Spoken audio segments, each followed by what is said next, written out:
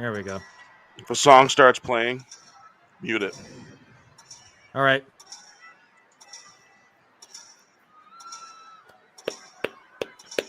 Hail to the best chat on YouTube. We love you. Hail. Ow. Good timing. Yeah. Right. Yeah, look at all the Baphomet masks.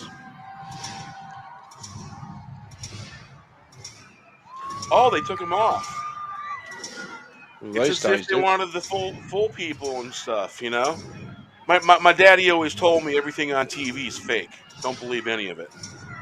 It's a good thing to keep in Smart mind about dad. TV. Yeah.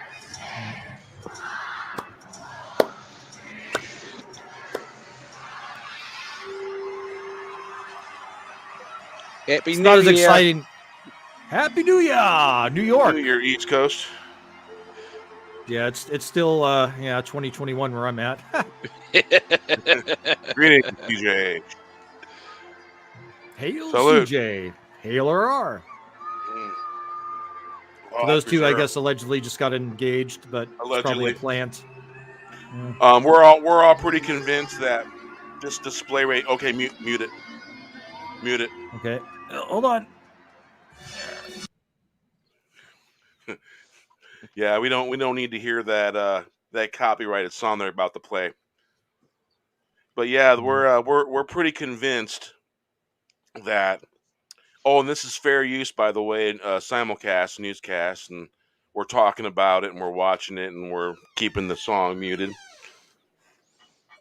Yeah, real pining. And so we're making comparisons with this. Look at that. Look at that. Oh, no. What is going on here? What is that? So weird. That's supposed to be Hey, some. Raquel. Is that a pantomime of a play? Hey, Raquel, how you doing?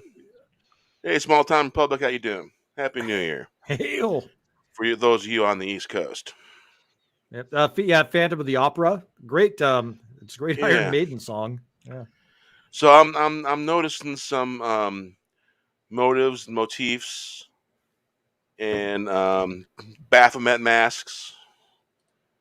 You know, people that worship Baphomet and stuff like that, and you know, that's their choice and all that. You know, if they choose to do that.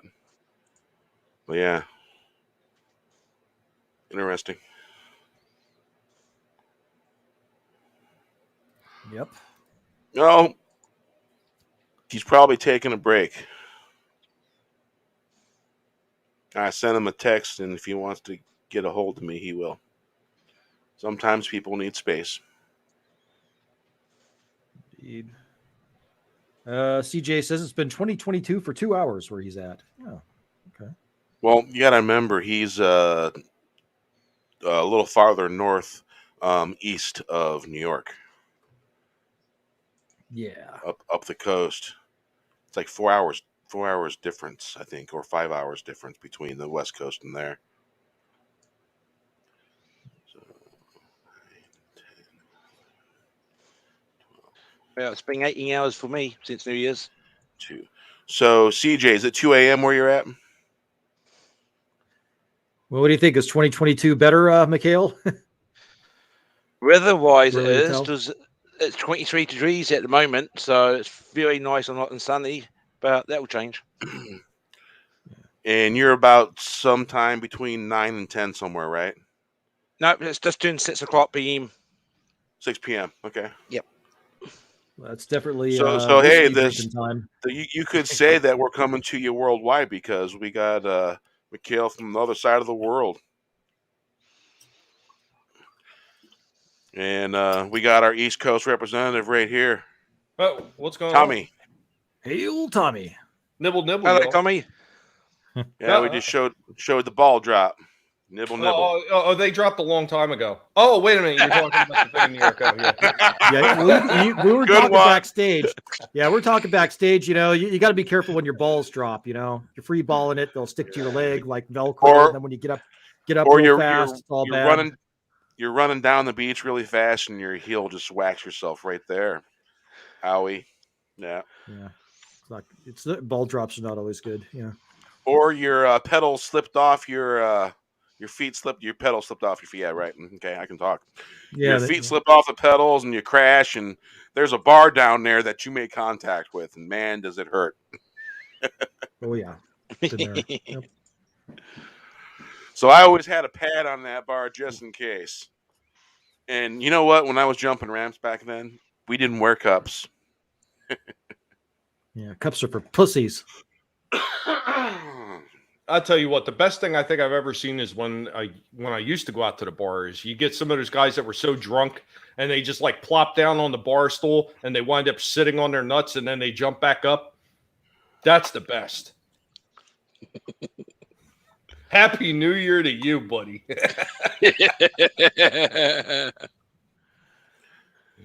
Yeah, you say not Wes. What if you had that happen? It's okay. You can tell us. Brad, what happened? Oh, sorry, I was there. The guy jumped onto the seat at the bar and he actually sat on his nuts and then jumped back up off the bar. Oh man, I've had lots of horrible ball accidents, but that's not one of them. Pinch snap, huh? I've had the bicycle thing, but yeah, the worst thing is like when you're like free balling it and they stick to your leg and then you get up real fast and it's like Velcro. That's horrible. I hate that. Yes. Or I had a freak soccer incident that I think may have left me sterilized. I'm not sure. It's totally a real thing. Yeah. Totally a real thing. Yeah, new song coming up. Yeah, we don't we seen the ball drop. We don't need to watch these fools making fools of themselves. Yeah, dumbasses, corporate fucks. Hold on here. Yeah, remember TV things in TV land aren't really on the up and up. So this new song's called Hop Dance. Raise the Roof. It's a good one. I heard it. Yeah. My whiskey's really starting to kick in now. Oh, speaking of, I'll press the play button and salute. Living in the age of lies, an apple pie with the game. We'd all rather be playing the game. Yep. I was thinking we need some great news, educate the young. Hop, dance, raise the roof. Great beer, clarion call.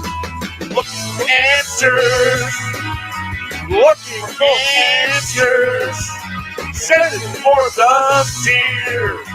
Looking for my in the place. This is how I dance, by the way, in real life. Living in the age of lies when I'm in the game. We'd all rather be playing in the hay. I was thinking we need some creators to educate the young. Hop, dance, raise the roof. Hop, dance, raise the roof. Great beer, clarion call. Looking for answers. Looking for answers. Sending for the seer. Looking for light in the place that shines bright. Living in the age of light. When apple pie wins the day, we'd all rather be playing in the day. I was thinking we need some great beer to educate the young. Hop, dance, raise the roof. Hop, dance, raise the roof. Great beer, great beer. Looking for answers. Sending for the cheer. Looking for light. In the place for the cheer. Looking for light in the place that shine bright. All right. So, okay, let's check this out. All right. It's going to sound a little echoey because I'm going to sing this one here for you. Okay. How's the sound coming through? Good. Good. All right.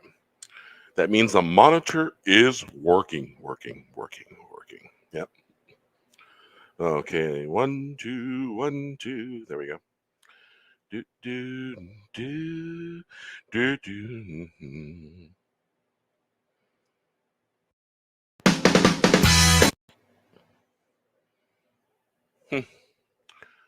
Yeah, not doing that. Let's do this. Undo that. And press the right button.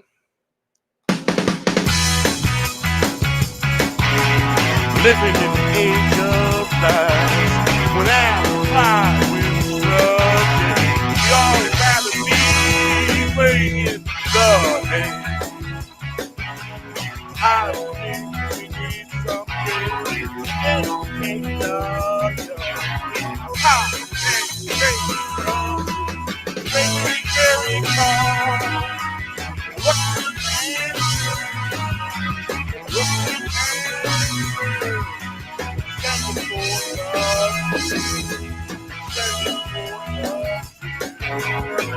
the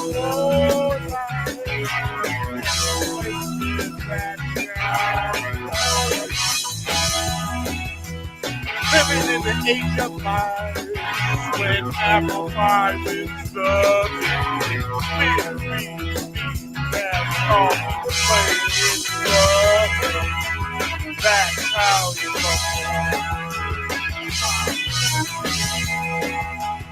I need something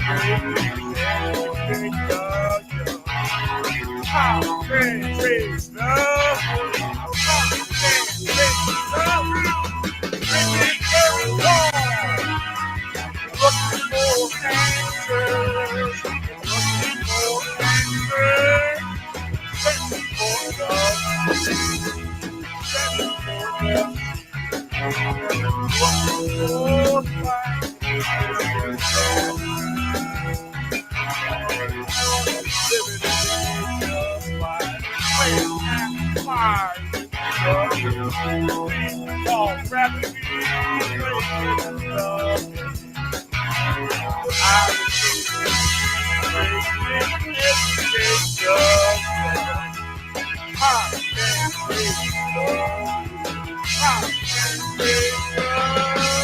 Looking for life.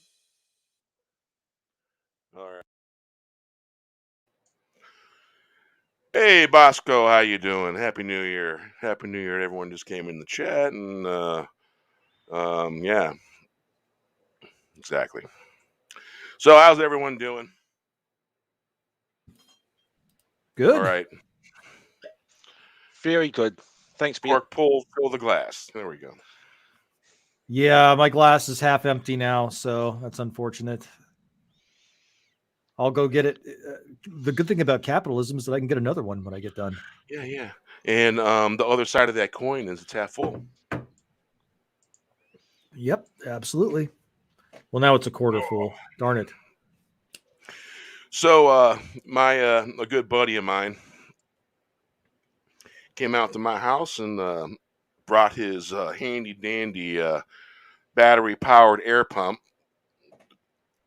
all of about 12 inches tall and like basically the size of a drill. And filled my tire up because I wasn't getting anywhere. It'd been snowing for 4 or 5 days, and I guess there's like between here and some mountain passes out west here, they got lots of snow. They got snow just dumped on them, and we got a good amount of snow around here. And wait a minute, Bear. Wait a minute. What happened? I caught 12 inches and something about like throwing it in there and pumping things up. What's going on? Snow.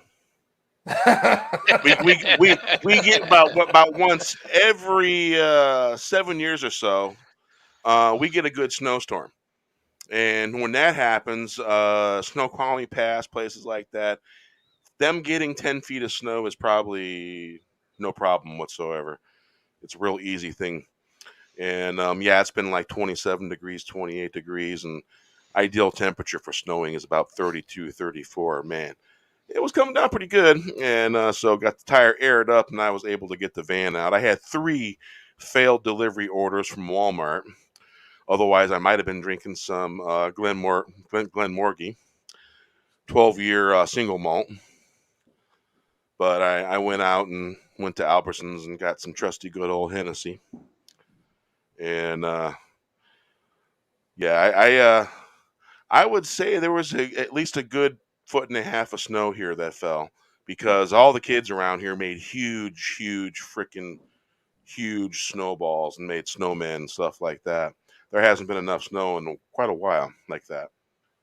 Since 2008 was the last time it kind of snowed like this. Yeah, I didn't even realize it snowed there. My hometown of Sacramento, I think in like 93 or 94, it may have snowed, and it was just like a light dusting, and it was such a big deal. People in California do not know how to drive in the snow. Cars doing all kinds of crazy stuff. Hey, CJ, how's this one? Here's the spitting in evil's eye, and here's to the health of good folks and all that, and cheers. Cheers. I would like to just say screw Disney and the horse that they rode in on, mainly Kathleen Kennedy. Got to start the year off right. Throwing a little hate right at Disney. I can't help myself. Yep. God, I can't believe she's still there. You know what? It shouldn't be. Yeah, well, yeah. I mean, it shouldn't be a surprise, because once things happened with Solo and The Last Jedi, if it were merit based, she would have been so gone. They would have just you have absolutely no idea what you're doing. Get out of here. Hey, let's make sure Christy gets a link. We need her drunk ass in here to entertain us. Absolutely. She says some funny stuff. Yeah, let me give her the link here. Yeah. No, parrot head. That's just terrible. Beware guinea pigs bearing gifts. I give some of the best gifts ever. Walton found that out. Oh yeah, that was funny. Well, have any of you seen the new Boba Fett show? Nope. No interest after they fired Gina Carano. I don't care at all. I wouldn't give. I checked it out. I wouldn't give Disney anybody else's money. Even somebody I hate, I wouldn't give them their money. Fuck Disney. Yeah, fuck Disney. Yeah. But if you want to check it out, I'll drop a link here in the chat, and you can check it out this way. Yeah, here you go. What kind of link is it? Oh. You know what, though? I mean, this is one thing I think a lot of people, miss out on, though. I know a lot of us hate Kathleen Kennedy for all the damn stupid shit she said and all the shit she's done. But you know what? She is not the be-all, end-all problem at freaking Disney. She's not. Oh, no. It's the board of directors that are actually pushing a lot of this nonsense. They are the ones that need to be removed. Because look what happened when their CEO got removed, and they put Bob Chapek in. It didn't change. It did not change at all. Yeah, and was it Bob Chapek you said that retired? No, that was Iger. Iger stepped away. Iger retired, and he even wrote a tell-all biography. Yeah, it's the board of directors. I mean, if you really want lasting change at Disney, I mean, here's the only thing you could do. And I am a firm believer in this, and I practice it. Bear knows, Wes knows, Mikhail knows. I'm sure everybody in the chat knows. I fully stand behind the thing. If I don't like what they're doing, I am not going to give them one dime. I'm not going to give them 1 minute of my time. I'm going to let them just lose that money. Why should I support them? I just won't do it. I think if more people did that, maybe Disney, their board of directors would wake up and say, hey, we are losing out a lot of money here. We need to right this ship, or we're going to sink even further into debt. Because at some point, they are not going to be able to cover that debt ceiling expense that they've got to meet every year if more people were to just turn their backs on Disney. That's just my thoughts. So I just think the principle of it, you don't want to support someone that opposes you. I don't know what their financial position is, but dude, it seems like they were employing like Federal Reserve tactics there for a while and buying tickets to their own movies and, using that to inflate their numbers. That was kind of crazy. Yeah. I think they did that with Captain Marvel. Yeah. Yeah. Why were you going to see something that you can't stand? Say that again. Why were you going to see something that you can't stand? They need to produce a product that we love to watch. If they're not, don't give them the money. Exactly. They have to change. And you know, I mean, their original IPs like Mickey Mouse and stuff, they, you know, the copyright laws had those expiring so much, you know, years ago, decades ago, and they got the copyright laws changed. And it's just, you know, I mean, Walt Disney's been dead since what, the late 60s. I think maybe Mickey Mouse can enter the public domain now. I think that's okay. I don't think Well, I that, you think know, it's you hear people. Yeah. You know, millionaires, you know, all their graft and all their money that influences everything. If you really think about it, they influence everything. And when they want this or want that, and it's like, oh, okay, they got to change this and change that to get the thing they desire and want. And normally, it's probably someone else pays the price for it. Well, you know, see. Oh, go ahead. No, go ahead, Wes. You go ahead.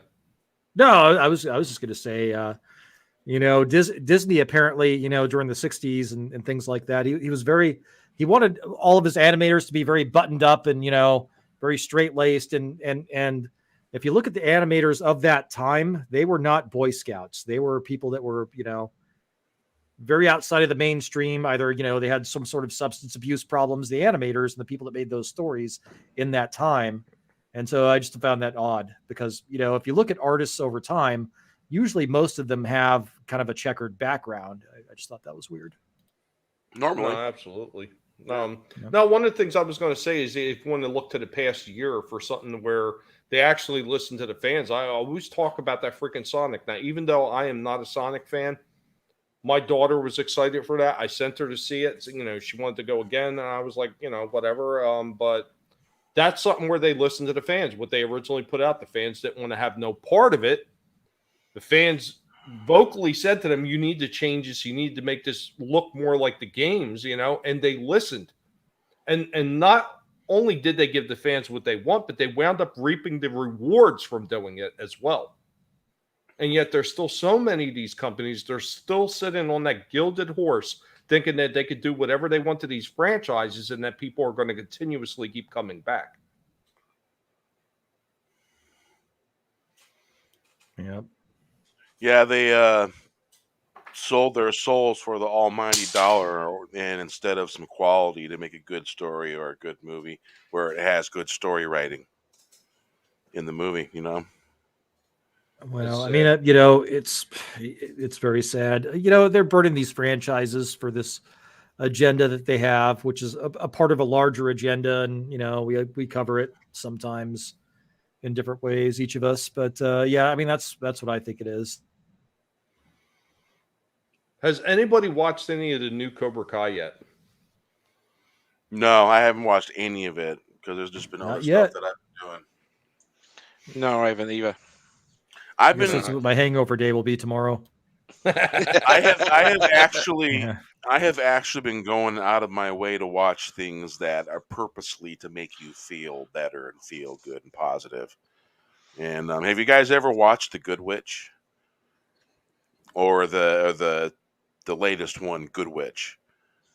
I mean, it's not a bad show. It really isn't.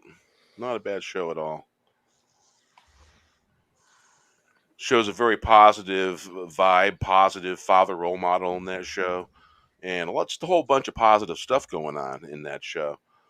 And the legend of the sisters that have these abilities, pretty cool, pretty interesting. No, the last thing I watched that was interesting and it really wasn't downbeat is I was watching the movies that made us. The movies that made us. Yeah, it's kind of like a continuation what they did with the toys that made us. They did one for movies too. I'm not kidding. Yeah, and they're not bad actually. Happy New Year, Cat. Look in the chat. I haven't seen a couple of those ones. They're not too bad little shows actually. Yeah, they're decent. They give you a whole lot of information too. Yeah, it's just for facts and what happened. I've only seen 2 of them so far, and I really enjoy them. Yeah, I was enjoying the hell out of the horror movie ones that was the last ones they put up because they put them up originally right around Halloween time. They had Halloween. They had Friday the 13th. They had Nightmare on Elm Street.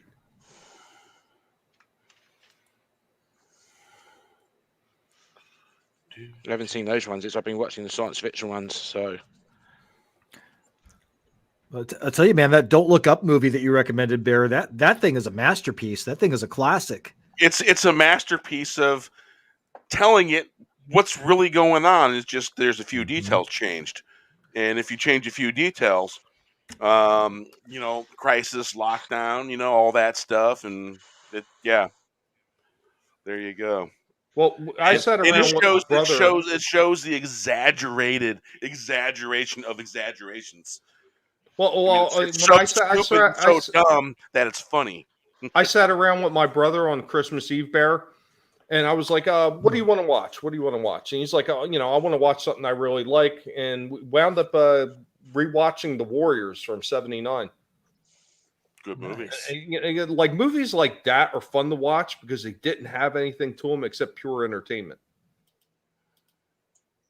And I can go back and rewatch those old movies like that all the time. Hey, thank you for stopping by, Raquel. You have a great one, and may this new year be better and positive in many different ways.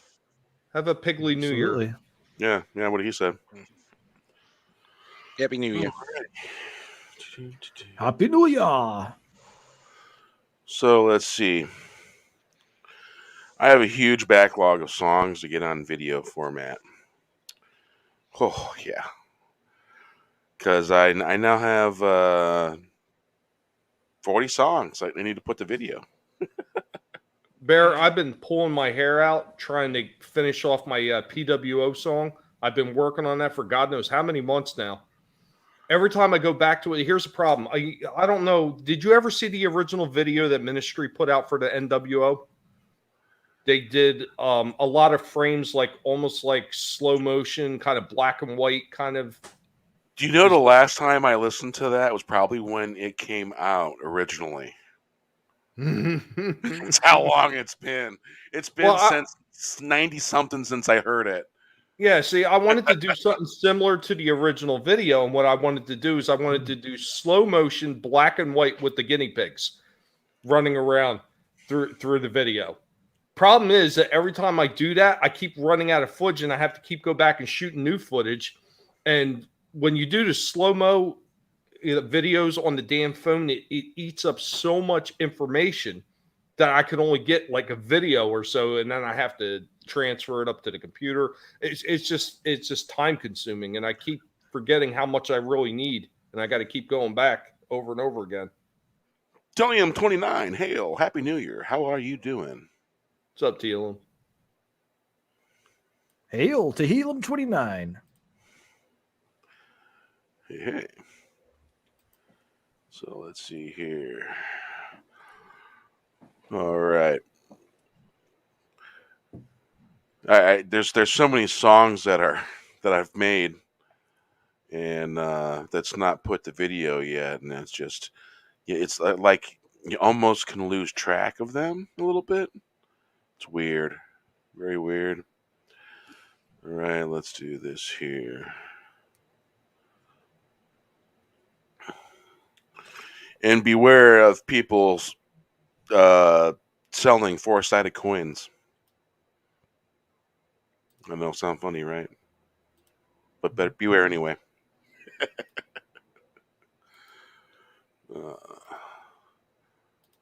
There we go. All right, every dime has three sides.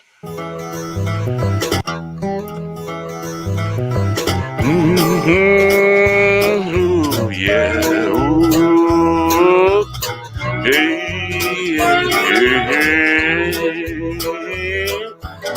life's too short. Had a friend close the gap in the divine. Ooh. Stop, flip the coin. Every dime has three sides.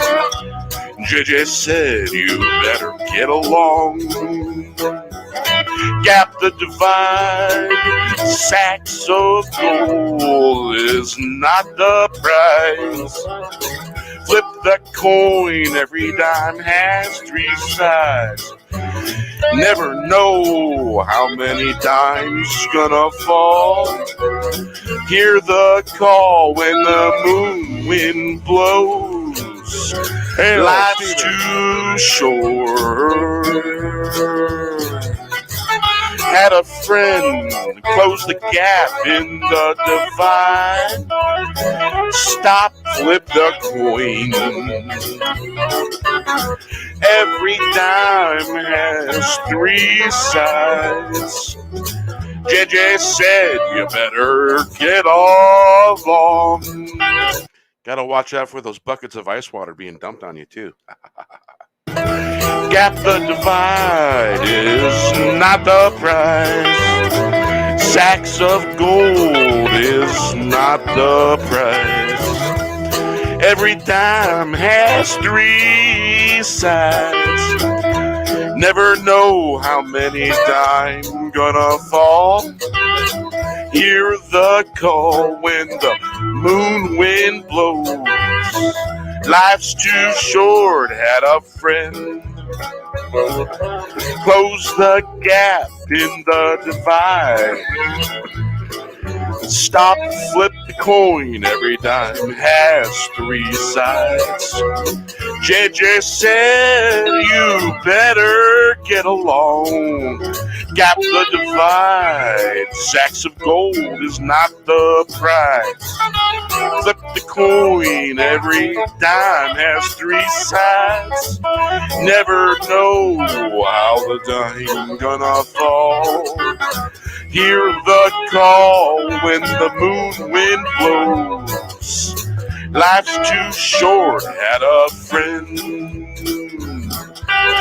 Close the gap in the divide. Stop, flip the coin, every dime has three sides. JJ said you better get along. Gap the divide, sacks of gold is not the prize. Hey, hey. Indeed. Yeah. That's a good group. At one point in time, you used to hear stories about carpetbaggers and the Old West being let out of town, being tarred and feathered. They didn't like strangers, I guess, was the notion. No, what's up, Walton? Hail, Steven. Yeah.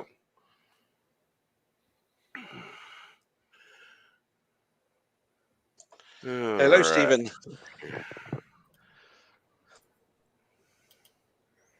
So any 2022 predictions, or is it too early for that? The books are not coming. Yeah. Well, I wasn't talking You were about so mean, Tommy. even predictions, but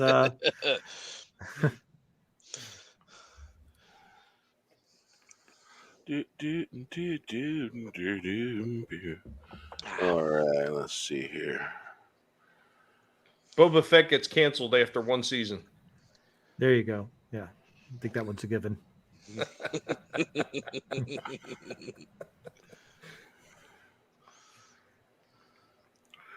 All right. I see Steven's been popping up here and there a little bit. That's good. And Steven, get your ass in here if you happen to be hearing this. All right. Shot glass.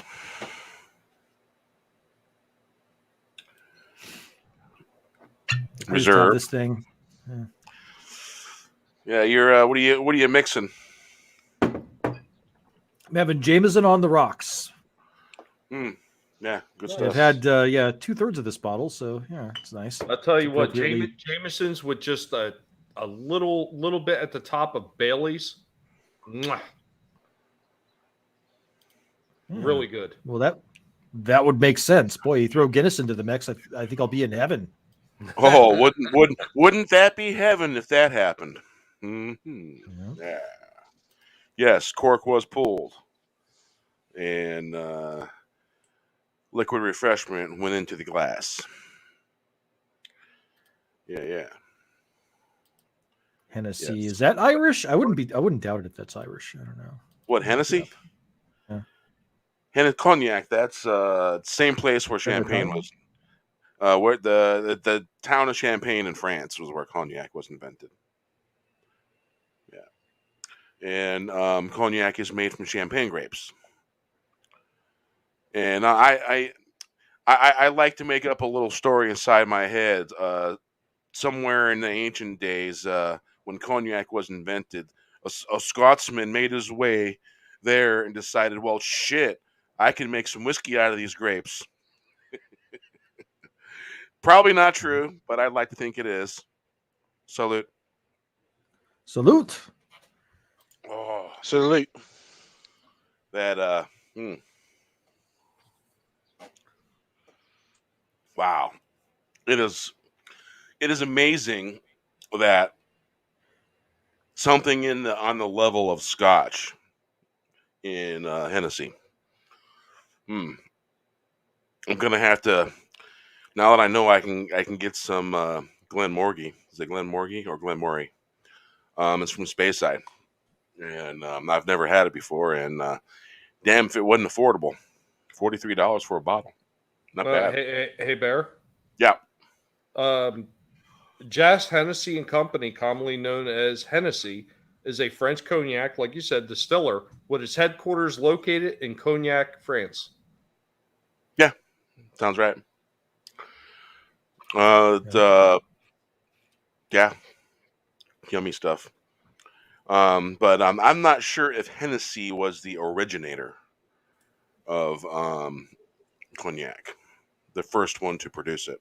No, it seems like they were formed a little bit later.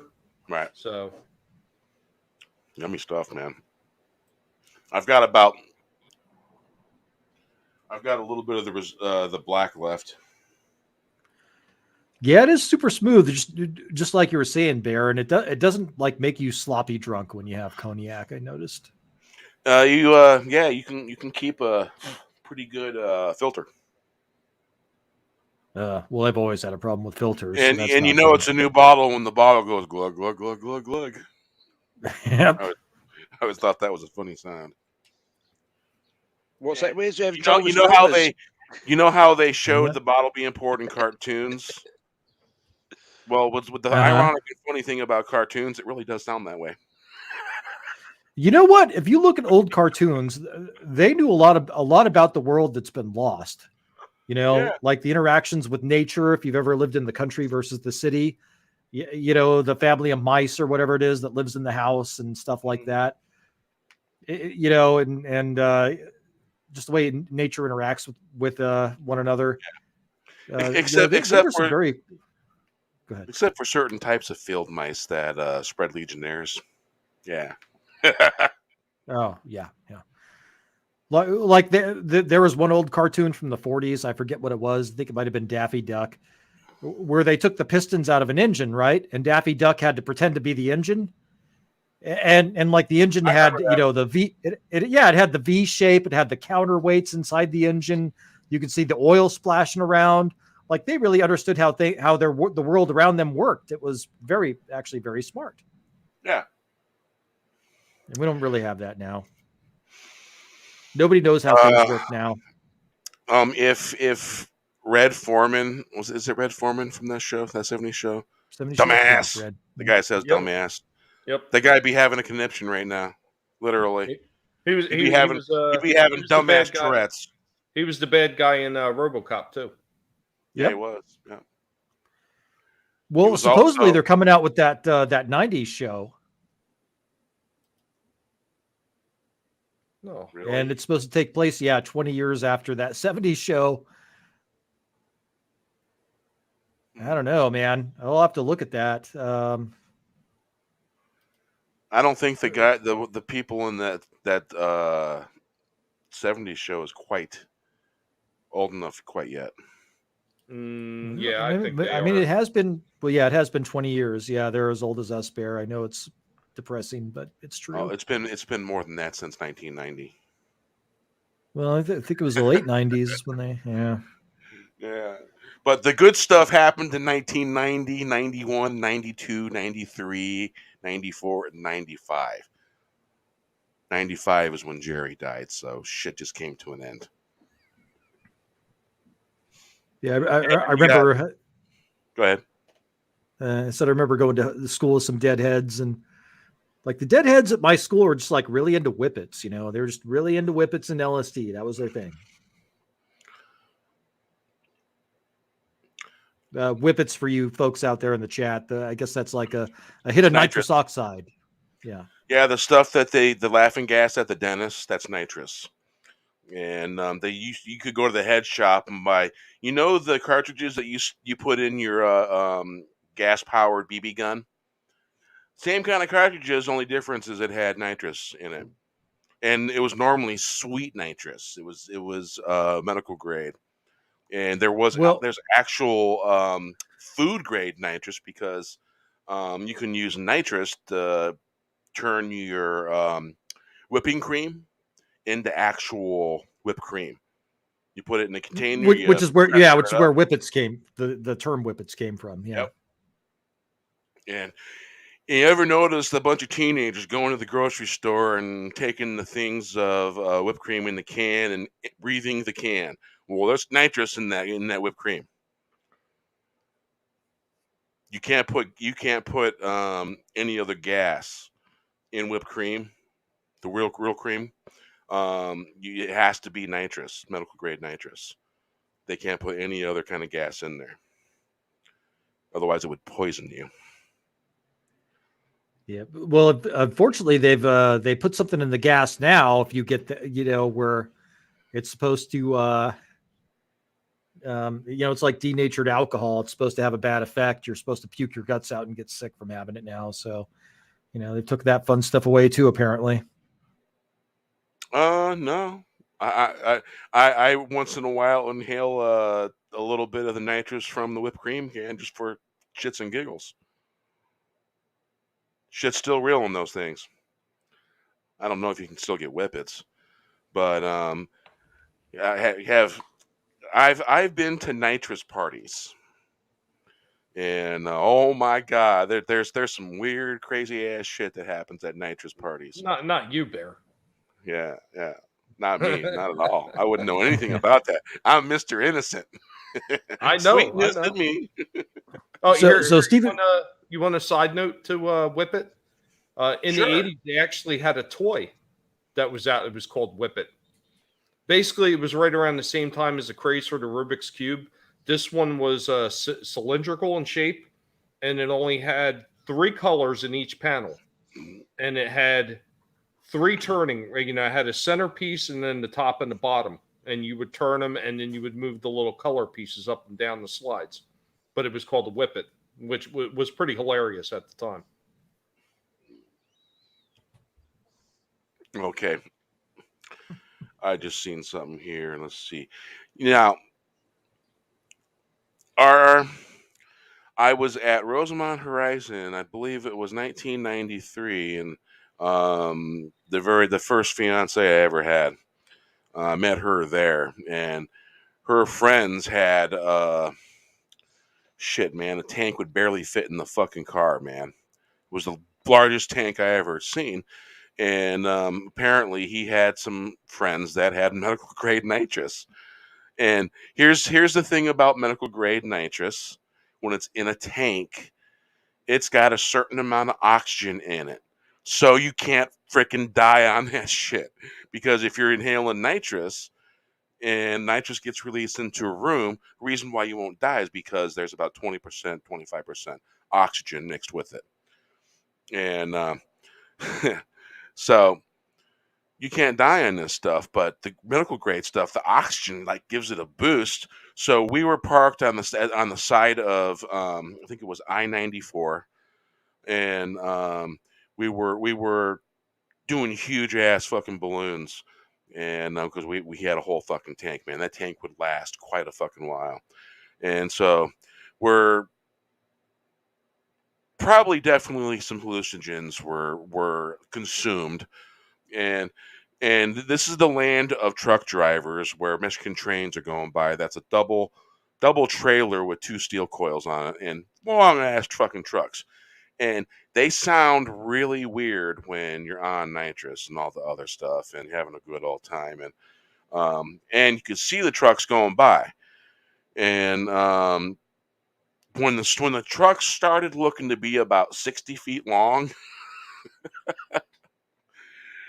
it was time to take a break from the nitrous.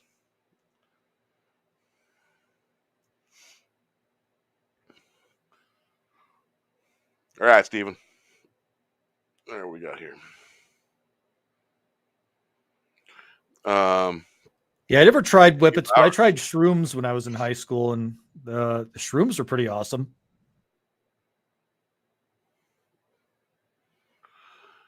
Yeah, let's see here.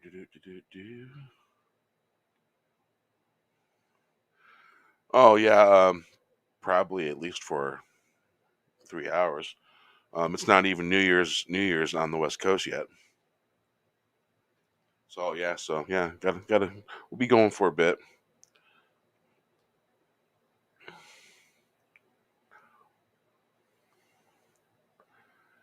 In fact, my first experience with shrooms was on another New Year's. It was New Year's 1995. So 94, 95. I was working at like a pizza place in high school, right? And one of my peers, one of my friends that I went to high school with, well, he didn't really go to high school because he was selling stuff, but he was like, "Hey, dude, fungi." That was like, "Fungi?" He's like, "Yeah, mushrooms." And I was like, "Well, it's New Year's, fuck it," And so, guys. Yeah, so we're there and we're playing the Indiana Jones pinball machines like 1994, 1995, and we're drinking beer. And this was in my hometown of Sacramento, which is by these 2 rivers, the American River and the Sacramento River. So it gets really, really foggy when you live by the river. And I was like, let's wait for the fog to clear. Did you say the American River? Yeah, dude, I live right near there. When I was 10. Yeah, it's a very long river. Yeah, I had a lot of fucking fun on that river. Yeah, they're trying to take the fun away. They're like, no alcohol in the river, please. Gavin Newsom lives off the American River. Oh, yeah. They should evict his ass from there. Make it that much better if he was gone. Yeah. Yeah. $6 million mansion he bought. I lived in Sacramento, and it was, I want to say it was 10 minutes bike ride north of there. And the river, 15-minute bike ride, probably a 30-minute walk. Probably a 5 to 10-minute walk was to the river or bike. About the same. Didn't live too far from there. And the trails that were all up and down the American River. Beautiful fucking place, man. It was. Now the homeless people have ruined it. But yeah, back then it was beautiful. Fuck, man. But yeah, so instead of the fog clearing out, it got like foggier and we got drunker. And so eventually, walked home and was like, "Hey, dude, you want some of this fungi?" And I was like, "Yeah, okay." He's like, "Here's a couple of caps," and I had that and I was like, nothing's happening, And then I went to go walk. I think it was on my bike. Yeah, I was riding my bike and it was very foggy. And all of a sudden the fog like started swirling just like you see in a cartoon. It started forming these weird shapes and faces and shit. And then the street lights looked like they did in like the Batman, the animated series in the opening. Like the street lights looked like that. I was like, oh, all this makes sense now. and then I went to my room and I had like a black light and all these black light posters. And like I could see, how you can see like in front of you and then you have your peripheral vision and your peripheral vision is kind of blurry. Right. I could see everything. My peripheral vision was just as clear as my central vision. And like I could see every little shadow, every little thing in that wall. And the colors got super, super vibrant. And music was awesome. You do great. You do realize what you did is what we call going to church. Oh yeah? Yeah. Rock and roll band plays, you start to dance, and you go to church in that way, and everything is sacred about it. That's to me. Um, and I remember Jerry used to say that it would have happened whether there was drugs there or not, whether there was hooligans there or not. It still would have found a way to happen, and I believe that to be true because when you dance and get adrenaline going and you start dancing on that wave, and you can go places, and it's a very spiritual experience, a spiritual thing to feel and do, and you get connected with those people that you dance near, you groove next to, you point at each other and you say hey, and whether they're famous, whether they're Bruce Hornsby or someone you just run into in the crowd and stuff like that, and you make a connection, and those connections don't die, they don't go away, they're always there, and then they'll sometimes in the future they'll pop up and come up, and maybe you'll run across those people. You never know, because it's one of those kind of things. It's like that conversation that takes up where it left off, kind of thing. Very similar in that way. Wookiee Supremacy. Hey, how you doing? Hail Wookiee Supremacy. Welcome, my friend. So yeah. And so Yeah, it was always a sacred thing. So basically what you did is you did a very spiritual thing, and you went right into it. And so some of the things that that you've been experiencing, you took these steps a long time ago. It's just you forgot, and you're starting to remember. I wouldn't doubt it. I mean, supposedly that kind of thing runs in the family. My mother was telling me on my mother's side, it's very strong. But yeah, I mean, it did feel like a spiritual experience in a lot of ways. The fog wisping around and turning into faces and disappearing, and I mean, it was a very good feeling. It was a good feeling. Indeed. Would you say you were hooked on the feeling? Clearly not, because the next time I had shrooms was like when the APC the Perfect Circle Mare de Gnome album came out, and I shroomed out listening to that thing. And gotta tell you, if you're gonna have shrooms and listen to an album, when that album was new, that was a good album to do that with. Yeah. Bunch of different things. Jerry Band, Jerry Garcia Band, real good. Yeah. Yeah, when you're if you're not right up here, it's not a good idea. It's better to get right here before you take those journeys, and it's on the individual choice, and But they psilocybin. They are now using psilocybin to treat PTSD with servicemen, with veterans. And it's actually helpful, and I think they're going to legalize it for medicinal use. Helps soldiers that have trauma to get past it. Yeah, I could see it. But yeah, I could also see why people that aren't ready, how that could be a problem for them, because you really have to be pretty aligned. You have to know yourself pretty well, your pluses and minuses and insecurities. Yeah. And if you have a real bad insecurity, I could see how that would be a really tough. Someone that's unstable, not a good idea. It's a bad recipe for a bad time.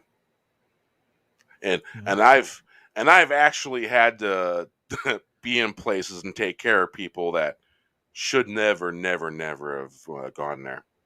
So what you're saying is the pigs should definitely avoid this kind of stuff. Well, I had a buddy of mine. He was always around, and he took Tegretol for Grand Mal Seizures, and little Tegretol. They also give that to people that are overdosing on LSD. It's the first thing they'll probably give you, and when you follow the Grateful Dead, there's tents everywhere where people are overdosing on it or having a bad experience. It's very common. It was very common all throughout the 70s, 60s, the 80s and 90s with the Grateful Dead scene, stuff like that.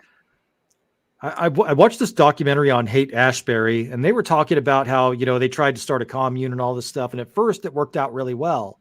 And then the grifters and criminals and stuff found out about it and started taking advantage of it. And then the runaways started showing up, and they would give the runaways acid. And these are people that have been abused and had really terrible, really terrible childhoods. And they would have these bad trips because they had these very traumatic childhoods. And that was a huge problem. Yeah, that was a huge problem. But the people that I had run across, I swear to God, one of the actors I just seen on TV, he was a guy I ran into in 1990. He was on tour, lost everything, got a job as a carpenter, and I could swear to God it's the same guy in his TV show. Looks identical. And it just occurred to me that was him. I haven't thought about these guys. There was this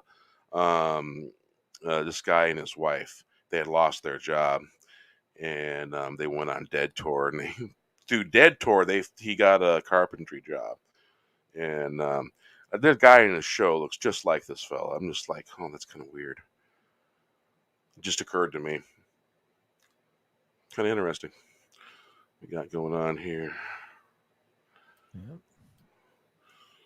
All right. Here's to everything wonderful, lovely, and kind. You in the chat, everyone else. Salute.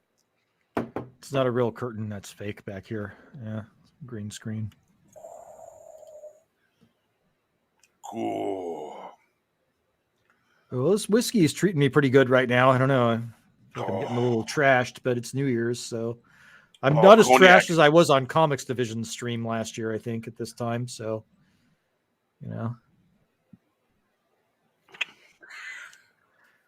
But yeah, that was interesting. That whole, whether it's a Kundalini awakening or a spiritual awakening or touching the light or whatever it was, that was very interesting. That lasted about a week. That was, they call it getting the download or whatever, Oh, you plugged in. I definitely did, because there's another term, awakened. Some refer to it as shining. You got the shine. Bunch of different names for it. Well, Tommy's eyeball nipple. Yep. And what's interesting about it is that you hear all this stuff. All you need is love, and love one another. We are all one. That kind of stuff. You hear that stuff, and then when you connect to the light or whatever it is, like that is the message. That is the message. That is what it is. But the difference, I don't know why they call it visions, because it's really feelings with some visuals. It was my experience with it. It's just like that, but that is the message. And, I could see why people would take if you're young and you're impatient, I could see why you would take substances to get there. But, and why that would be an issue for some people, but, Didn't you say you had some Native ancestry? I do a lot. Yeah. Okay, you're tapping into the DNA of your Native ancestry, because I fully believe that everything that we need to know through our DNA is given to us.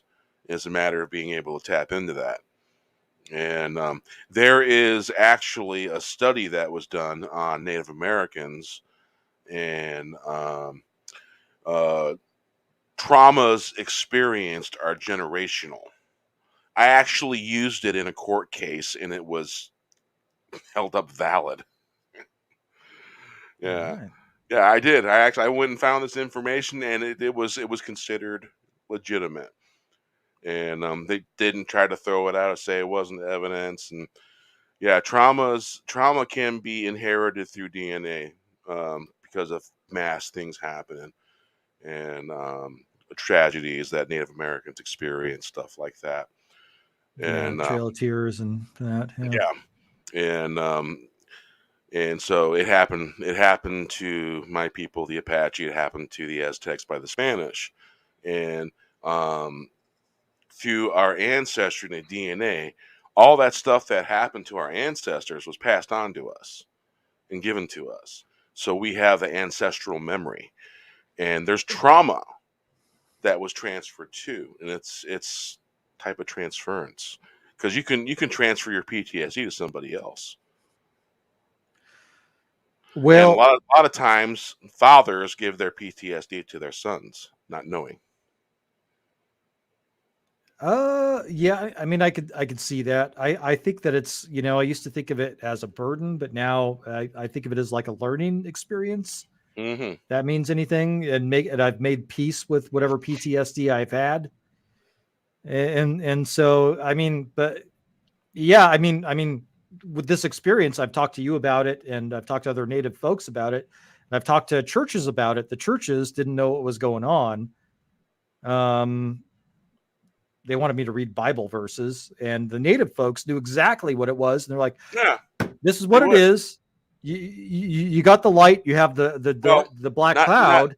The black cloud is a manifestation of this, and this is, you need to work on that." And it's well, just not all natives walk the red road, walking the way. And there's some that are Christians too, and stuff like that. Some that are disconnected, and not all walking that way. But most natives that are clued in about their ancestry and their practices and their stories that were passed on from generation to generation, and whatever they were taught passed on from generation to generation. Long as they weren't disconnected. Well, exactly. And when I was describing what I was experiencing, and I've not experienced that, Bear, I don't have the terminology for that stuff. I was describing it to them, and they were like, this is what it is. I mean, this is what it is. This is what the light means. So you were having dreams and having waking dreams during the day. Well, I mean, after the experience, it was more, it was a combination of both, but I would get the visions like, in the middle of the day is what would happen. It would be very strange, and I would have, very weird things happen. I would have, I'd be walking, and like cats would follow me around and weird stuff. And they'd be like, "You could see me, you can understand me." Like, that's what they would be looking at me like. Then the birds in the trees, they would be squawking. And normally I would just not even think about it. But the birds would be squawking Tommy's at me, and they would be problems. looking at. Tommy's got internet problems. Yeah, he'll probably be back. But they would squawk, and I would like feel that they squawked at me, and I would look and I would look, and I would be and they would be looking right at me. The birds would be looking at me, and that, like, that's the experience that it was. And I'm like, what's going on here? This is very strange. That interconnectedness, the feeling that you're talking about. It's when you have an awakening like that, and you're experiencing this, grace, or touching the light, or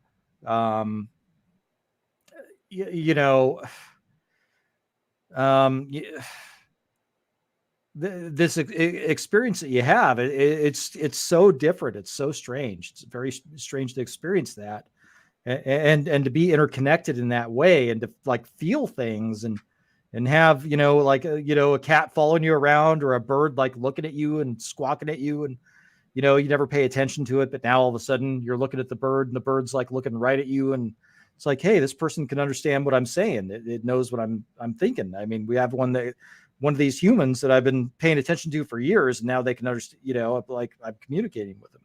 It's very weird. I've experienced dream within a dream before. They don't happen very often. They're normally interesting when they do. Yeah, and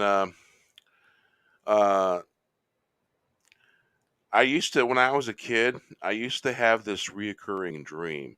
It was steel chains, furnaces firing, and very not place you did not want to be. And I'd see it, dream it, and then I'd wake up.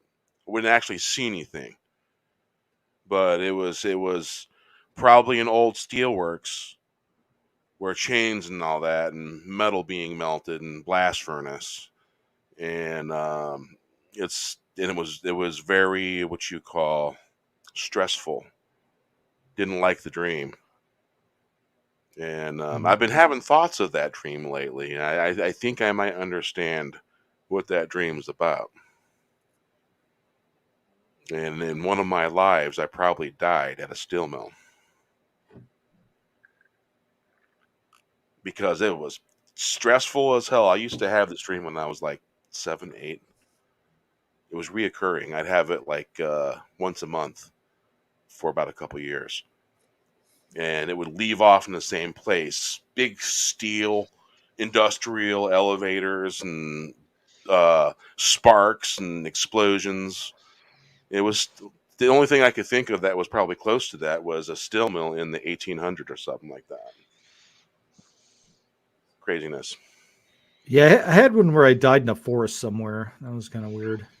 Yeah, my weird dream was I was in the right room, and it was beer. It was about 7, 8, 9, and all I remember is the aliens rubbling, and I look behind me, and all these coloured balls coming chasing at me. So I start to run, and this went for a while, and then this minute I get sucked down through this real ball of colour, and then I wake up, and it happened quite often in those years. So that was really strange. But I also remember when I woke up, I was scared shitless.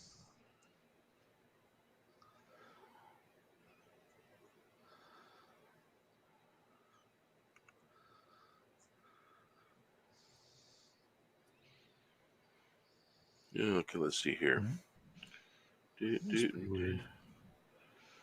Yeah, I think we just seen the same thing. Yeah, I created a stained glass type effect in my thumbnail. Yeah. Let's see, copy that. Sorry, chat. Not sure if this is what you signed up for. You know, we're talking juju here tonight. Sorry. Well, it's the fun stuff. I don't tell the scary ones, the scary stories.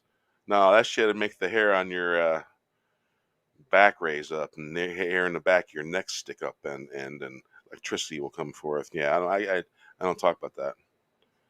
Well, I mean, it's not something that can be quantified. You can't measure it. You can't put it on a scale, and that's what's alarming about it and strange about it. But it is real. It is real, and that also is what's disturbing about it. So, I mean, like, once you've gotten this knowledge, this information, I mean, you know, it's hard to be just like a normal person going about your daily business when you know this larger universe and different dimensions and all, you know, whatever else it is exists out there. It's hard.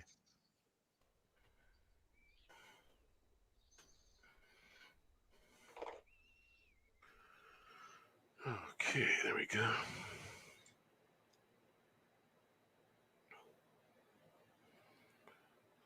All right, let's see here.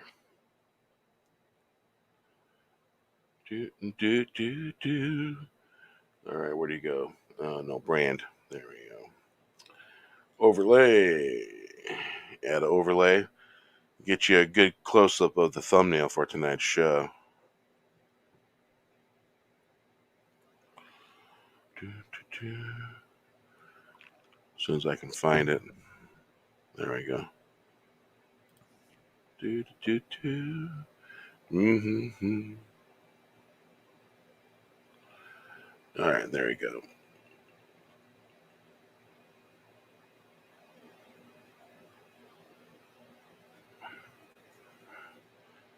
All right.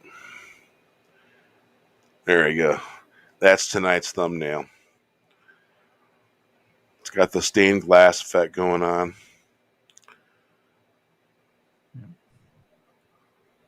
New icon for live streams. I like how the Happy New Year double image effect turned out. And then you got the stained glass in the background. Multiple layers and changing of colors to get that effect. Yeah, I started on it. I like the green. The green, yeah. The green, I got that tint of green by just messing around with the blue and the green and backing the red off, saving it, adjusting the brightness and the levels, because you got a brightness level pattern for every color, and then I go into each one and affect it, and then I save it, and then I pull a neon one out and I layer it right over it, and then I slide the bar to where it just has that effect. something else.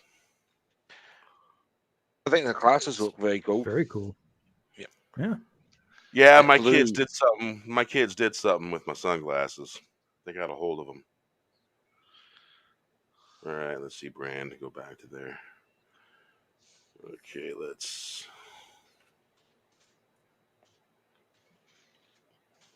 see. Let's add a background. There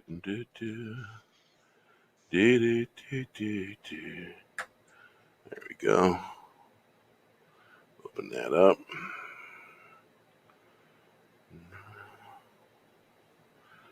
There we go. Nice. All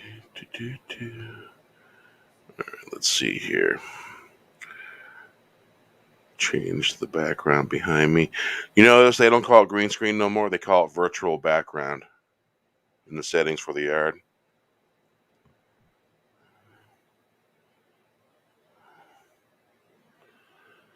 Yeah, it's great. There we go. All right.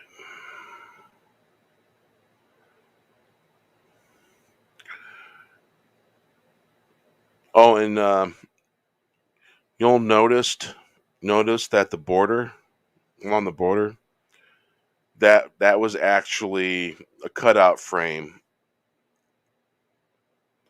from one of the originals, and that I layered over it after I got done doing all the stained glass. Because what that did is it hid all the layers on the outer edges. It hid those imperfections, and then I layered it over the top of it. Made it look real nice. Brought it all together, so to say. Metaverse.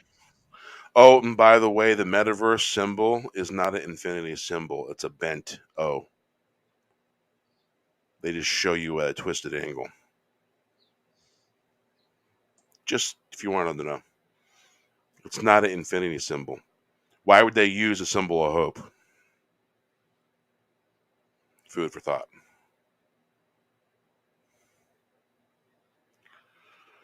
All right, Wes is going to go refill his glass, and let's see here. Let's find a song to play. Let's see, the Caswell Blues, the Bearded Ones.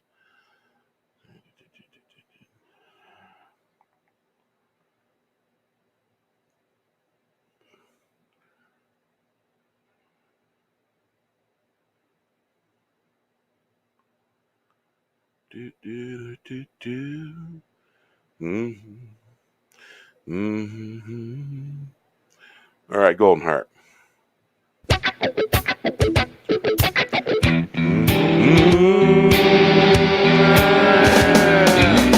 I danced the storm when my hair was red. I've seen the land of fairy.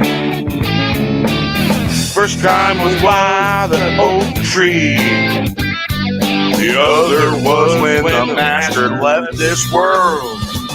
He said to me, hold the gold in your heart. Only a golden heart man can. Lands on its feet, can't buy the creator daughter off with gold. The Mad Hatter pointed away, looking at the oak tree.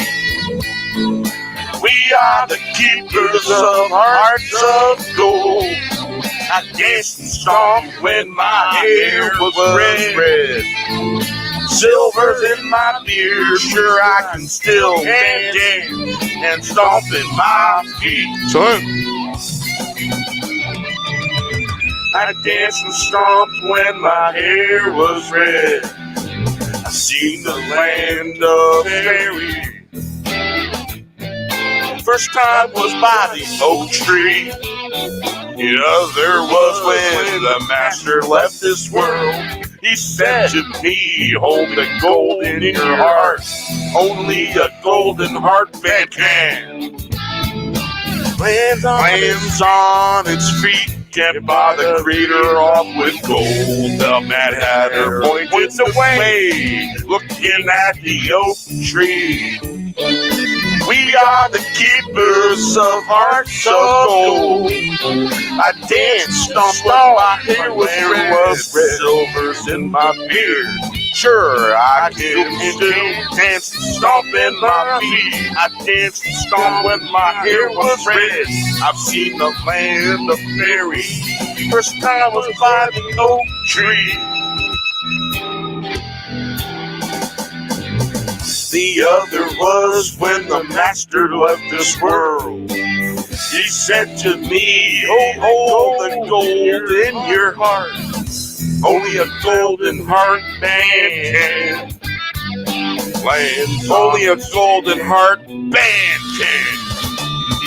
Lands on its feet, can't buy the Creator off with gold. The Mad Hatter points the way, looking at the oak tree. We are the keepers of hearts of gold. I danced on when my hair was red, silver in my beard. Sure, I still can dance, stomping my feet. I danced and I stomped when my hair was red. I've seen the land of fairy, first time I was by the oak tree. There. Other was when the master left this world. He said to me, hold the gold in your heart. Only a golden heart man can. Lands on his feet, can't buy the Creator off with gold. The other was when the master left this world. He said to me, hold the gold in your heart. Only a golden heart band can. Yeah. There we go. Alrighty. Let's see here. Let's see. Okay, let's do. The cedar tree. I gotta go into a different folder for that one. Where are you?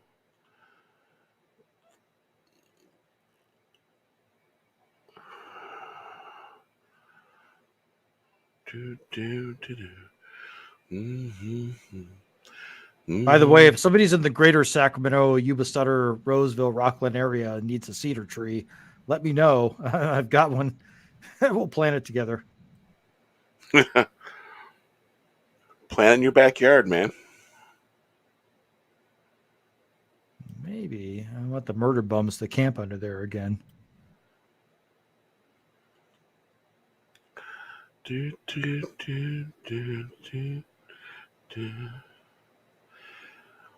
Well, you know, when you have 40 tunes in one folder and then many in the other folder. There we go. Nope. False alarm. Not it.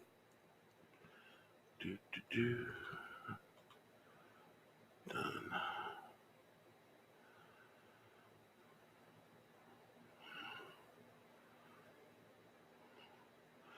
That's weird. Where'd it go? Points the way.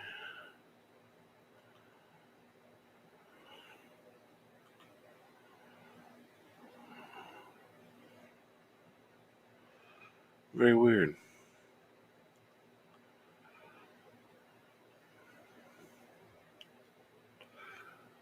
Huh, I can't find cedar tree. It's in there somewhere.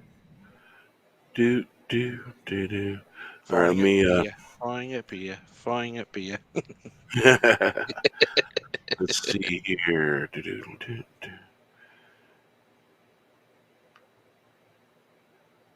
All right, 26 years gone. I'm gonna play that now. Jerry's still in my head. Lives in the heart, every chord, every note played. I stand here, man, I miss you. The sound was so profound. profound. You're up there and we're down here on this ball of blue spinning in space. Notes and the melody ring, never fading away. I can walk from shore to shore, every string bent. I can hear the notes and the slide of the chords. Notes ringing true. It's been 26 years gone. We went from top of the world to a sunny day in August and a tear in the eye. We got the news. It was so blue we were singing Jerry tunes. You were a dream on a sunny day.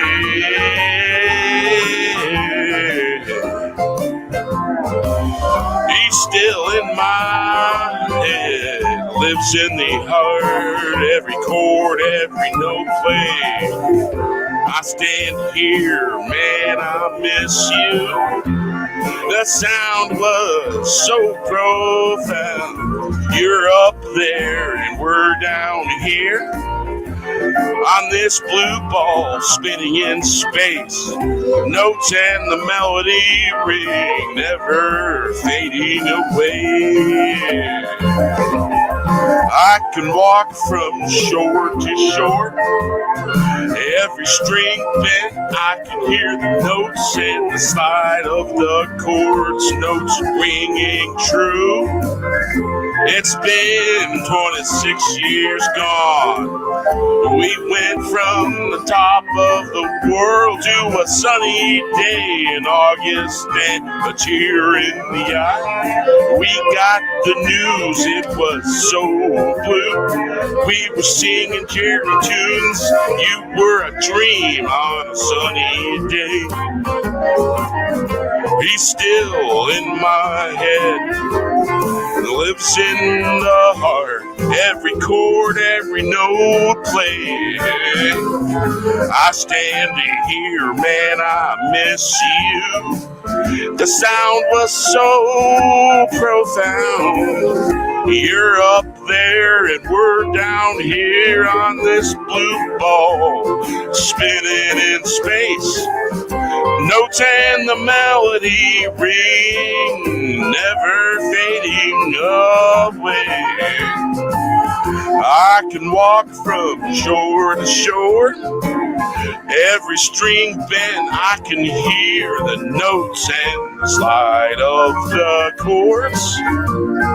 Notes ringing true. It's been 26 years gone. We went from top of the world to a sunny day in August and a tear in the eye. We got the news, it was so blue. We were singing Jerry tunes. You were a dream on a sunny day. He's still in my head, lives in the heart, every chord, every note played. I stand here, man, I miss you. The sound was so profound. You're up there and we're down here on this ball blue, spinning in space. Notes and the melody ring, never fading away.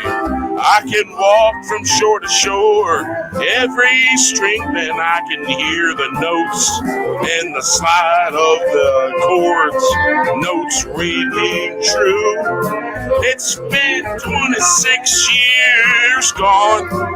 We went from top of the world to a sunny day in August and a tear in the eye. We got the news, it was so blue. We were singing Jerry tunes. You were a dream on a sunny day. Jerry, he's still in my head, lives in the heart. Every chord, every note played. I stand here, man, I miss you. The sound, it was so profound. You're up there and we're down here. All the blue balls spinning in space. Notes and the melody ring, never fading away. I could walk from shore to shore. Every string bend, I can hear the notes and the slide of the chords. Notes ringing true. It's been 26 years. We went from top of the world to a sunny day in August. A tear in the eye. We got the news. It was so blue. We were singing Jerry tunes.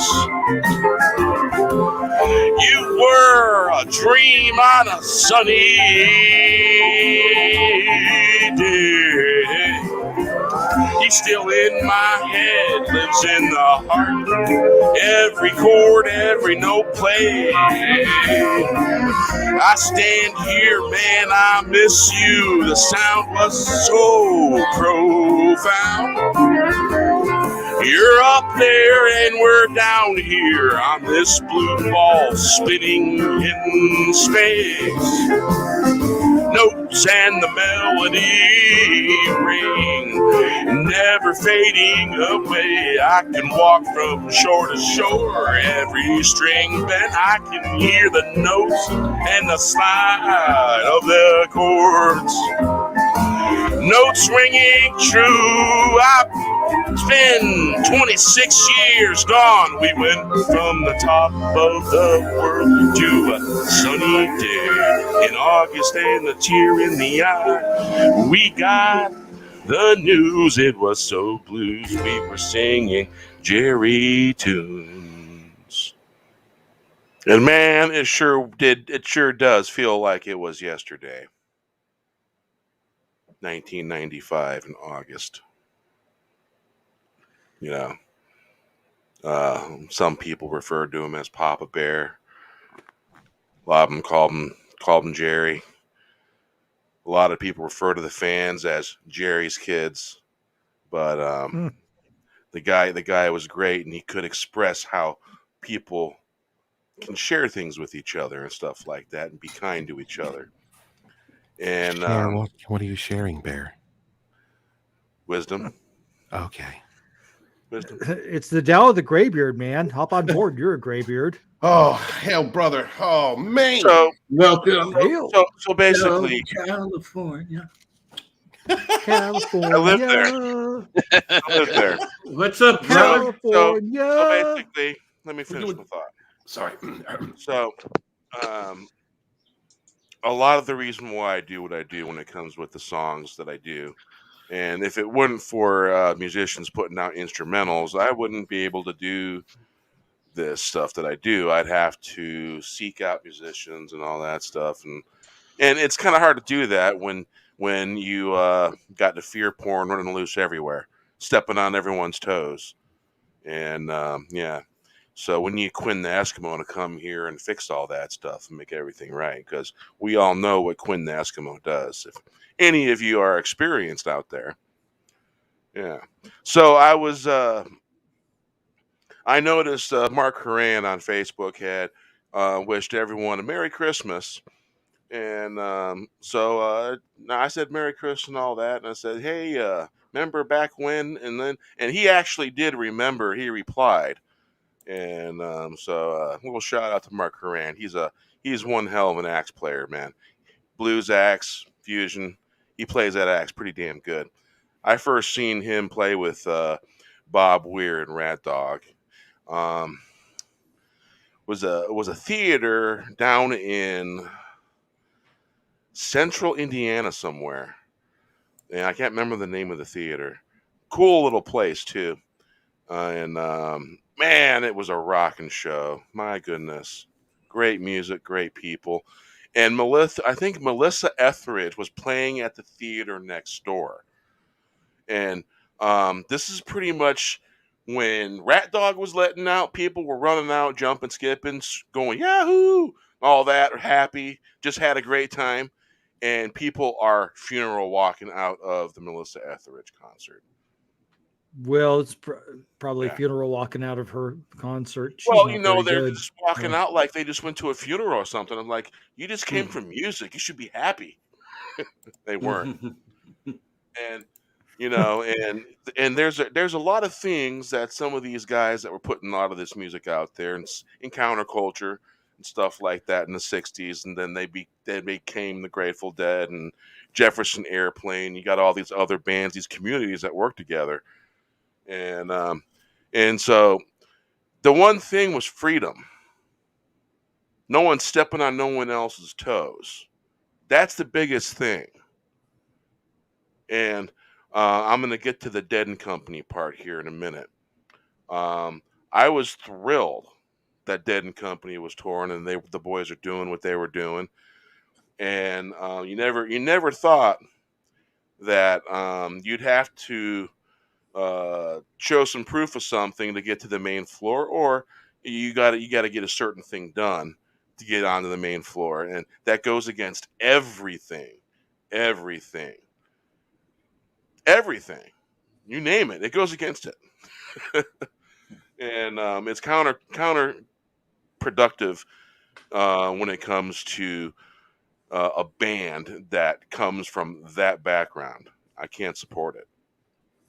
And as far as I know, Mark Horan, he's been playing some shows here. Mark Horan's a cancer survivor as well. And the guy is a great musician. Great stuff going on. And I hope he comes to town soon, so that way I can check him out again. That would be awesome. So how you doing, Drew? How you doing, Steven? Salute. Here's to you guys. Salute, brother. Hey, Coffee. how you doing, Big Bear? I'm doing good. I got my cup of Joe because I was slamming some Jack a little bit ago. I'm good now. Woo. That's Yeah, you got Happy New Year. You got to watch out for Black Label Jack and Green Label Jack, because they sneak up on you like snake biting pretty soon. There's only one way to drink Jack, Bear. The original Black Label Jack. That's it. No. I've if you've ever had Green Label, I've seen the Green Label. If you had it, Yeah, I tried it once. It's good. It's potent. Oh hell yeah, it's potent. It's Green Label. It's special. But yeah, many a times this in the form of a Jack Daniel's bottle. Yeah. And but I can't drink bourbon no more, because I used to drink so much of it when I was a teenager. And I am in Canadian whiskey and Irish whiskey. I abused the hell out of it. And we're talking about when I was 14, 15, 16, 17. I drank the hell out of that shit. I could buy liquor at the liquor store. Yeah. He had a beard. Yeah. I did.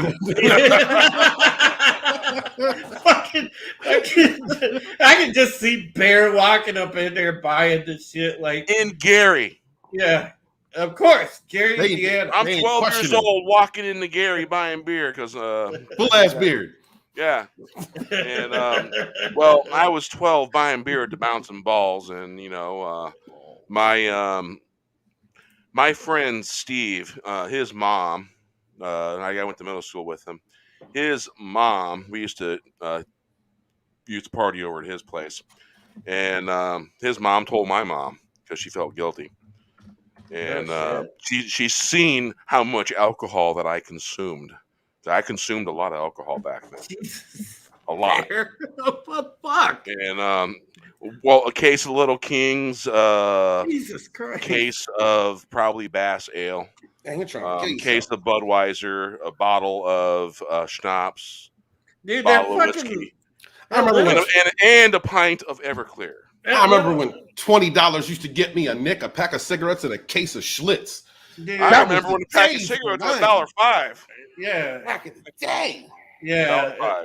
$1.05. But man, that fucking case of Little Kings, Barrow, fuck you up. That shit was- Yeah, they will. that- Yeah, I don't. man, I've and I gotta honestly tell you, ever since then, I never touched a thing at Little Kings ever again. no, it was shit beer, but it fucked you up. Oh, it was cream ale. It wasn't considered shit beer back then. It was considered a highly sought after beverage. I hung out with the black kids. We had Old English and 40s of St. Ives. Oh yeah, Oh, it's St. Ives, bro. St. Ives, Old English I 400. fucked with some St. Ives. Yeah, bro. man. Yeah. And if you didn't have enough money, just to get that Starlight, that cheap malt liquor. Yeah, you know. Colt 45. Uh, No, the fucking Power Master, bro. Oh, that yo. Shit, that shit would like St. oh, my St. God. Ives was okay, but It was okay. If you wanted it to actually taste good, Old English 800 wasn't bad. It No. didn't taste bad. No, It tasted no, No, you're the right. shit that we would go, and once you slug back 2 big old bottles of those things, you're happy. bro. We Old English was always bad. What are you talking about? We would It's all go- about Mickey's wide mouth. Mickey's No, wide mouth. Mickey's wide mouth. I Right. remember Mickey's Wide You Mouth. get a Yeah. you get a spicy V8. You pour it in the Mickey's, and Yeah, it's right. like it's well, good. no, we would get like Hold on. Steven Let's talk about Zima and some Jolly Ranchers, though. Come on, did y'all do that? Come on, Yeah. Drew. With some Jolly Ranchers and some Zima. No, Zima. yeah. Yeah, that was. the That Zima was Zima and vodka, Jolly baby. Rancher thing caught on. I had an ex fiance that drank that shit. Because when that was big, like we used to go kick it like me and a couple of friends, we would get 40s and then we go to like the house parties. You know, this back when we was in high school. You know, we know that we go to the various fucking house parties, you know, and hit up the parties and shit. And we'd be drinking fucking 40s and just like, you know, people want to talk about diversity and shit like that now, man. Back then, shit, them parties were diverse as hell.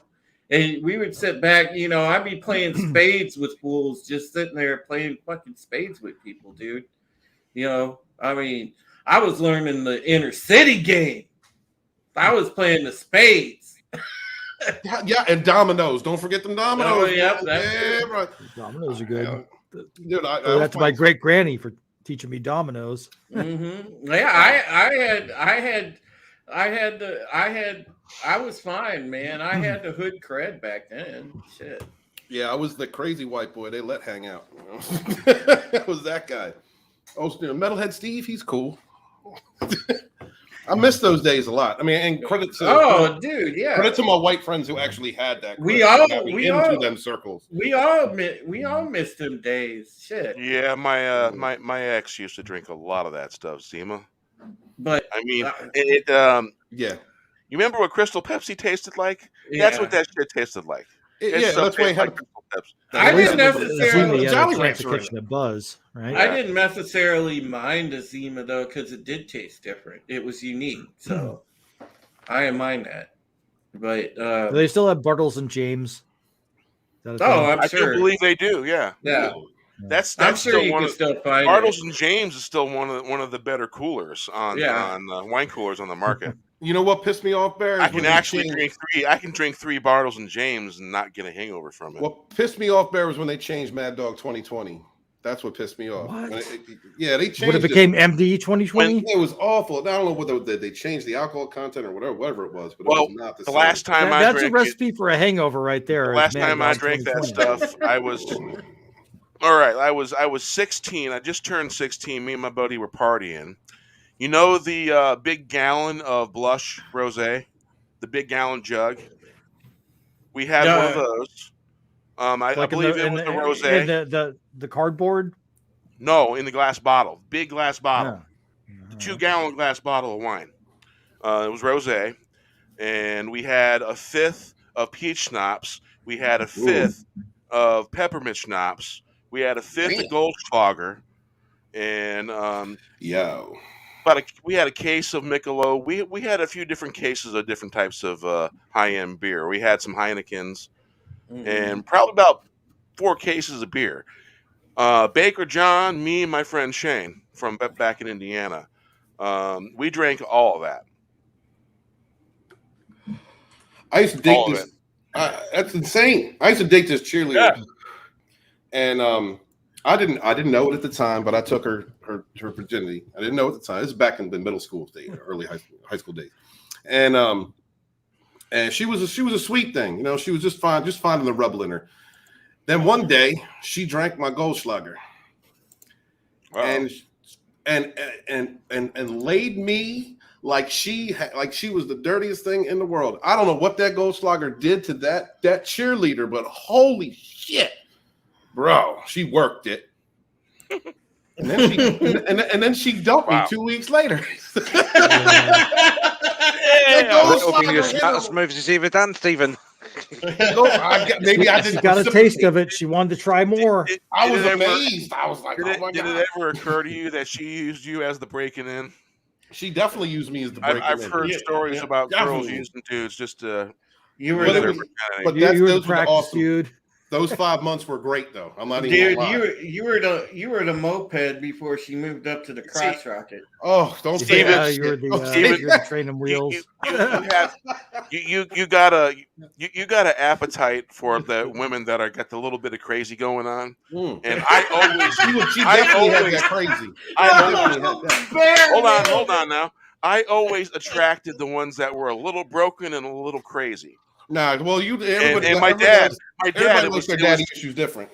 hey man, my dad would ask. My dad asked me one day. He's like, "What the fuck? You get him? You fix them, then they leave?" No, actually, And that was the truth. it's a shame though, because no, she was a good friend of my sister. She was a good friend of ours for years after that. Mhm. And then, and then she passed away. Then she passed away about 10 years ago. And fucking narcotics, man. Oh yeah. Narcotics. Yeah, the biggest killer nowadays is freaking fentanyl. We didn't have to worry about Fentanyl, fentanyl yeah. back when we were teenagers and in our 20s and shit like that. Mhm. You know, it wasn't a big thing. Cocaine and heroin being sold everywhere was the huge thing. Gang wars over turf, stuff like that. You know. Oh yeah. Good. I'm from Gary. The sound of fucking bullets, I don't even flinch. Doesn't affect me. Gunshots all the time. You know, I don't react. I don't. Hey man, I flinch. hung out with a group of stupid young white boys who would walk through West Philadelphia at 2 in the fucking morning. So I mean, I understand. I understand. If they're walking through there, they're from there. Nah, we wasn't. We was from Darby. Well, Darby and Oh, Conway. well, then you pulled it off, man. You Yeah, we survived. I was in a car. See, I lived in Gary, and Gary was like the ghetto. And if you can survive there and you can be respectful to the people around you and you don't fucking stare, well then you can get along. Well, there's also something to be said for that presence, brother. Like if you have a presence that you don't give a fuck, people don't fuck with you. You know, I never have. You know, I mean, When it comes to that, yeah. I've drove through some bad area. I've talked to people Look. from bad areas all across the country. I've been stupid. Me, my boy Jesse, JD, and Joey ran up on a block and to fight a block. 4 of us. Not kidding. Some shit was said, something wasn't right, and we went and Living a handled movie, huh?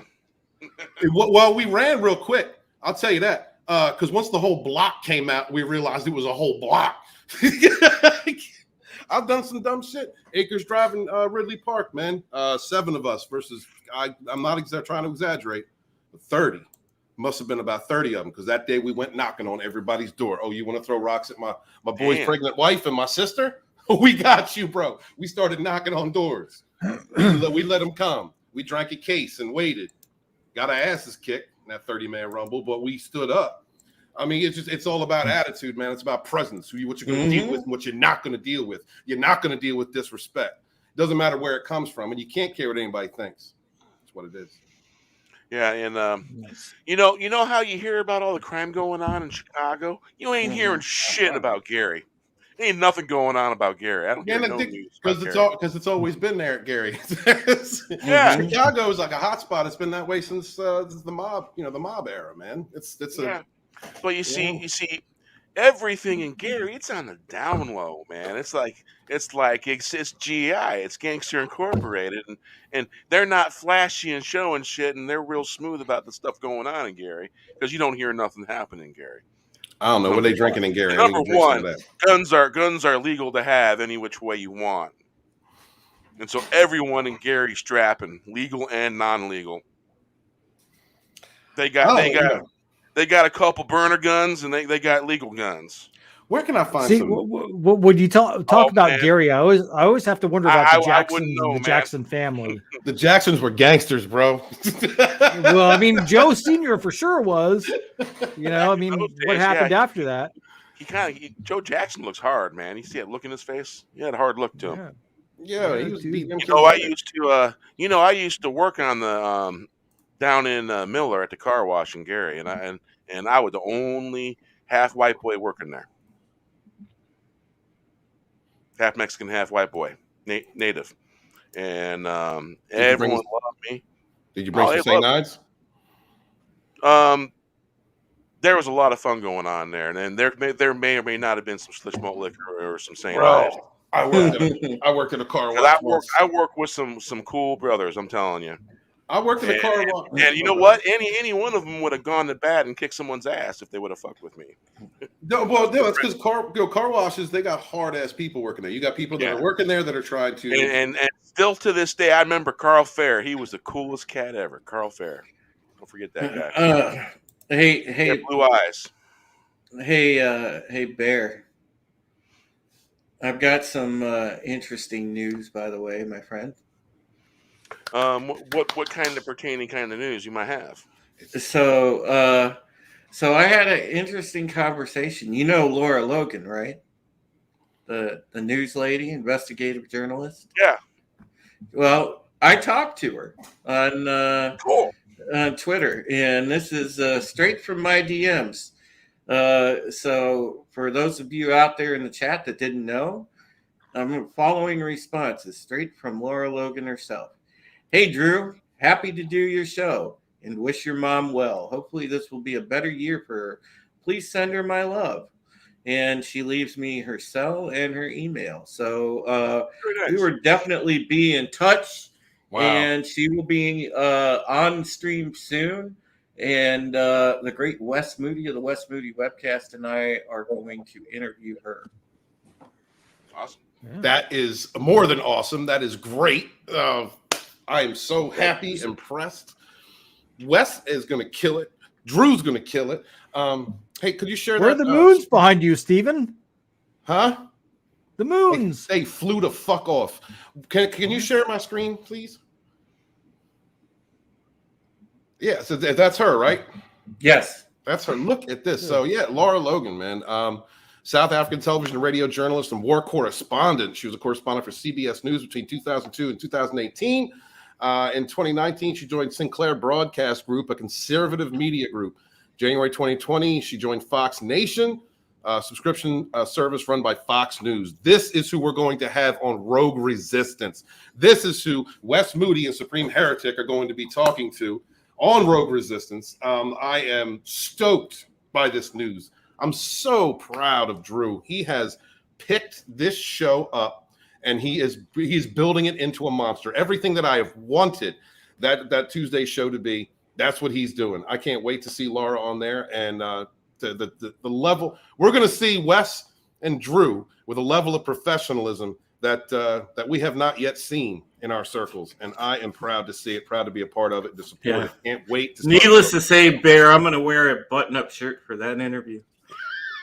Yeah, you're not. Yeah, no beware the Drews and no beware the Drews in the chat. Everybody's already gonna know. Yeah, I'll come in there and say, "Don't beware the Drew." Yeah, don't embrace the Drew. Yeah. Yeah, Beautiful, man. She's got an interesting story, and she is plugged into what's going on. She knows what's going on. She actually told Fox when she was putting together her show on Fox Nation. She said, you know, I do not subscribe to an agenda. I don't want any agenda. And they actually named it the show Laura Logan Has No Agenda, because she is like 100% a free thinker. And that's what I admire about her. And she does journalism the way it should be. Yeah, that's a Sure. rare thing these days. Yeah. Shit, anything truthful is a rare thing, sort of like antiques, you know. Yeah, absolutely. All right, let's see here.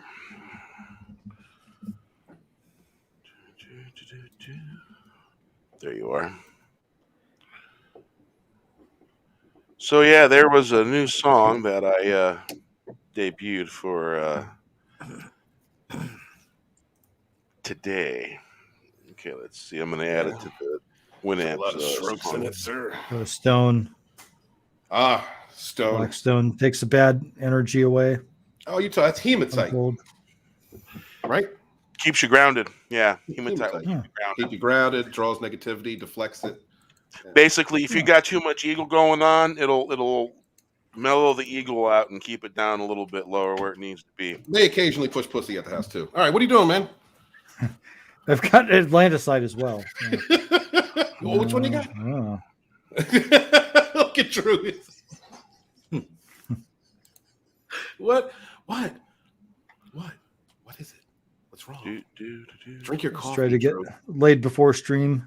You can get laid before Wes. You can get laid at any point in time. Look at that sexy face. I don't I'm not worried about it, man. I got some the other day. I know. We know, Drew. The whole world gets to know whenever that happens. I was like, Come on now, gentlemen. Let's not be vulgar.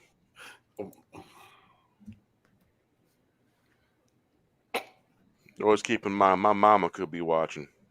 Oh, Never know. okay. Yeah, I think my mom's watching. My mom is like stalking me on my channel. Like, am I a bad mother? Is that why you're doing YouTube? Because I'm a bad mother? I'm like, what? Do you have the right politics? No, I do not. Definitely. do Yeah, not. I don't talk politics with my mom. My mother is I like, can't. well, the jab is good. The government. Why would the government lie to us? Like, you know, I mean, they say you need to get this. Why do you not get this? And I'm like, find Comirnaty for me, and I'll get Comirnaty. Yeah, there we go. Is that a VD? No. Comirnaty is the only FDA. Comirnaty is the only FDA approved version of the jab. Oh, okay. And so it's interchangeable with BioNTech, which was under the emergency use authorization. And so you can't find Comirnaty anywhere, oddly enough, which means if there's an injury, you'd be able to sue them. But it's identical to BioNTech, which was under the emergency use authorization. So I'm like, yeah, if Comirnaty becomes available, I'll get Comirnaty. Well, I mean, is it backed by Dr. Death? Because that's the only one that gets pushed. Yeah, no. I am going to get Vinny. Vinny and Tommy West were joking about this on Collectible Pass this past week, and I'm going to make it happen. I don't care if I have to finance it myself. We're going to make Rogue Transformers. We're going to do it. We'll call it something else, but we're going to get Dr. Death. I was thinking we'll just like transform into a booster. We're going to get. We're going to do Pelosi. The booster. We're going The booster. Get to the booster. I was thinking about doing us too. Like I was thinking about like if we can do it, if either Vinny can coordinate or help us to model the toys, then we should like all have one. You know, be able to transform into whatever we want. You know, I think it'd be a cool idea. It'd be a cool marketing idea. I can't talk about that stuff with my stepmom. She's liberal to the heart. My stepmother went from an Irish German Catholic, conservative Republican to just complete liberal. Like I can't talk to her about this stuff. Like I can't even go up and visit. I can't even see my parents because I won't take the jab. It's crazy. But you talk to my mom out in Arizona, all about it, bro. She will drop knowledge on me. News like, did you see Handy today? Did you see this today? Did you see this today? She will drop it on me like. I can't even slow down a conversation with her when it comes to this. So I guess I lucked out with my mom on that. I've not even had a Christmas for 2 years because of this fucking jab bullshit. It's like, no, you can't come over if you don't have the jab. I'm like, I'm not coming over then. So here's the thing. People that require things that are war crime, illegal. So those people say they require you to have paint on your face, and that's not kosher. And then you put paint on your face, and then you have a reaction to the paint, and then you can sue that person because they required it. It's basic law. Yeah, but are we going to see that when it comes from mandates from our federal government? No. We're not going to see any kind of responsibility taken by our federal government when it comes to what is happening to people who are taking these things and getting adverse reactions. This is why it is very important for shows like Rogue Resistance to be around. It's why it's important for Wes Moody's channel to be up. It's why it's important for all of us to speak out. And I apologize because I just cut the cheese, and if that people heard that, I smelled it. No, I didn't hear it. Oh, geez. I didn't hear nothing. If only we had Spell-O-Vision, man. Yeah, you. So if we all didn't hear it, you just outed yourself. You outed yourself. Yeah, we didn't hear it. Yeah. It was kind of loud. It sounded like a squeaky Yoda. All right. Happy New Year. Happy New Year, Mikhail. Happy New Year. Happy New Year, Stephen. New Year.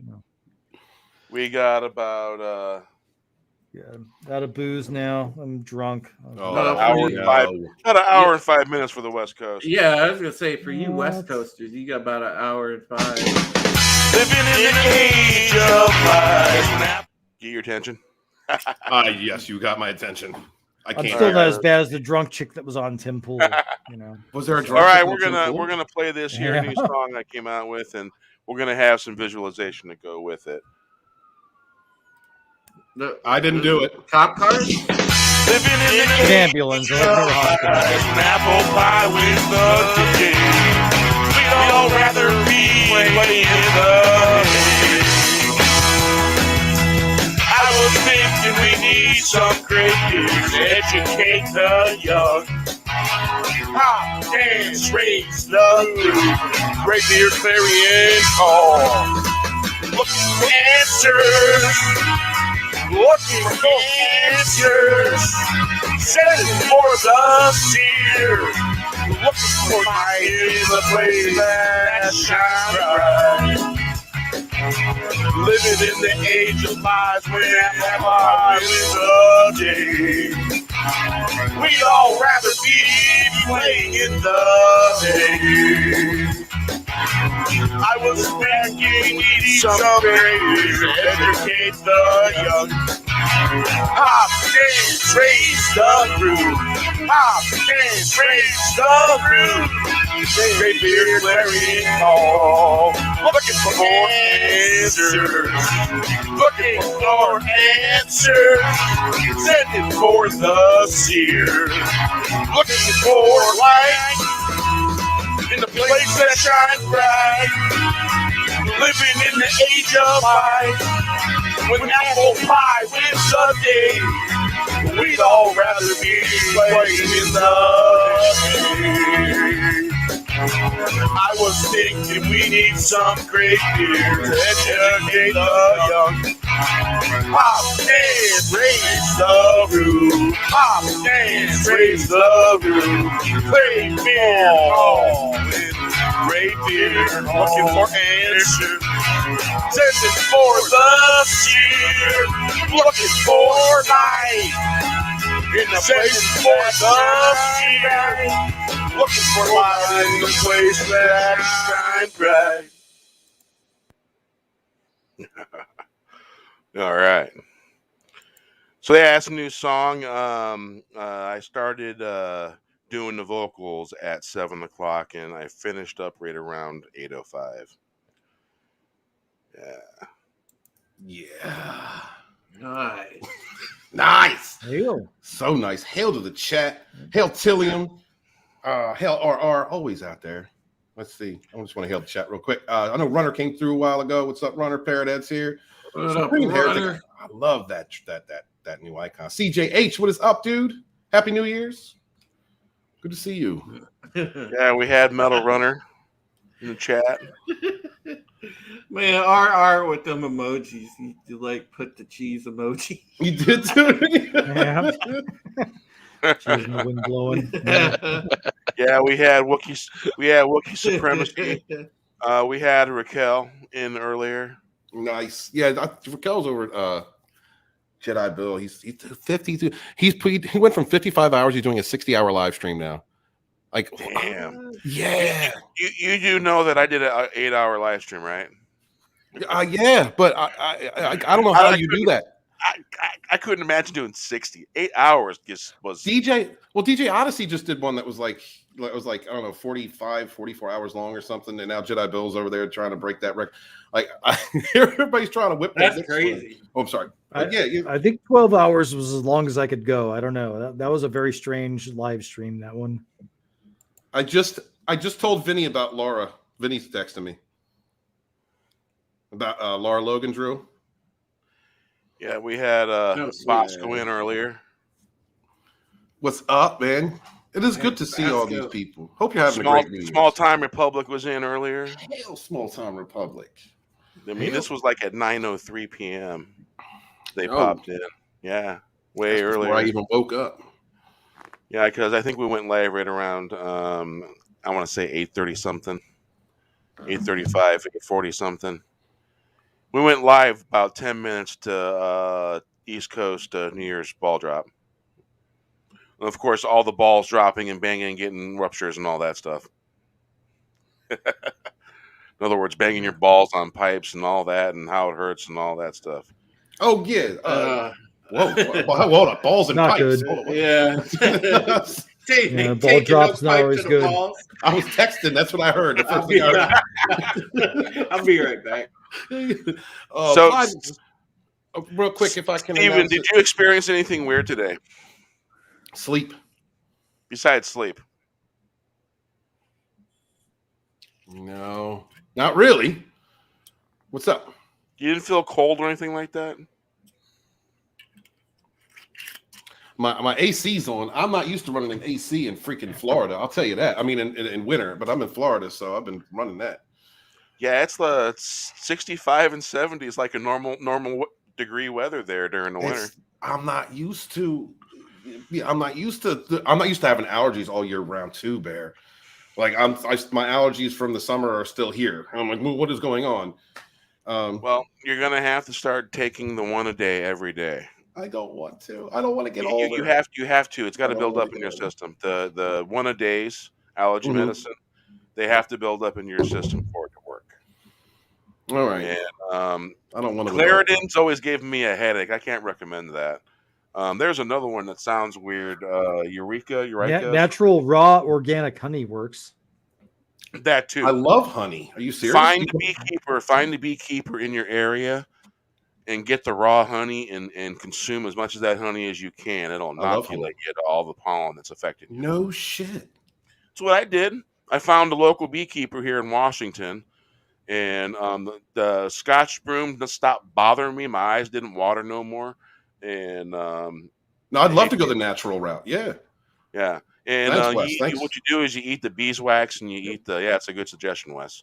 So that's what I actually did when I first moved to Olympia, Washington.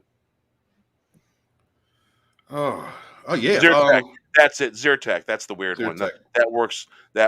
I've used that. I have used Zyrtec. Yeah, Zyrtec works for me. But I'd rather go the natural route if I can.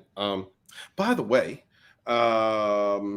we're kicking off Rogue Week later today. We're kicking off Rogue Week on Rogue Entertainment, going through to the dump all the way to next week. We're packing every panel with rogues, every damn panel. We're going to show Wes. You're I don't care if you're on the thumbnails or not. You're a rogue, my brother. You're invited to everybody. I want everybody there, and just show up, show unity and strength for 2022. We're moving forward. We are progressing all of our channels. We are progressing. The Rogue Entertainment channel itself is launching today. We're going to be mirroring all those live streams on that channel. We're going to get the Rogue store up. This is the year. This is our year. This is our year. and we're going to make it happen. People like Drew leading the way, people like Bear, people like Wes. We are making it happen. We're making it happen. We got this. So, yeah, guys, please check out Rogue Entertainment tomorrow at 6 p.m. Eastern Standard Time, 3 p.m. Pacific. And that's where we're going to kick off Rogue Week. Can't wait for it. We're going to have some fun. I'm going to try and get some clips of the last year that were funny. If we had a few of them, I think. Hey, Candle comes to my mind. Let's see here.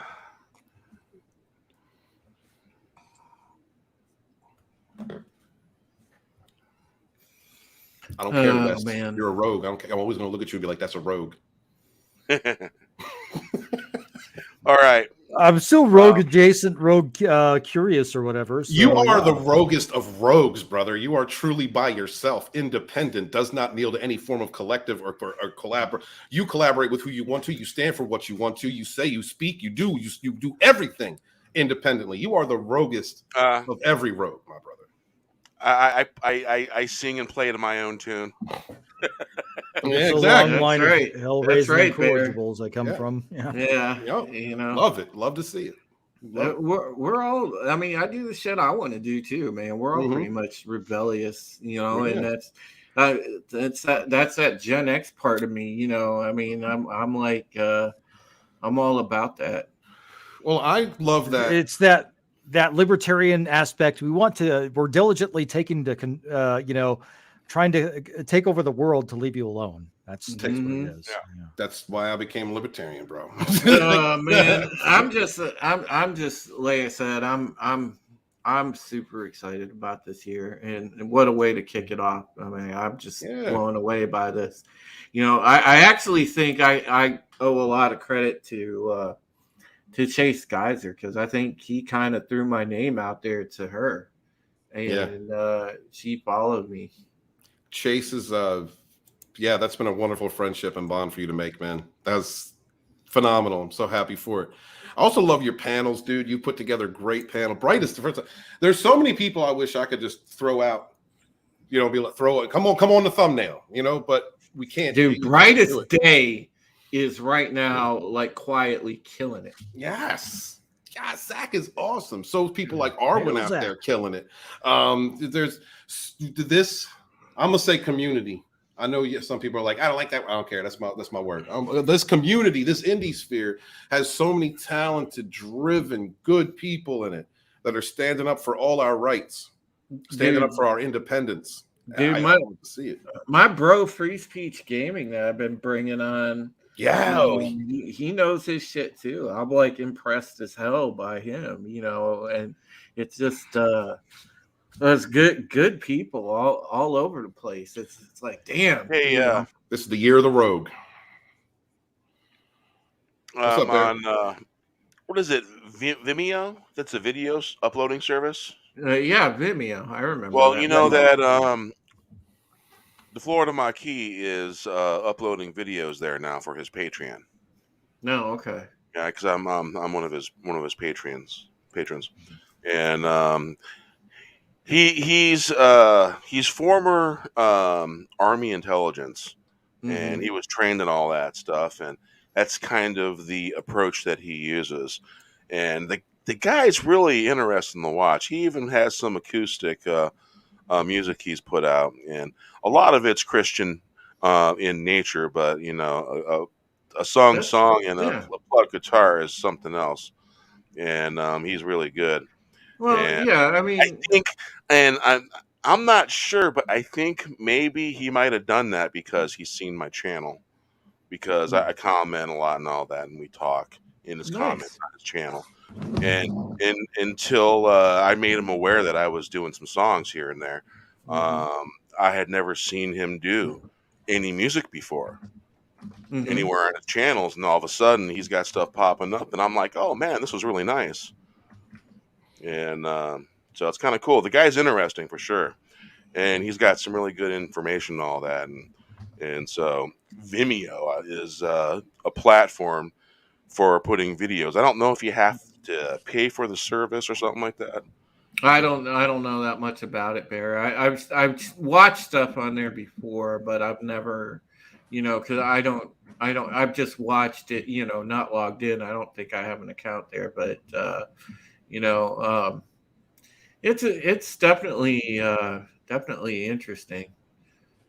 But Yeah, he's got an interesting take on things. yeah, absolutely. You know, in I think, well, this is just the thing, man. The information war is going in favor of humanity. It really is, and I think 2022, you're going to see that really, really manifest itself even more so. So I'm excited about that. You know, everybody's doing such an awesome job with that. Absolutely.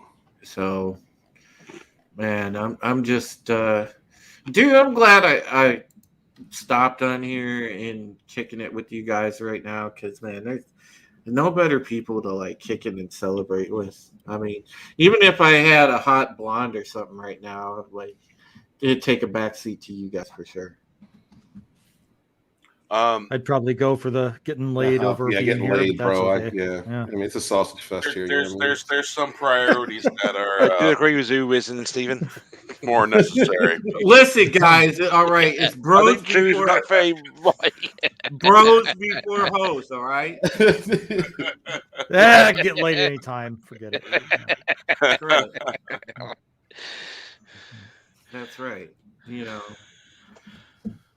and you know, I mean, from a sentimental standpoint, I'm just happy because you know the friendship I've had, especially with Bear, Steven, and Wes, all this time, man, and now going in some cases close to 3 years. Is it's just, you know, I mean, you guys have been amazing to me, true friends, every sense of the word, and you know, I'm thankful to God, and I'm thankful to you for blessing me with, you know, just bringing you guys into my life. Amen. I really feel that way. You know, you guys have been family to me. You know, and I don't. I know I say it a lot, but to me, I don't say it enough. That you know, I truly do love you, and I'm not trying to be sappy and everything, but I do. Help to that. Love you too, man. Indeed.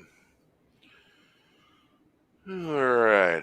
So Bear, are you covers brotherhood and stuff? What's that? Bear? Are you making food for New Year's Day today? I don't know what we're gonna do. Probably gonna have some bean and ham soup. Wes, are you going to out for a meal for New Year's Day, or? I like got I picked up like some shrimp and fucking T-bone steak for today, so I don't know about tomorrow. Tomorrow's probably gonna be a hangover day. It's probably gonna be hamburgers and hot dogs and stuff, you know. Steven, do you? God, Steven, are you making a meal for New Year's Day? Wieners. Oh, no, I'm gonna make some steaks for me and the boy that I've had sitting in the freezer. I have been defrosting it last night. I'm gonna sit down with my boy, my family, my son. What matters the most? And I'm going to have fun with them. And Mikhail, are you doing a meal for New Year's Day? Yeah, we did T-bone steak, chips, eggs, and salads. So yeah, thanks for asking, Drew. Yeah, cheers to you, man. I'm gonna make later. You know, today when I wake up later, I'm gonna make some homemade dirty rice. You know, what is dirty rice? All right, so dirty rice is kind of like a Cajun dish. There, it's like so you get like rice, obviously, and then you got you know, you take like some like really good cut of ground beef, whether it's good ground beef, or you can use like ground sirloin, and then you brown up your meat, and usually you put some stuff in, like a little bit of onion if you like that, or you put some bell pepper in there and some other stuff. And usually I like to saute the peppers, and put that mixture in with the meat as I'm browning the meat. And then obviously, you get your rice like all nice and cooked, and then you blend it all in like one of those like cooker type of pans where you just can put the top on it and just let it simmer. And I usually do that and let it simmer for a while. It usually takes about 20 to 25 minutes to simmer up real good. And then that's pretty much the recipe, and it's really good. And I use different seasonings in it. My key is I actually have the Cajun seasoning that I use in there, so that makes it really good. And I also use like a hint of minced garlic in there, so it's very, very, very good. Yeah, it sounds great. Yeah, I'm getting hungry. So that's what I'm making later today for my mom and I. So it's good that I got all that. I had a huge thing of rice a while back. So Yeah, that beats what I was thinking of. I was like olive juice and rice. That's gross. yeah, our knows what dirty rice is. Nice. Yeah, I like brown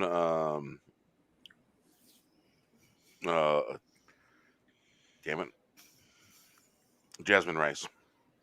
Oh, Brown the jasmine rice and Yeah. white jasmine rice. And Yeah. I've been eating that Thai, for years. I Indian. love it. Love the way it tastes. Yeah, it's Yeah. long grain rice, right? Yeah, Yes. yeah. Yeah. Yeah, The, the browns really got a lot of flavor. the dirty rice is a really good dish, though, man. It's good, and it's not hard to make. So it's really awesome, and it comes out really good. And There's it's super there's a lot of tasty. Asian. There's a lot of Asian food over here. A lot of teriyaki. A lot of Yeah. Chinese food places. And Yeah. sticky rice. You can find a lot of sticky rice. Well, around I here. found the Pie is really good for that. I Yeah. found that Yeah. Thai food's really good because Yeah, they and- use jasmine rice in their dishes, and that's Mhm. what I like. I used to be pretty efficient at using chopsticks because there was a Yeah. Mongolian place called the Mongolian Grill. My God, they were awesome. They But were awesome. Great food. You go pick out your food and all that. You give it to the guy. He cooks it right in front of you. Puts on a plate for you. My God. but All you can that eat plates. Great. but that dirty rice though, like that's a Cajun dish. So like you talk to our friend on Twitter, like Miss Belle Michelle, that is a school teacher from New Orleans, man. Roger. The hottie.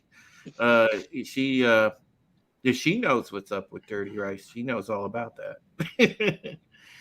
But yeah, that's good. It's good stuff. So I'm looking forward to making that. Yum. Yeah. So- Wes, if you lived by me, you'd be invited, dude. 'Cause there's Yeah, I'd plenty drink of by time. some like I hear dirty rice. It just sounds filthy. To yeah, me. I'd drink by some like deviled eggs and stuff. Deviled eggs. Oh, I love some deviled Man, eggs. I'm Oh. telling you, if you guys lived near me, I'd invite you over when I cook shit I because I would cook up good shit. Dude, I would come over, open your door, trip over your dick, and eat them deviled eggs. You got me. Deviled eggs. You know, I'll barbecue in a Yeah. snowstorm. I don't care. That's right. Love deviled eggs. Oh yeah. But there's a thing about deviled eggs, man. You got to have the proper amount of paprika on them deviled eggs. You gotta use some dill. Dill's the key. When it Oh, comes the dill's to mixed in. The paprika is the topping on top. Well, when yeah, it- you got to be very They're red ginger. color. Smoked paprika is the key. when When it comes to grilling, though, Is there any other kind? There is, oddly enough, yeah.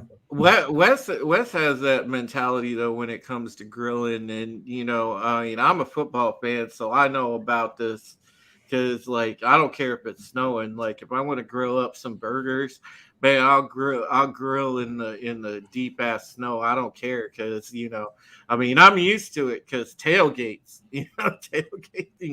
tailgating was the shit. Steve knows about that because he's an Eagles fan. Man. He knows Yes, all sir. about that. All about. I'll grill out there with the hoodie on and fucking shorts and shoes and just go for it, no matter how. Yeah, cold I it mean, is. I'll grill in the deep winter. I don't care. God, It's I like know 37 folks degrees that right now here. grill all year long. Yeah, it's weird, man. It's actually like pretty warm here.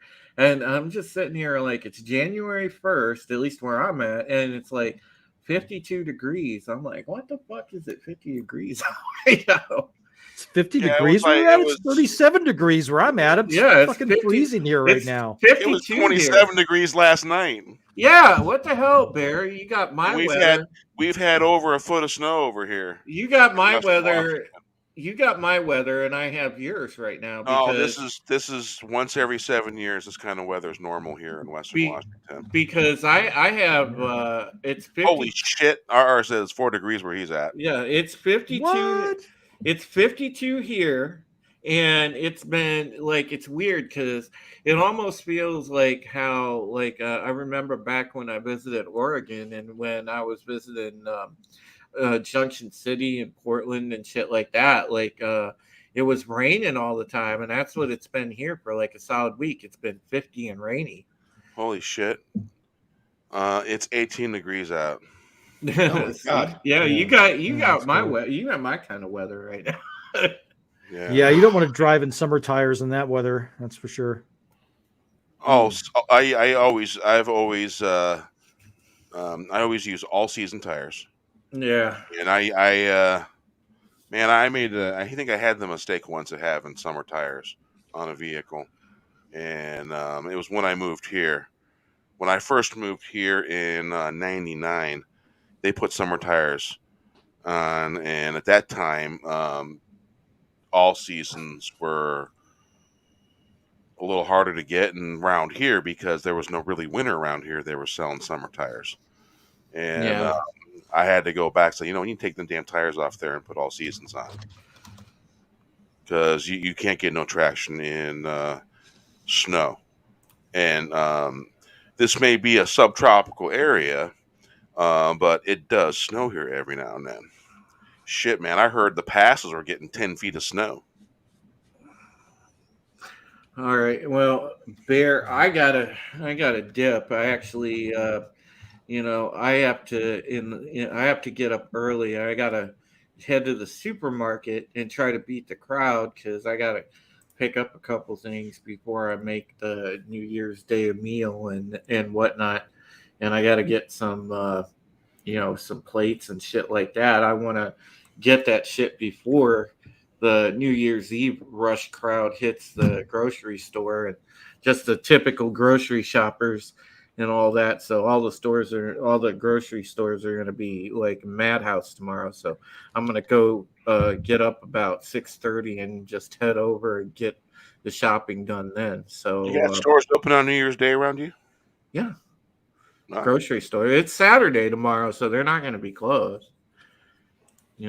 And they know they're going to do a huge business because most people like have a traditional meal where they cook on New Year's Day. So, Double time especially- right there for them.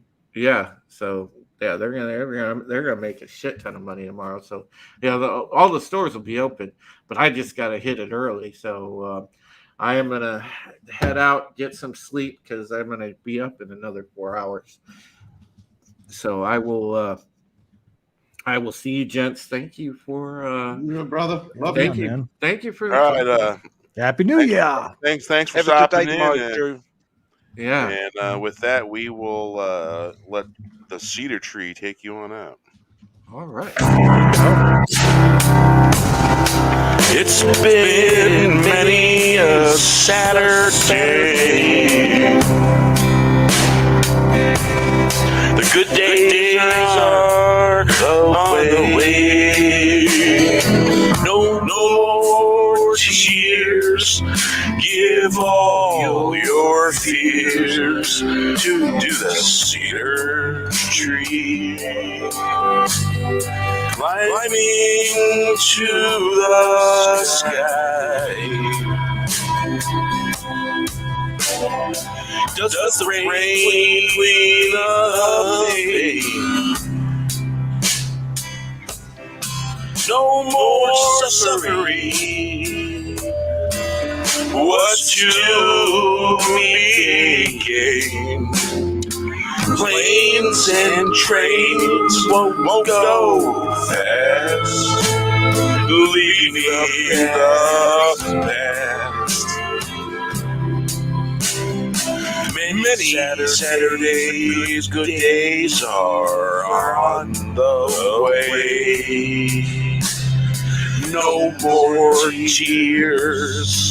Give all your fears to the cedar tree. Climbing to the sky. Climbing to the sky. It's been many a Saturday.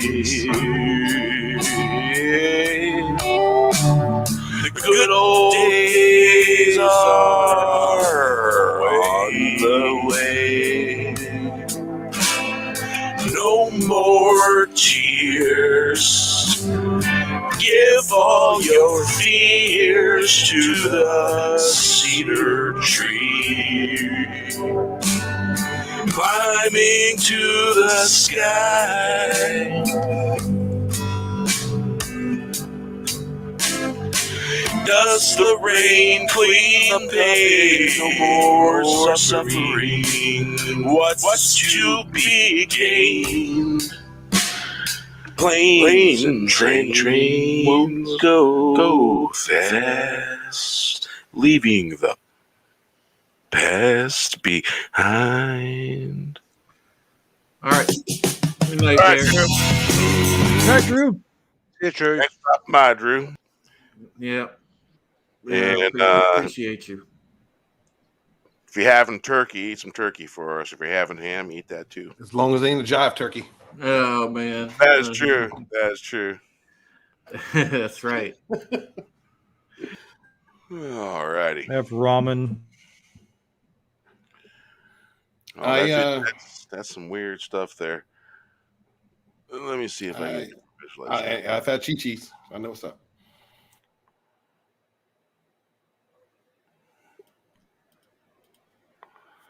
Oh shit! I've never seen that before. Wes, thinking about that one.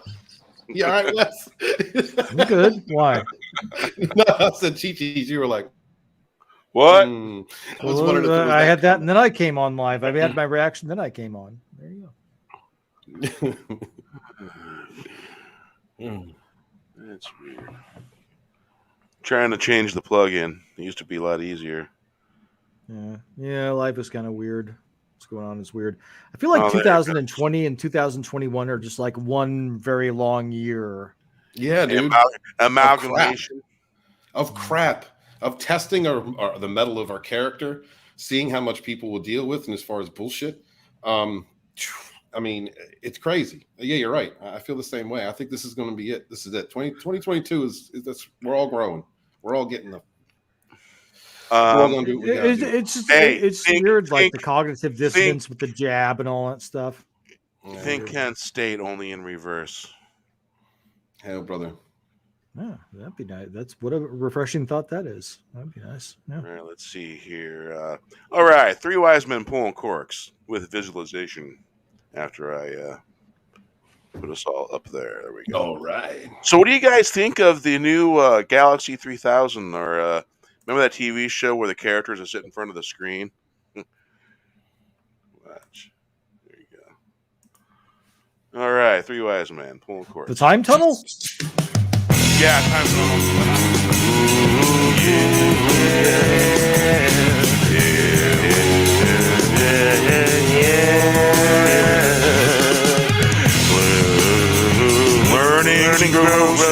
Three wise men pulling corks, breaking the barrier of time and space, learning to grow roses. What was given, not excuses. I'll keep pretending to not to notice. Wave of emotion, like wave rolling back.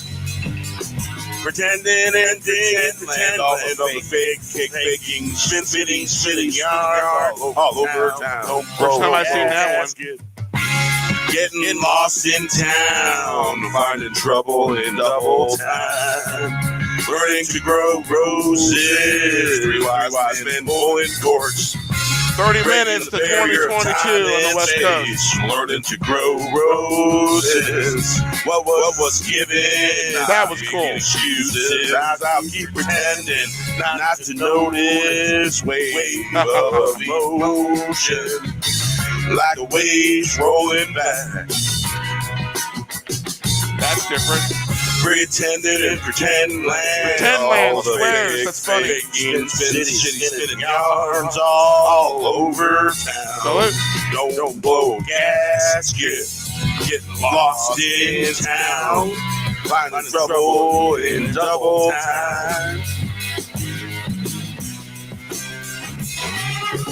Learning to grow roses. Oh, that's weird. Corks, breaking barrier, time and space. Learning to grow roses. What was given, not making excuses. I'll keep pretending not to notice. Wave of emotion, like waves rolling back. Pretend land all the fake, spinning yarn all over town. Don't blow gasket, getting lost in town, finding trouble double time. Learning to grow roses, three wise men pulling corks. Breaking the barrier of time and space, learning to grow roses. What was given, not making excuses. I'll keep pretending not to notice. Wave of emotion, like waves rolling back. That was cool. Pretending and all the fake, spinning yarns all over town. No gasket, getting lost in town, finding trouble in Bouncing double time. Learning to grow roses, three wise men pulling corks, breaking the barrier of time and space. Learning to grow roses.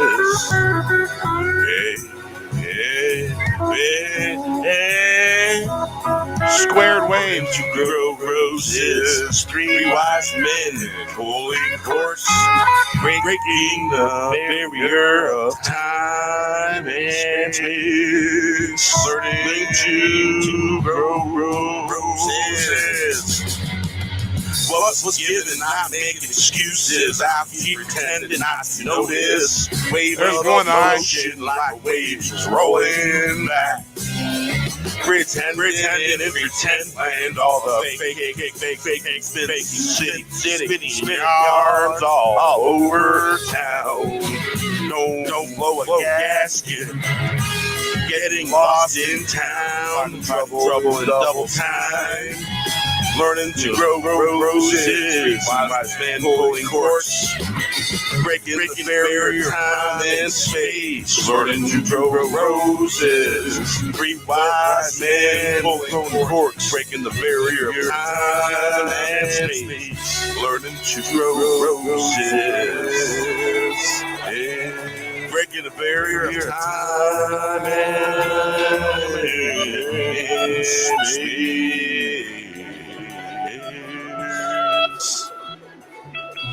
That was kind of cool. Three wise men pulling corks. That was cool. Nice. Pretty cool visuals. Yeah, you guys remember Mystery. What is it? Mystery Theater. 3,000? Yeah, 3000. They used to call it Mystery Theater 2000, but when it became the year 2000, they kind of changed it. You know what I'm saying? Yeah. But and what was really really funny, basically, if you've ever been on journeys of tripping balls, and that show would always come on when you least expect it, and then it's on, and it's the weirdest thing to see on a TV when you're on your journey, so to speak, and it's just a funny thing, and the coincidence and stuff that I've experienced. Um, Sort of like in Zen and the Art of Motorcycle Maintenance, they have a saying in the book, and it says, "Well, it's about 9:45." And I just decided to pick the book up, open to a random page, and it was exactly 9:45.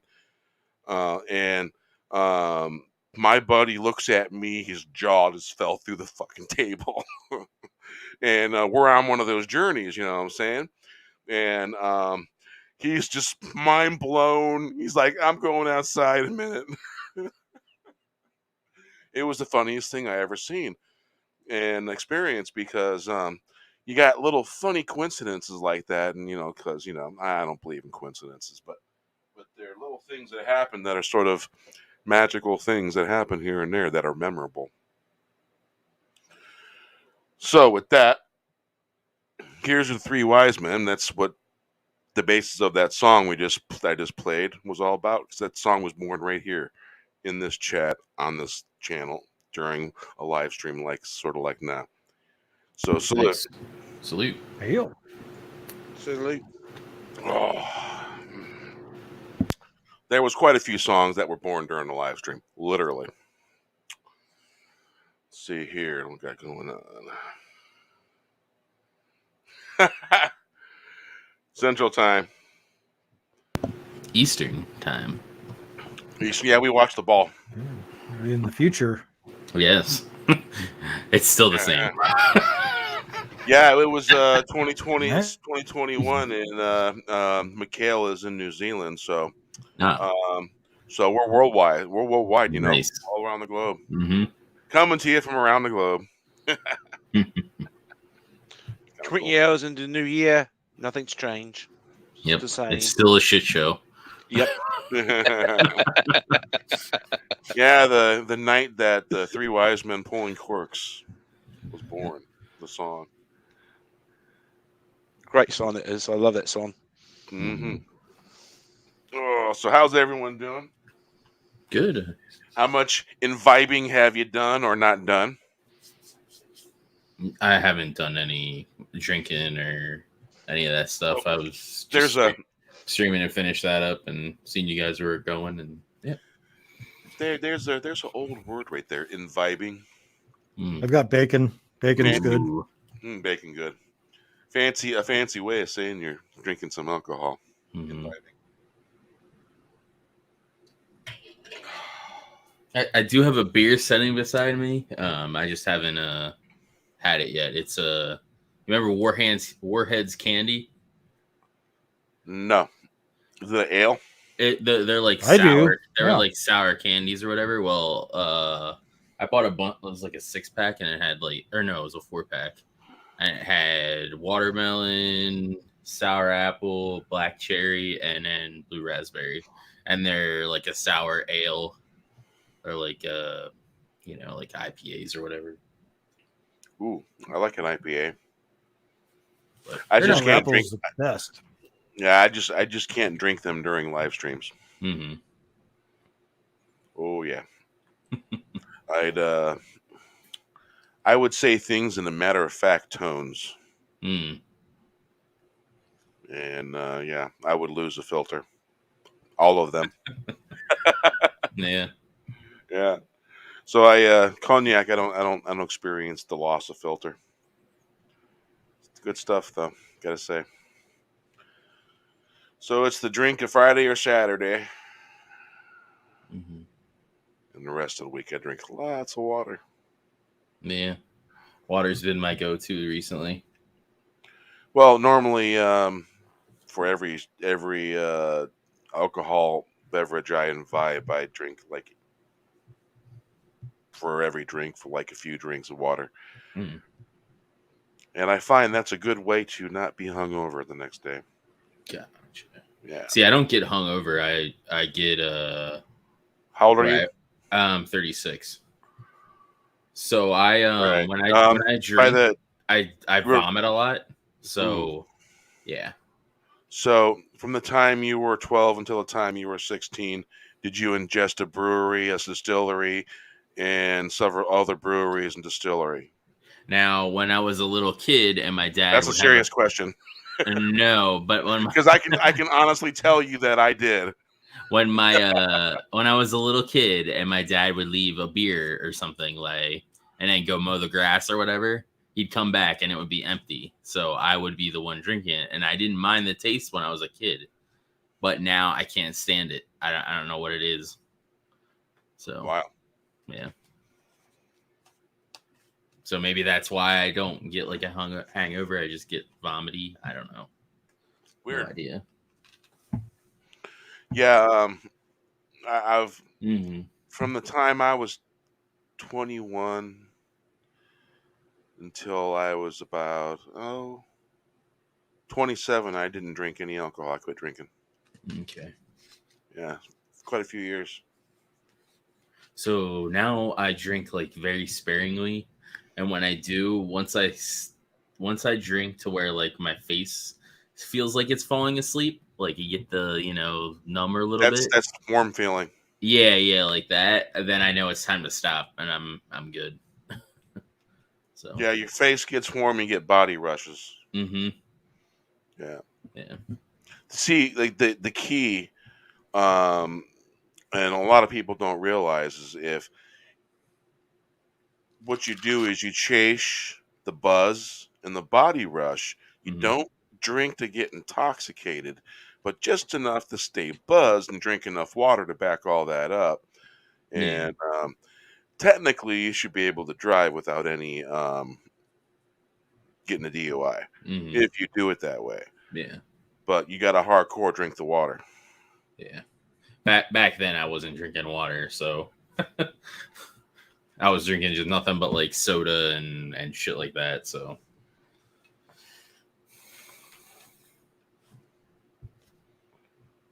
Oh, that was weird looking. I think not drinking enough water was my issue. Oh yeah, you gotta drink. You gotta. So in other words, you're gonna have a few drinks. You gotta have at least 4 jars of water sitting next to you, ready to go. And so every alcoholic drink you take, a few drinks of water, back it all down, and then you have things like a jar of Tang for the vitamin C, the calcium, stay hydrated and stuff like that.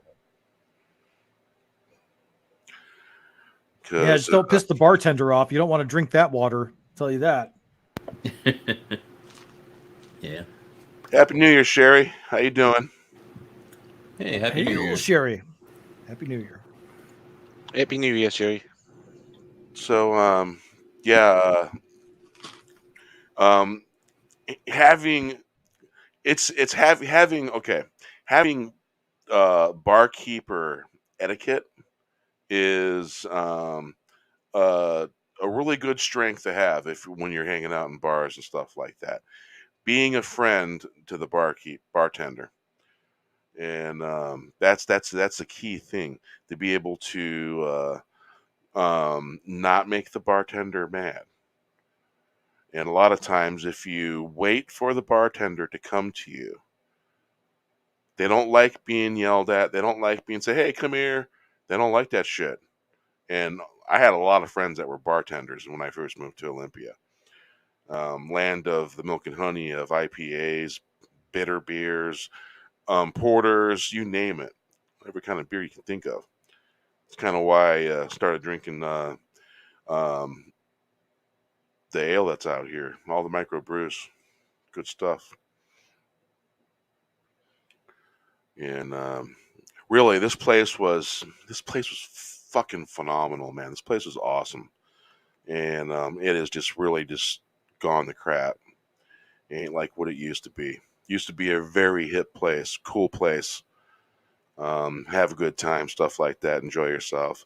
Lot of hippies hanging out. No one really talked about politics. No one gave a fuck, you know. And just people having a good time, enjoying everyone's company, and different types of music. Because Olympia is sort of like the little sister of independent music to Seattle. A lot of music has come out of Olympia. I watched a lot of it come out of Olympia.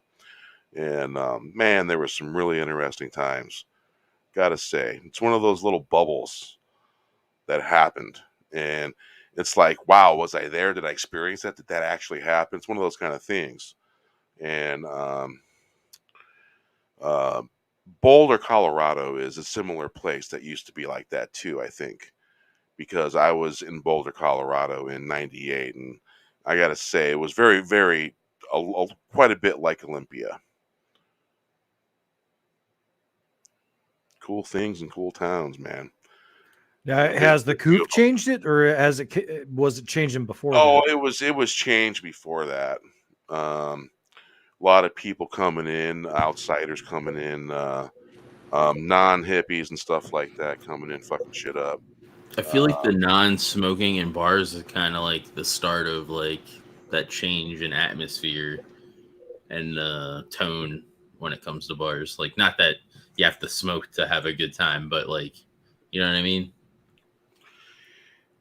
Taking people's choice away to be able to have a cigarette, and also making it healthier for people that don't smoke cigarettes. Because there's some people that just can't go anywhere because they're so allergic to cigarette smoke. Yeah. So it's one of those kind of things where it's like, damned if you do, damned if you don't. And it's kind of, I miss being able to go in a bar, go in a restaurant, and have a coffee and have a cigarette.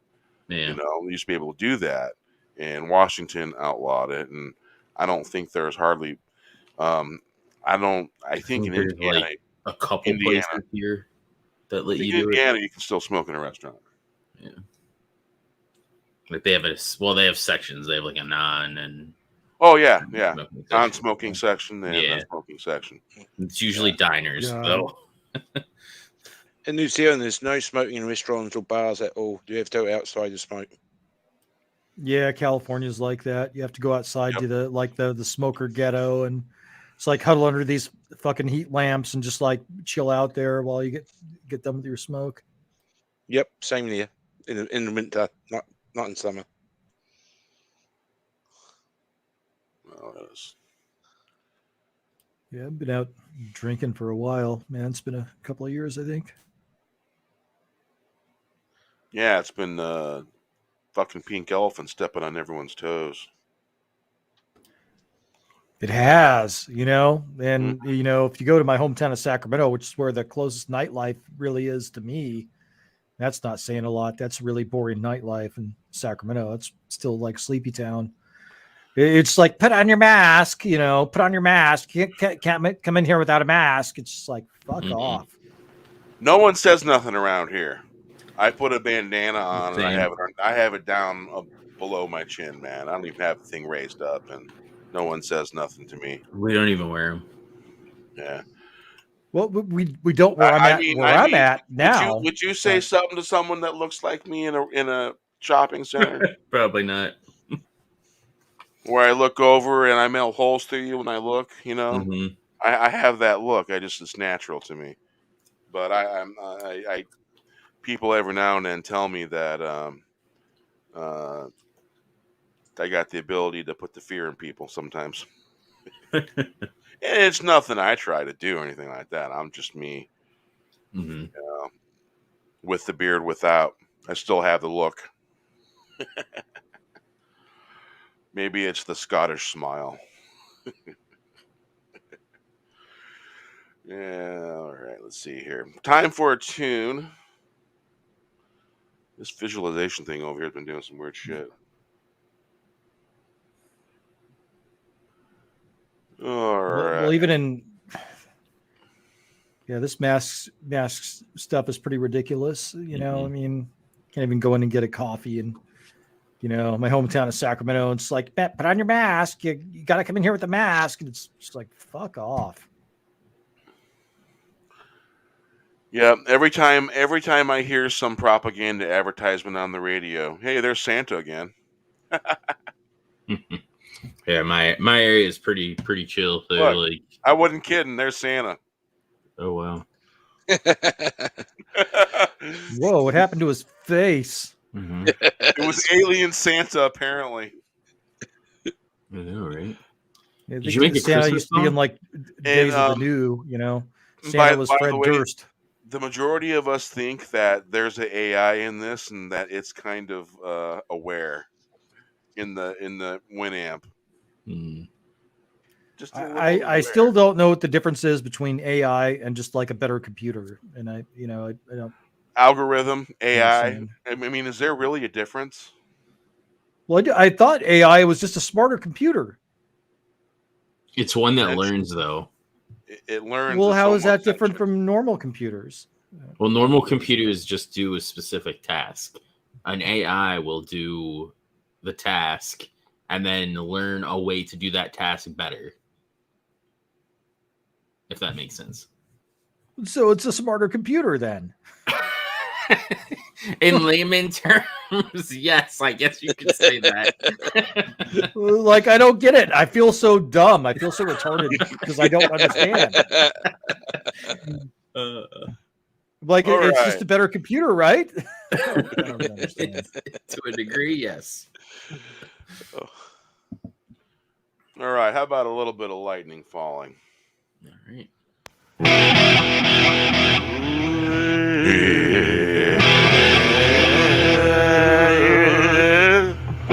There's lightning falling from the sky. If you can see, there's lightning falling from the sky. If you can see, wow! Striking bells, ringing and ringing. You're missing the message. Messages being sent lightning of time. Filling the spaces between. Serve the light, now you know why. Spread darkness, get the lightning. Thunder on its way. We do not kneel. Who do you serve? He's looking down, shaking his head. Wow. There's lightning falling from the sky. If you can see, striking bells, pinging and ringing, you're missing the message. Messages being sent. Lightning of time, filling the space between. Serve the light, now you know why. Spread darkness, get the lightning. Thunder on its way, do not kneel. Fall into the light, who do you serve? He's looking down, shaking his head. There's lightning falling from the sky. If you can't see, she's stringing along, striking bells, pinging and ringing. You're missing the message, messages being sent. Lightning of time, filling the space between. Serve the night, now you know why. Spread for darkness, get the lightning. Thunder on its way. We do not kneel. Calling the light, who do you serve? He's looking down, shaking his head. There's lightning falling from the sky. See, striking bells, pinging and ringing. You're missing the message. Messages being sent. Lightning of time. Fill in the space between. Serve the light. Now you know why. Spread the dark against the lightning. Thunder on its way. We do not kneel. Yeah, baby. No kneeling here. We do not kneel. Yeah, no kneeling here, man. All right, we got here. All righty. I still don't get AI. It's like, all right, like now, mind you, it's just mostly us having fun, thinking there was some spooky coincidental shit that was matching up with the songs that I was playing. I don't know if Mhm. you were here that one night. Well, I think you were, but it happened a couple nights in a row, and it was just doing some self-aware shit when we were talking about it, and it was changing and doing things. And it literally, when in one of the songs talked about an alley, it showed us an alley going down the alley in the graphics. But how is that different from a smart computer? I don't I don't understand. Um, basically, is it an algorithm or is it AI? And AI is a self-aware program or slash computer if it's the computer system, but But it's a program mostly. well, what the hell was that stuff the PS3 was supposed to be doing with some of the synergistic processors? Wasn't it supposed to be manifest in AI? The PS3, remember? You had the 8, you Yeah, know, I you had had the cell. You know. I never. Well, It's one of those things where it's a weird thing. Yeah, definitely some weird effects for sure. is it like the Oracle they talked about in ancient Greece? Does it give you advice? Is that what's going on? We've created the Oracle. I would say more like Oracle from the Matrix type. Yeah, that's not good. Yeah. And speaking of the Matrix, go back and watch all the movies, even the fourth one. It's not supposed to Eh, be a good movie. It's supposed to show you something. It's not meant to be a good movie. It is completely not meant to be that. It is meant to be some showing you something.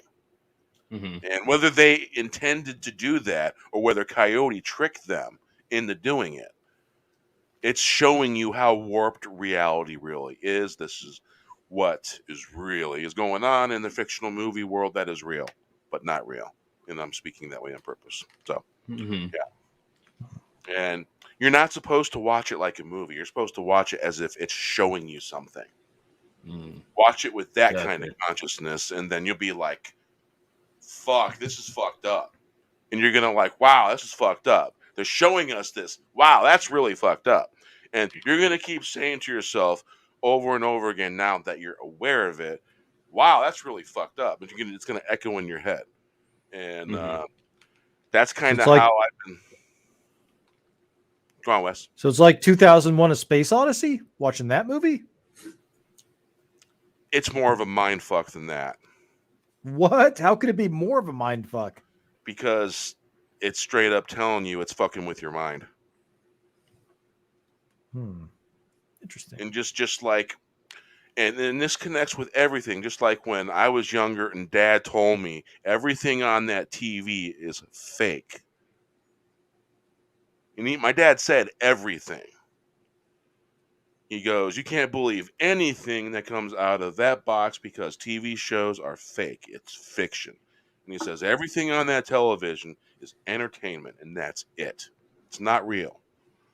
And that's what my dad taught me when I was like 6 years old because he seen I was being too serious about TV, Hmm. taking it too serious. And he set me aside and he says that's fake. It's not real. It's a story. It's like a story from a book. I got that concept about a storybook, and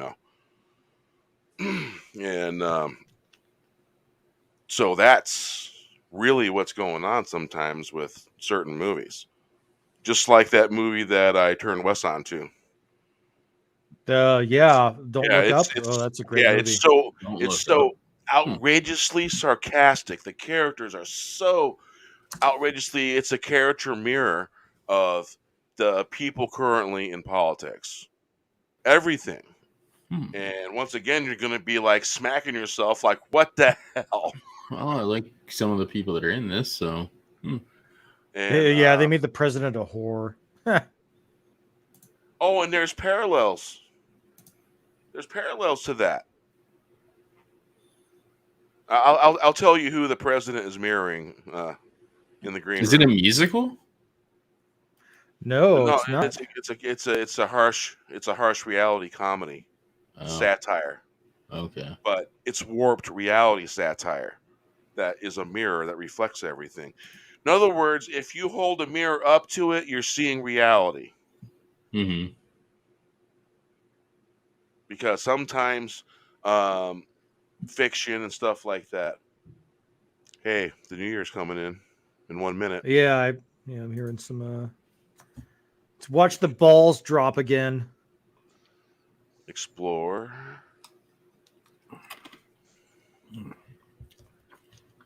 Trending.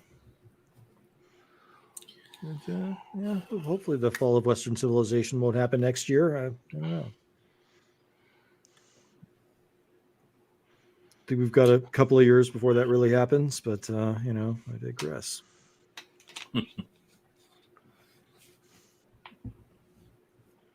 So yeah. We'll see. Yeah, I mean it's accelerating so quickly; it's hard to Mhm. say. They're not even broadcasting the West Coast for ball drop that I can find. Really, but they do Yeah, that every year. They do the just clicked replay. trend. They're not respecting your balls. Whoa! He's alive. Then Sorry, they'll I'm have like working, the my San bad. Francisco. No, they'll have, but like, if what's happening and all that, and from I haven't seen nothing that's going on the West Coast for New Year's ball drop. Yeah, well, they'll have San Francisco. That. But you're the gonna Trans-America hear building here or in a whatever. minute how much fireworks are going on. They have like Brisbane, Brisbane, Australia. They have fireworks. How much you want to bet Brisbane. that around nationwide that fireworks are gonna be set off? Oh, I'm hearing them right now. I've got a bunch of them Yeah, going off. We got a bunch going off here too. Oddly enough, I didn't hear any this year, but I had my headphones on, so I might not have heard them. What's up, Draven? How you doing, buddy? I'm good. How are you? Doing all right, man. Doing all right. Good. Just get some work done. Good. Fucking I was a ear little dealing with worried dealing- about you there. I'm dealing with ear infection, man. I had to shut down for a minute. Okay. Oh, I turned into. I can't deal with it. Hey, get yourself some sage extract. I'm all right. I got some medicine. I'm all right now. I got the antibiotics. I'm good. But thanks, bro. Anytime I get an earache, I put a sage tincture, 3 drops down the ear, 3 days straight, 3 times a day. Any earache or anything like that goes away in a few days. In other words, it never gets bad. Once I start getting the ache and all that, I like to take care of that way.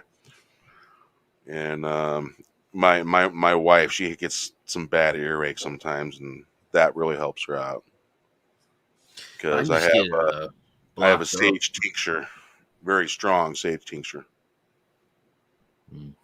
Well, that's that prairie sage is antimicrobial, antibacterial, and there's another one, antiviral, antibacterial, and antimicrobial. And if you drink it, tastes awful, but it's really good for you. Drink that before you go in a sweat lodge.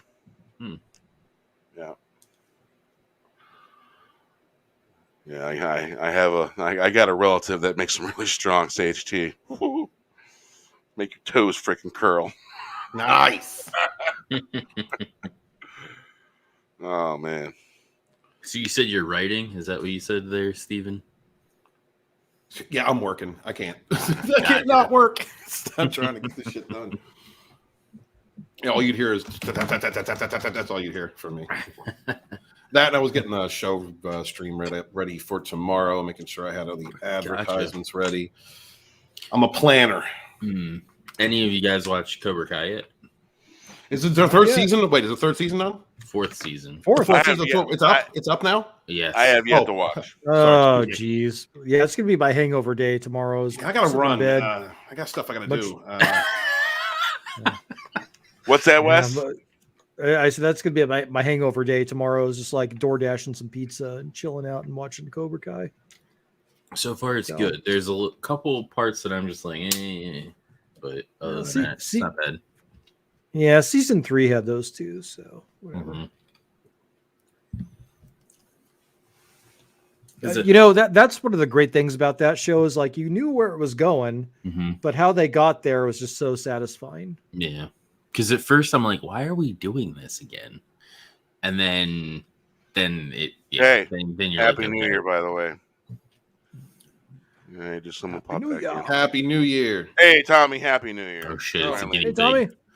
2020 finally got here. Tommy, And It's been a piggly New Year for hours for me. I mean, it's not my fault you guys are slow. and think about this. That's awesome. When it becomes 222 in February, it's gonna be the year of poo. The year of number 2s. You about that? All 2s. The year of poo. Let's hope not. Yeah.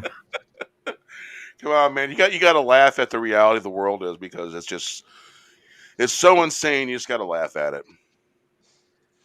God, Tim Pool was getting so much for having that drunk bitch on, but the drunk chick was like right about 90% of the shit she was talking about. I was like, why are people upset at the drunk chick? I've got to check out the is drunk right. chick. Wes, what is going on with this drunk chick? What everybody's talking about? I miss a day, and I miss all this good shit. What happened? Steven, I She's like, purposely sometimes tune out so that way I don't get bombarded, I hear you, brother. I hear you. I take stuff in spurts and clips. Well, I'll give the gist of it, but she's like, she was getting drunk and she's like, yeah, we're totally fucked. I don't think people, we're living at the end of an empire, and I don't think people are ready for that reality. And then she started putting on like lip gloss and weird stuff. It was strange. Yeah. Okay. I have to go check these clips out. I wish. And Tim Pool was getting really upset at her too. He was like, you could tell he was getting really upset. I wish that we had more than 500 characters on Twitter, because we have some great shows that don't have the rogue label on it that are supported by rogues or rogue curious people like Wes Moody. One of them is Rogue this show. adjacent. Yeah, Rogue Adjacent. One of them is this show, Bear Group, Nerd Fun. Great place to come hang out, the late edition, and just be comfortable, relax, do your thing.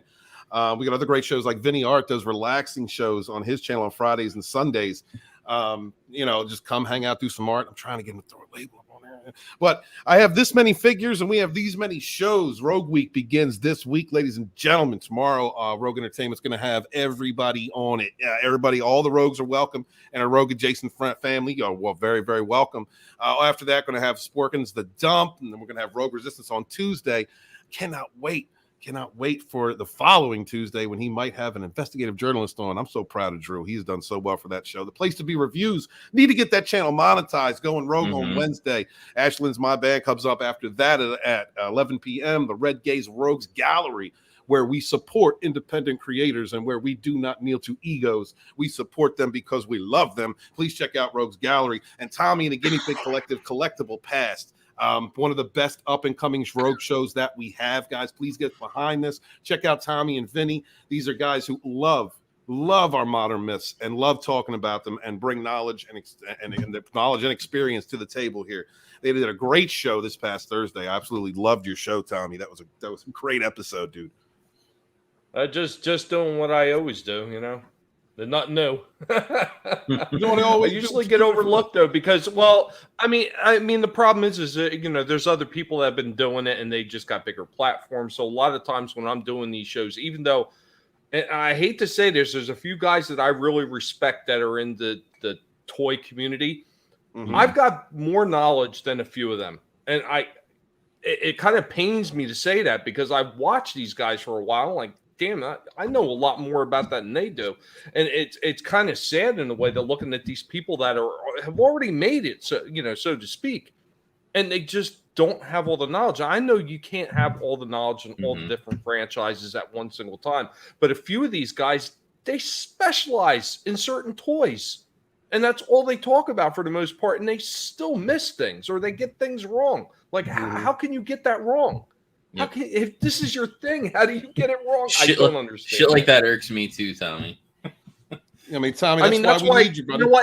Well, that's why even if I'm not 100% sure, I will go back over all my facts. I will go back over my books. I will go back other resources that I trust to make sure that I'm getting it right. Even I get something wrong every once in a while, but you know what? I will easily correct it, and I will tell her about why I made a mistake here. It wasn't this, it was that. And it's not a big deal, but some of these other guys, they refuse to get off their soapboxes. Like there was that one guy, oh God, what's that redneck toy guy? I can't even watch him anymore.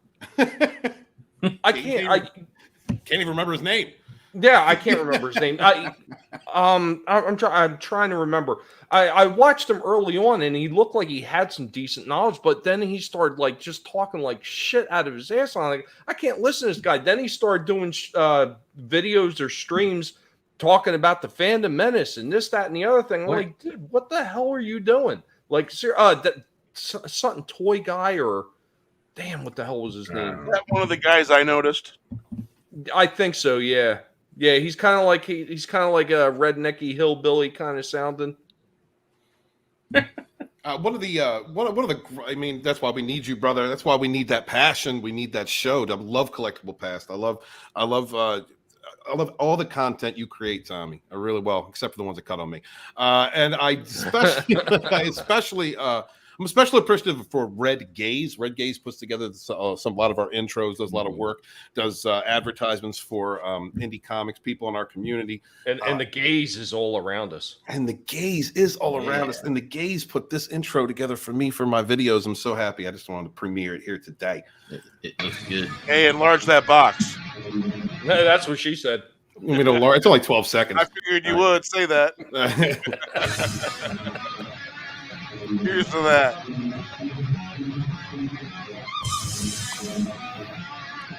I love him. Yeah, it's pretty cool. You love him, no homo. Hey, no homo. Well, check your email real quick. I will check my emails, absolutely, sir. I've been working on something for you all freaking day. Nice, bro. All right, I'll go check that out. Steven, tell me about your candle experience. Oh my God, it was the worst god awful resurrection of Satan's ass that I've ever fucking seen in my. Oh, I'm sorry, I'm cursing all over the place. I've ever had in my life. Yeah, it was pretty awful, man. You don't. If you accept a gift from Tommy and it's double bagged, beware. That's all I'm going to say. Just beware. It was double bagged for my protection. Yeah. I know it was. It wasn't for me. Oh, and by the way, I already watched a clip of Tommy's wife reacting to the candle. That was the funniest. Not even lit yet. That was the funniest thing, dude. That was the early version too, Bear. That's not the one that I gave the Walton because I put extra special love in the Walton's candle. I went the extra mile to make sure that it was going to be a memory he'll never forget. So, Stephen, how come it was so bad? Why did you do it twice? Did not do it from the first time? It was peer pressure. I succumbed to peer pressure, Mikhail. That's what happened. What? You got no balls? Yeah, he just couldn't get enough. I lost him after the second light. I'll tell you that. Notice when balls were mentioned, he perked up real quick and started talking. I just couldn't believe you did that, Stephen. It was so funny. It was so. I was laughing my head off, and my wife saw it and she was falling on the ground about it. That was the whole point, man. That was have a good time, dude. And I promised Tommy if he did that, then I'd light it. And I said within 6 months, but Tom had some things going on this year that he had to take care of that were very important and took up a lot of his time. So I mean, I had to respect it. I had to respect it. He did get that. Mission accomplished, and it deserved me holding my end of the bargain. All I just say to Tommy is oh, thank you. I am, if nothing else, I am a pig of my word.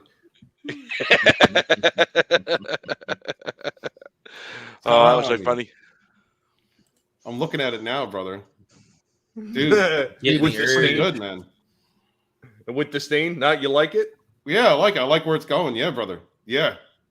Thank you. Obviously, you've seen what I did with the 3 pieces for what we were talking about before. Yeah. So that I just need to just like clip them and crop them and put them in there. Can I show it, or do you want me to just wait? If you want to show, you can go right ahead. I mean, I sent it to you first. I figured I would leave that up to you. I didn't know if you wanted me to like play with the colors a little bit, but Yeah, here you go. Here you go, Bear, if you got a second.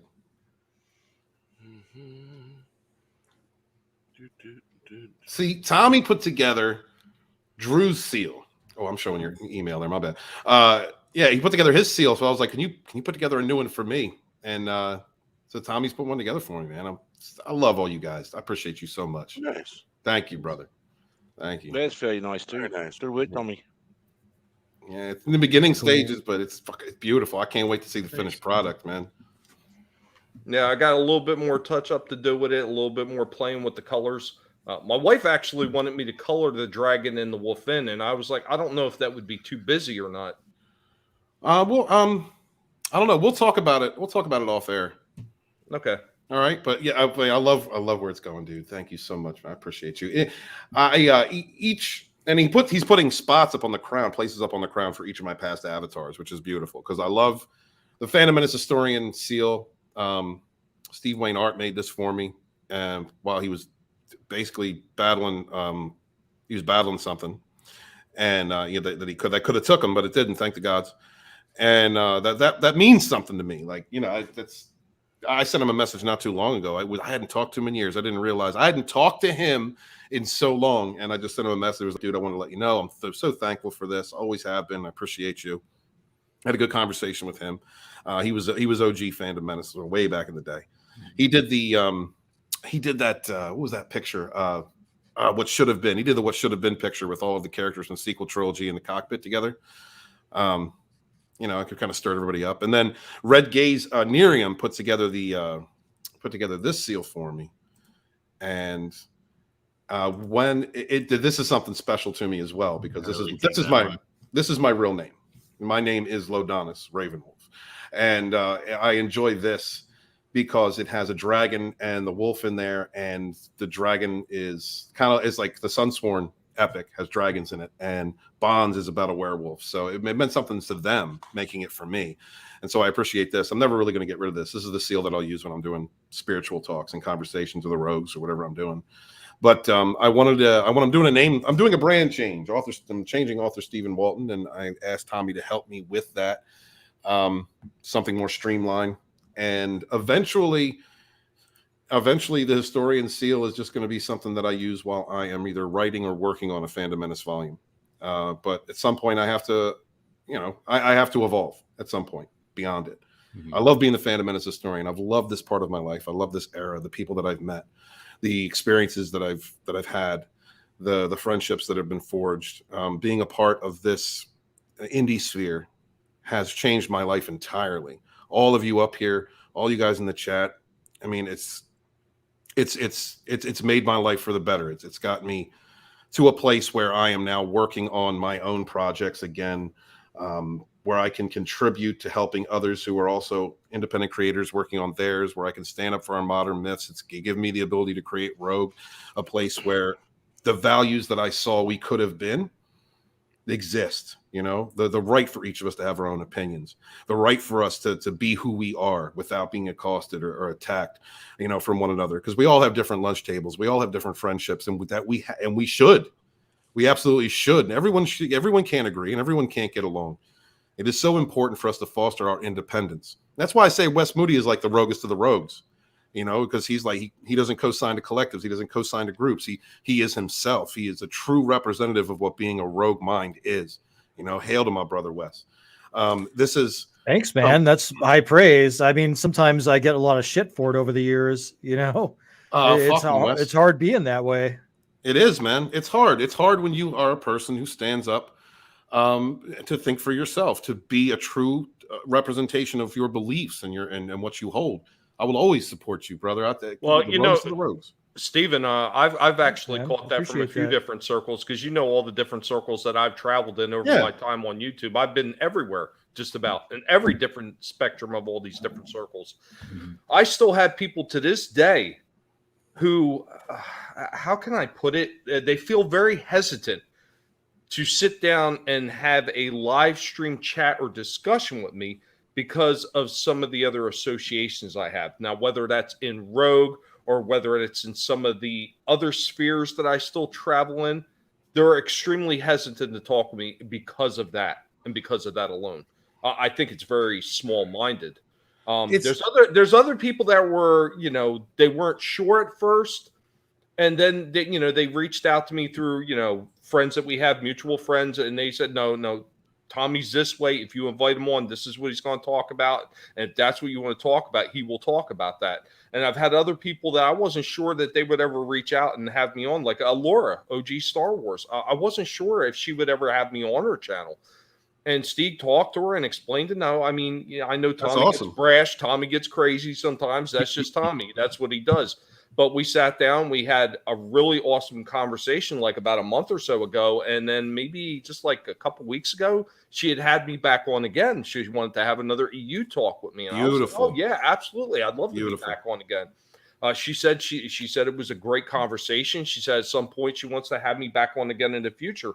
But she was one of those people I think that was just slightly hesitant just because she sees the way I can be sometimes. Yeah. And you know what? Some people just take it the wrong way. I am very passionate about what I talk about and when I am talking about something. And if you are counter to that argument, you might catch a little bit of flack. Don't take it personal. I am just explaining to you my situation, my take on it. It's just like, I don't know how many times I talked about the Disney thing. I mentioned it earlier when I was on with Bear before my internet went wahooey again on me. Wacky. I am very firm on that stance about these companies and how they treat people, how they've been treating the consumers, and all these people that just keep going back there and then bitching about them. Mm-hmm. Look, if you want to go back and watch that shit, if you deep down inside are afraid to admit that you love that shit by that company, stop being afraid to just admit, I watch it because I really like it. Hell, just admit it. And if you don't like it, why you hate watching on it and bashing on it at the same time? Because all you're doing is giving them the attention that they want. So I have to give a little bit of a counter argument to that because I understand everything you're saying, Tom. I really do. Some channels need to. In order to engage in these battles, we have to review this content and point out what's bad with it. And you're right. That is giving them breath. It really is. But it's something that I have had to struggle with over the last 6 months. The very first thing from Disney I have reviewed was the Book of Boba Fett, episode 1. I'm going to review that series for the Rogue Entertainment channel. And that's because I haven't been able to stomach it. I don't want to give them any breath. I don't want to give them anything really. But in order for me to engage in my part of the culture war, that's something I have to do. And I'm also very happy to hear that people are reaching out, streaming with one another, talking to each other, because look, like I said before, ain't all of us going to get along. And at some point we may rub each other wrong. But when it comes down to it, we all have. And I refuse to back down from the stance that we all have the right to our opinion, to express ourselves, to be an individual, to be who we are. It's just, I think that those of us who have come up through this game in the last few years understand at this point that some people are playing a game. Some people are here to simply grow their channel. Some people are simply here for themselves. It comes to the individual perspective, whether you believe the right way or the wrong way morally, subjectively, as to how they grow their channels and how they do their thing. That really comes down to the individual. But at the end of the day, we all have the right to pursue our goals as we choose and we see fit. And there's room here for everybody. I really have come back to a point after this year, which has been very difficult for me. There are a lot of lessons I had to learn, a lot of perspectives I had to adapt to or understand or vacillate my understanding into. And that is, if we keep our eye on the prize, the prize is defeating a totalitarian, the extremist ideology that is out there, that is not only destroying our modern myths, that is attacking us and trying to divide us, but is the culture war itself that was brought to us, since most of us, via our modern myths. That is that is the enemy. That is what we have to stand together against. We all don't have to hold hands while we're doing it, but we need to make sure we're on the same side, fighting. Steven, you know what I was saying about what The Matrix was, and it wasn't really a movie. It was to be watched because it was telling us something. Mm-hmm. It's the same thing with what they're doing to our heroes. Yeah. It's all planned. It's all planned, right? I mean, well, it's the deconstruction of our modern mythologies is to change our society in the way that we view what heroic acts and heroic people are, who heroes are. And unfortunately, it's gone from stories that give us heroes or heroines, male or female, doesn't matter, because of the principle, because of their principles, because of the merit of their character and what they endure and go through and grow and how they are heroic. It has changed from that into exactly the opposite, something we have all fought against. The presentation of characters based on the merit of their color, their politics alone. And that's just disgusting and despicable. That's what I have to fight. That's what I choose to fight. And I don't care who I got to stand with on this side of the line. What has ever happened to me, what has ever been said or done to me personally, I will stand on this side of the line with them, fighting the far left, fighting in this culture war. That's what I believe in. That is the most important thing. That is what I'm doing for my children, my grandchildren, the people that come after me. I'm going to stand up for our rights and ethics. When it comes down to personal disposition, that shit don't matter. I'm going to do my part. If you want to come with me, come on, let's do this. Mm-hmm. Hail my brothers and sisters. I think it's crazy, some of these people, what they're doing too, because a lot of these people that are the extremists on the left-hand side that want to destroy the modern mythologies, they're doing it for a reason. They're not doing it they're not doing it just to discourage you. They're not doing it just to destroy your favorite franchises. They're doing it as basically like a dry run, so to speak. They want to get rid of all the modern stuff first so they can go back and start attacking all the historical shit. Because once they figure out a way that we can get rid of all this modern stuff and people are going to eventually just go along with it, that's when they're going to go back and start destroying everything through history as well. They've already tried to do it to a lesser degree, and they've actually met with a lot of failure when they've tried to do it. I mean, probably the closest thing that they've had to any kind of success would probably like ripping down statues and trying to erase it that way.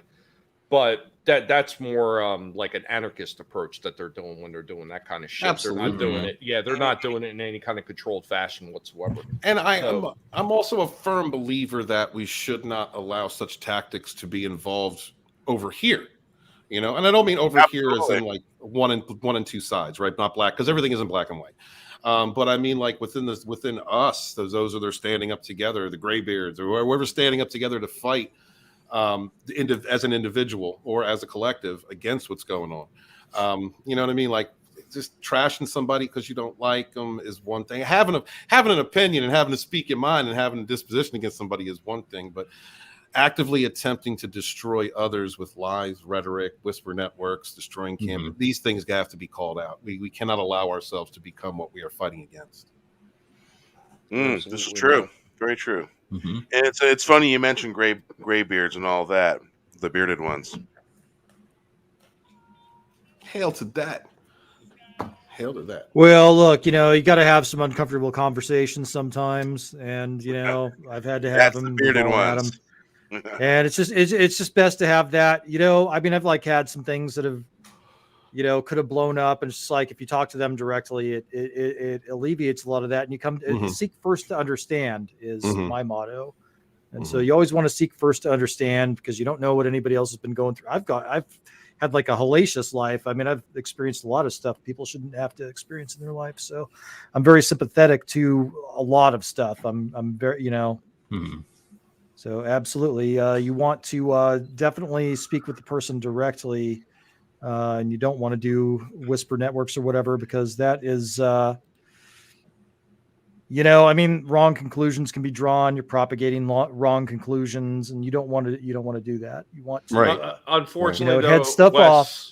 Unfortunately, though, Wes, we are going to run into those type of people. I mean, I've had the, actually, I wouldn't even say it was a displeasure because I had a lot of fun dealing with that particular instance, but I had somebody who wanted to bring the stuff out in the open and wanted to tell lies in the open, and then they caught the 5 paws of doom.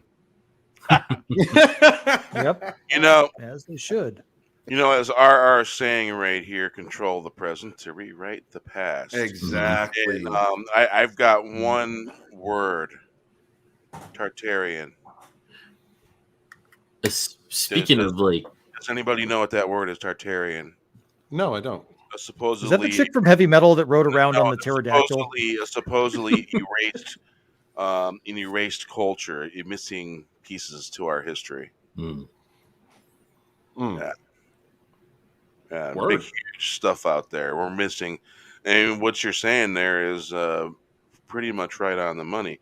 And basically, according to what they're saying, is somebody added 1,000 years to our calendar Hmm. in what they think might have happened.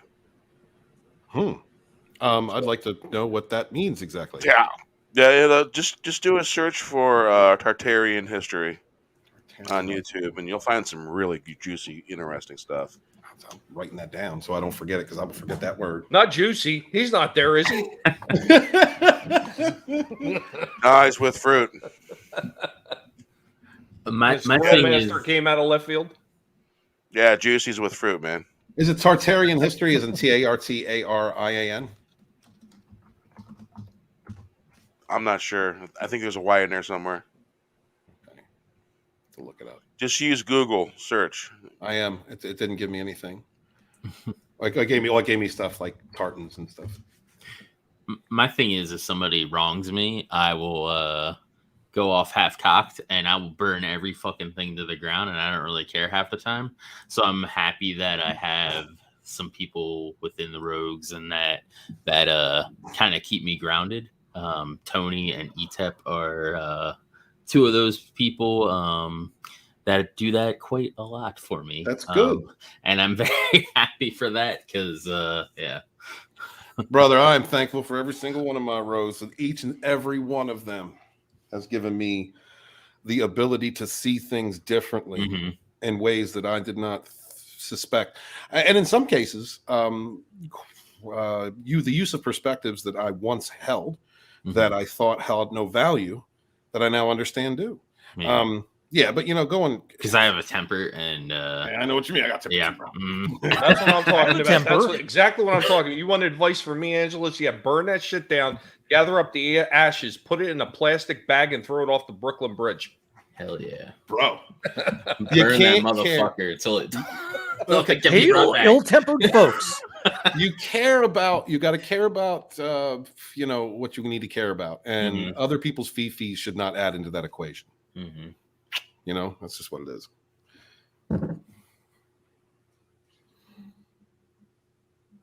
Yeah. Yep.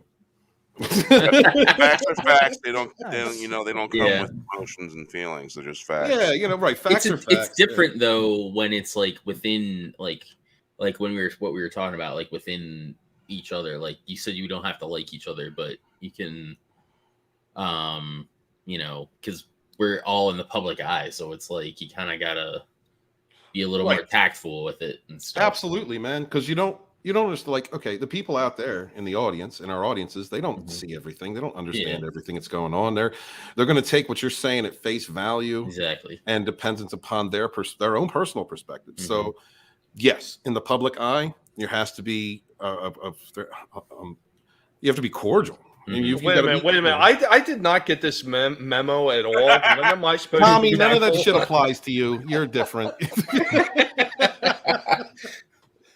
You're the pit bull. You go out there and tell it how it is. You're the realest of the real, brother. But I'm talking about actually channels attacking channels. You know what I mean? Like in the open. Because that pits fans and subscribers and people against one another. Yeah, that's it bothers me because I don't want to put people in that position. And I don't think that they should be put in that position.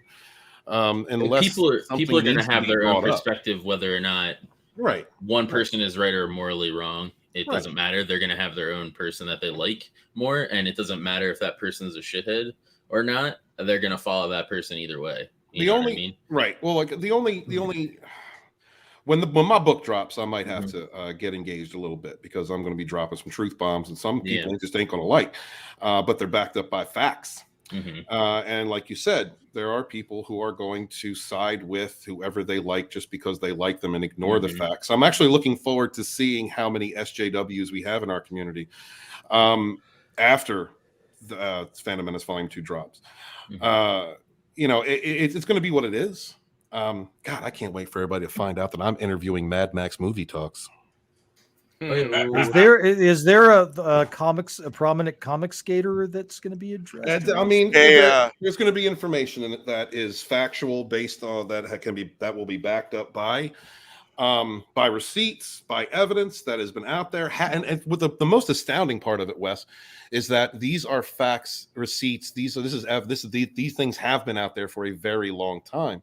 They do not get attention brought to them because of fear, because of a network of fear that is out there that attempts to control and regulate what people see, what people like, and how people think.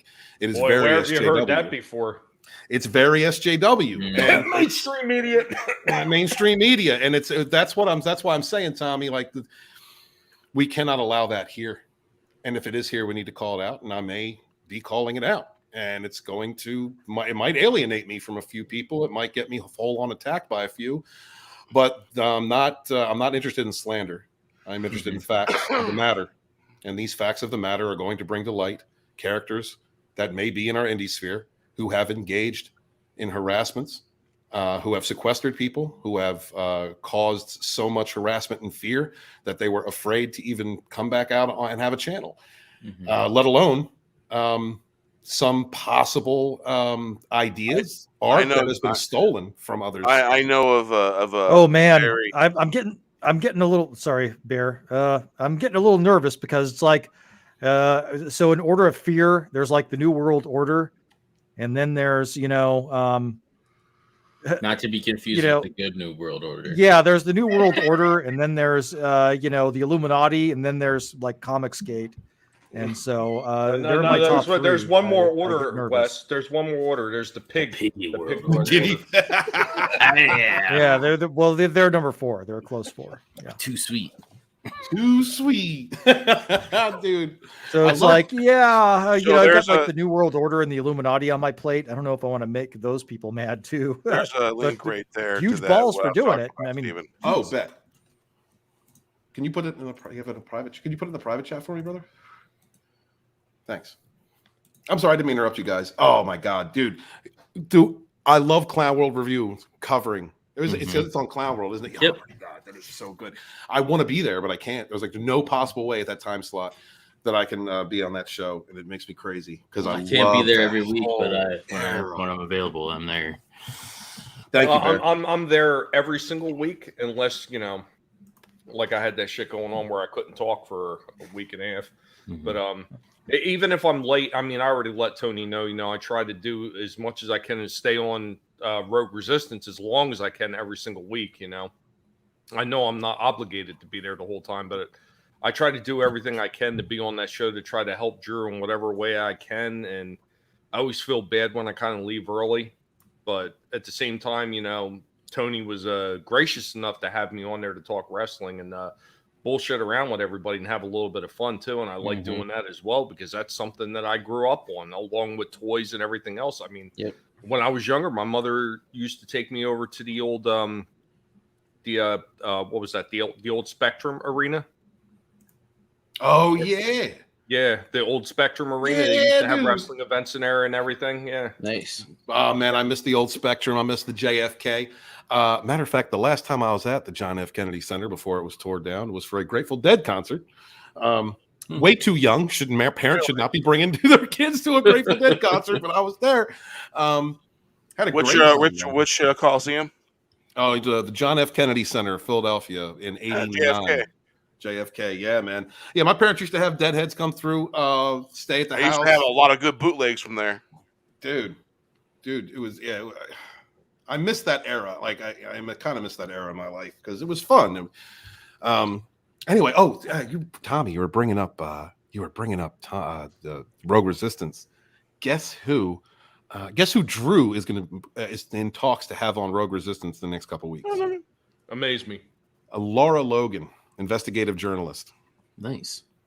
I know he's been talking to a bunch of people on Twitter doing that thing that they have. So Drew's been networking like crazy. He's been killing it. Everything. I can't say enough good things about what he's doing. It's,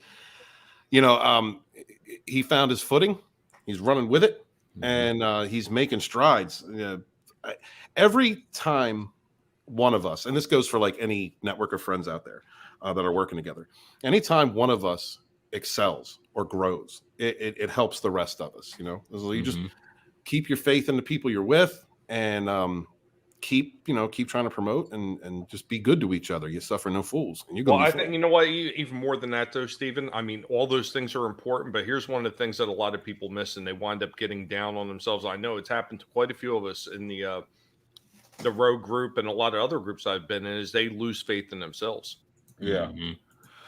Yeah. I did that this year. I had to get through that myself. Hail Commonscape. We all have, Stephen. It's not unique to you or anybody else. We all have gone through that. I had to. I had a really rough couple of weeks, just a couple of weeks ago, where it was just like I could barely get out of bed, and I was just like, nitpicking every little thing that I didn't like that was going on in my life and about whatever, just like super self-conscious. I get in my head all the time. That's why I'm glad to have some people like Tony and them to talk to. You can get it. I don't get into my head because it's a very dark place. So can't be darker than mine. Speaking of the head, let's get out of the head and fill your glasses and raise them. All right, hail to that. This will technically be the first toast of the new year. Yep. Yes, I will actually get to that toast. Toast to the new year. Yeah. And if you happen to be supporting anyone 100% in every way, shape, and form, and they decide out of nowhere to treat you like complete garbage for a few days, just remember, you're not garbage, and you're not worth being treated that way. Hail! Have a great new year, y'all. And you're not Lex Luger and his dumb face. So, as I was saying, here's to you in the chat. Blessings upon you, and may a little bit of light shine on everybody, and have some good times, and find ways of dealing with the stress of the real world, and just fill yourself with a little bit of light. That'd be a good thing. So here's to that. Here's to you, and here's to spitting in the eye of the evil one. Salute. Yeah, salute. Cheers. Walk in the light Salute. and don't fear evil. Yep. Suffer no fools. Okay. There's definitely Wookiee a song Supremacy for that. says he lost another subscriber today. Woo! That's Damn it, unfortunate. Wookie. What are you doing, brother? Oh, I had a person over on Twitch be like, "Hey, do you like Tom McDonald?" And I'm like, "Yeah." And they're like, "Oh, you just lost a viewer." I'm like, "Sorry for that. You're missing out." Tom McDonald. Remind me who the hell that is. He does the fake woke song. He's a rapper. He's been doing a bunch of the Oh, yeah. yeah, like the political songs and stuff, and he does some other ones too. Is it a EV Tattoo one? Mm-hmm. Okay, no, I know you're talking about. Him and Burden. Burden's another one. Dax is really good too. He does some stuff as well. I keep staring. Oh, he changed it. I watched this documentary on Eric Burden of the Animals the other day. Like that dude's just, he's an old dude. He goes and plays like, bars playing jazz or the blues or whatever. And apparently he lives in Joshua Tree, California. I didn't know that. No shit. He just hangs out. He hangs out in the desert. He does laps in his pool and just like plays blues. That's what he does. The local bar in fucking Joshua Tree.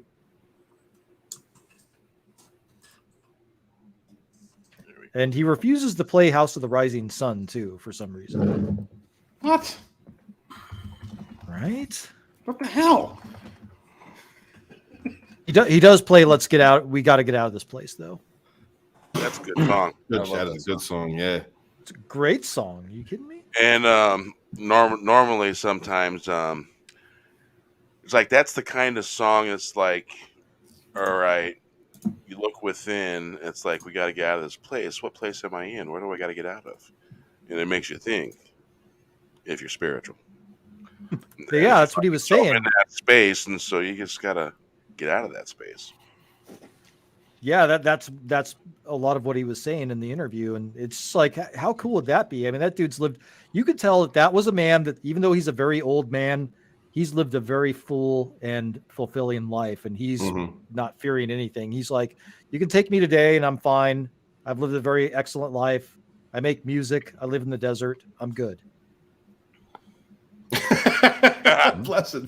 I can't think of the desert anymore without thinking about what's in the box. What's in the Mhm. box? What's in the box? That was a field. Yeah. Oh, I miss NWO Sting. I miss NWO period. Mm-hmm. God, such a good era. We just got to where they started calling Stone Cold Steve Austin. Oh, really? Yeah, very, very soon. Very soon. NWO is going to make their debut. Mm-hmm. Yeah, you know what? Mankind's almost about to make his debut too. Yeah, the real debut. Mm-hmm. Yeah, Stunning Steve Austin was not something I liked. Actually, he was pretty good as who was with He's the Ted ring. DiBiase. He's the ringmaster, but they started calling him Right. Stone Cold while he's the ringmaster. Right. His attitude really grew when he was injured and he was at ECW.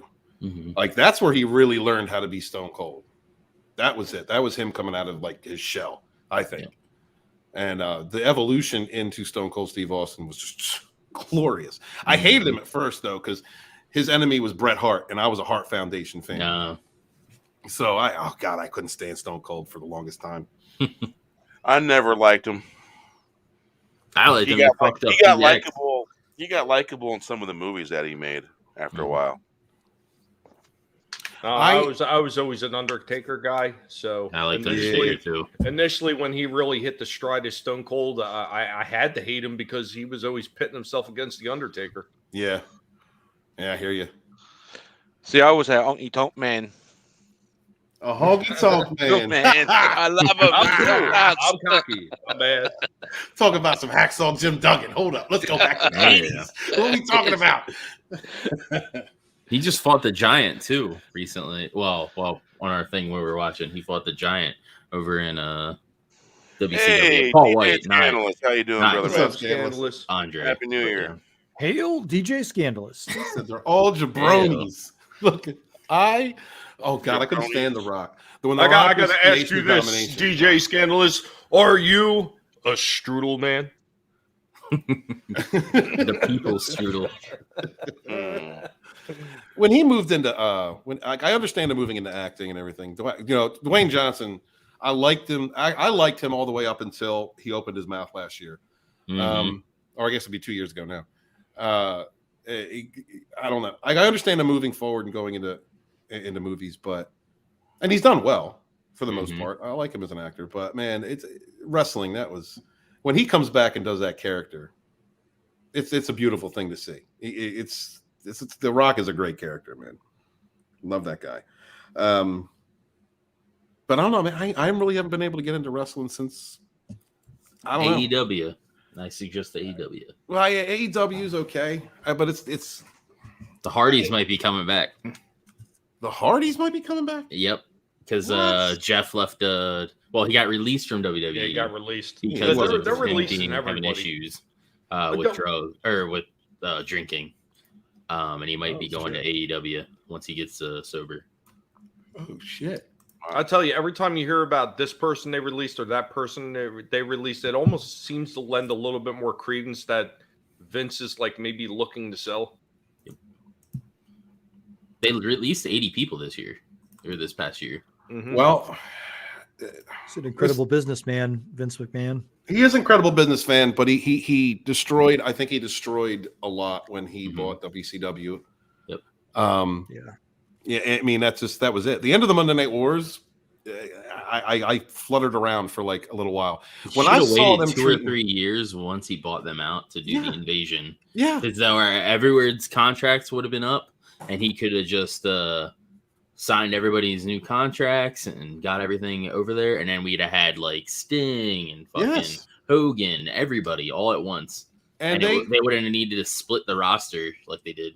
No, they didn't have to do that. Look at the way that they treated the reigning champion when they brought him over. Look at how that's why you didn't get Sting and certain people that jumped on board is because of how they treated the WCW alumni. You know what I mean? Vince has an ego. Yeah, that was just stupid. No, you use them for what they're worth. If you're going to do something like an invasion, they need to be a threat. You know, not just as a joke. Well, you know what the biggest problem was with the invasion though, because WCW had given a lot of these guys ironclad contracts. They decided to just sit out and collect on the rest of their contracts instead of working for the WWF. Because if they would have went to the WWF, their contracts would have been null and void. That's why a lot of them didn't come over. That's why people like Hogan, Scott Hall, Nash, Flair, that's why all of them stayed home initially. Yeah, because they could just sit home and get paid. And Yeah, it was awful. that's why he should have waited until their contracts expired and then scooped them up and, Absolutely. Who was trying to buy it out? Someone was trying to, like, last minute buyout. It was Bischoff actually Bischoff, had partners. Yeah, he had partners and he was looking to buy it, but his partners had pulled out in the last minute because the TV contract wound up being scrapped because Vince had pretty much bought out whatever remaining contract they had left. Right. Oh, God. That's when I lost interest in wrestling, and I never could stand John Cena. I just couldn't do it. The metalhead in me looked at that Yo Boy and said, "Nah." Yeah, I wasn't a big fan of Fruity Pebbles. Yeah, and they were pushing him, and I'm like, come on, man. I like when he first came out and he was doing the Thugonomics thing. I thought he was okay then, but the minute he went to I did like Evolution with Batista and Flair and Norton and them. I liked that. I liked it for a minute, but it got old really quick. Yeah, it did. But it was good while it lasted. Now I'm sad. God, I miss that era. God, I miss the Attitude Era. I miss the NWO. I miss all that. I missed the BWO. Oh, watching up through though, like you're seeing like foreshadowing of Hogan becoming Hollywood too. When he goes against Giant and he does the whole black outfit and everything. Buff Marky Mark, DJ Scandalous said yes. Oh my God. Yeah, it was some good. You know who I miss. I know he did an awful thing. I know he did this. Benoit. Yeah, Benoit. I fucking miss Benoit too. I still think there was some foul play. The horse, that Horseman. The original, credit to the original Horseman, hail to them. But that version of the Horseman was so good, dude. And Flair, that was Flair's last. I mean, Flair wrestled for a long, like Flair never died. He wrestled for a long time after, but that was like the last really big Flair for me, and credit to Ric Flair, to all of them. I just, there was such a good era for wrestling, man. It went from, it went from storylines like Hogan destroying the urn so he could defeat the Undertaker. Although I'll miss Paul Bear. It went from storylines like that where it was just like full on campy into kick ass mode. Like WCW made the WWF get into that mode, made them fight. And I love the little things like when DX would get up into the ring every now and again, Shawn Michaels would turn around and give the Wolfpack sign. Like they're still my boys over there. I love that kind of defiance in the face of Vince. The cross promotion that would happen, the insults that would go back and forth. All of it was fun. The Nacho Man and what was it? Yes. Huckster. Huckster, that's it. Huckster. Great. Like you needed that. Good competition breeds, attraction. And it's I don't know. I can't. My son was in WWF like after that era, and I tried getting him. I was like, dude, you got to watch this stuff. You got to watch. But he just wanted to be into what he was into, and it was like pulling teeth. Being excited for half the matches that I was watching because I didn't care about these people. It's not like it was before. Yeah. Now look at DJ. Look at DJ dropping the knowledge in there. Absolutely right. Benoit's brain was mush from decades of chair shots and diving buttheads. You're damn right, yo. And no, like every time he got up and you seen him grabbing his head, trying to shake the cobwebs, that was not fake. No shit, man. The diving headbutt was insane. I mean, you know how many times he screwed up his neck doing that shit too?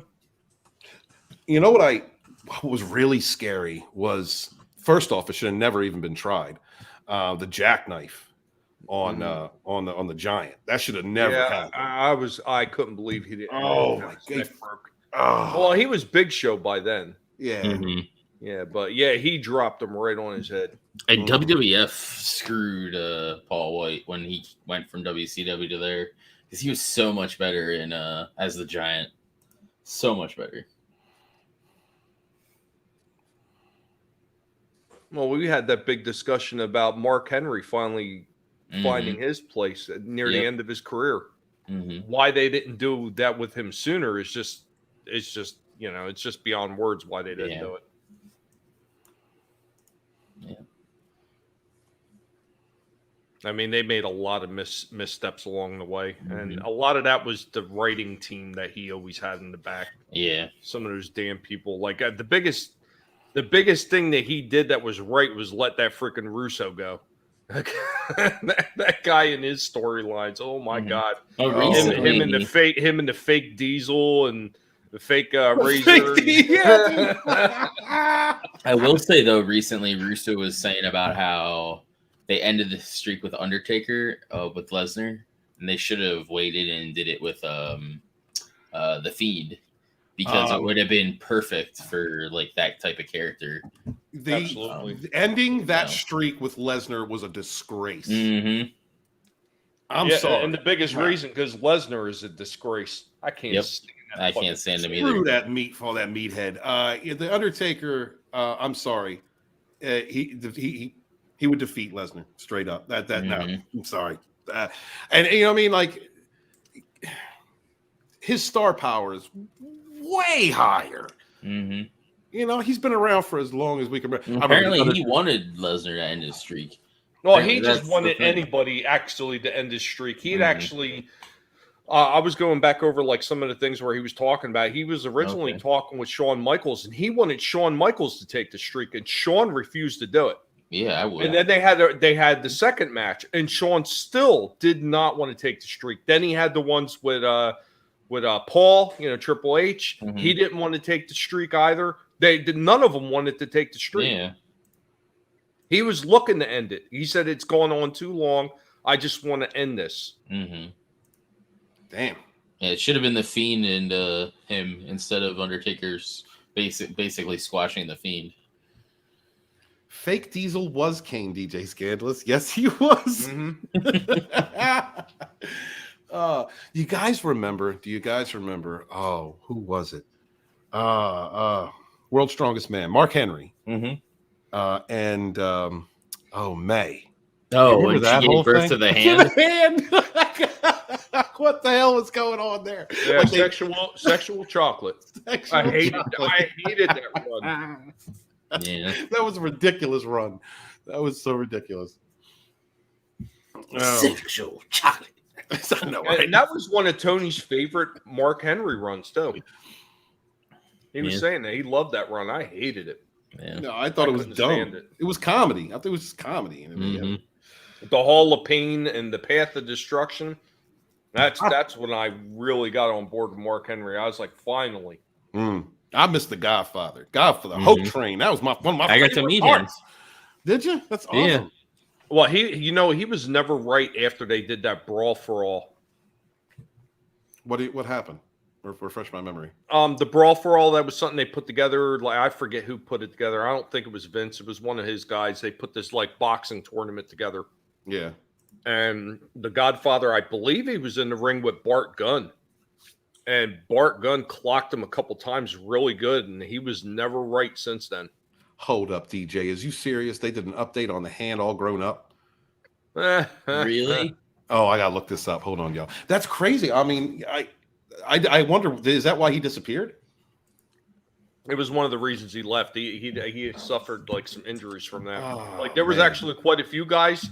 Their careers got cut short. Bart Gunn was one of them because they had him fight. What was it, Butterbean or something in the end? That's right. And after that, Bart was gone. You didn't see him anymore. No, because Butterbean fucked him up. Jesus. Yeah, my boy Slasher, he loves that stuff. And I seen Wookie mention that earlier in the chat. Are you talking wrestling without Slasher? I know Slasher loves this stuff too. He Oh, could God, go it's a on about dude this in a shit hand all suit. day. Is a dude in a hand suit? Wait, do you have it already? Yeah. Can you share it? I need to see Hold this. on. Thank you. He's getting all excited. This pretty- is ridiculousness. funny. I can't. I believe want to this see. I want to see all 5 fingers. It was me, Austin, all along. All right, let's get past wrestling stuff. Headlines. I just seen a juicy headline. Here's funny. the hand before you switch it. We switch to something else there, Bear. Let's see. Can I just see the hand? I'm sorry, I just want to see the hand. Where's the hand? There it is.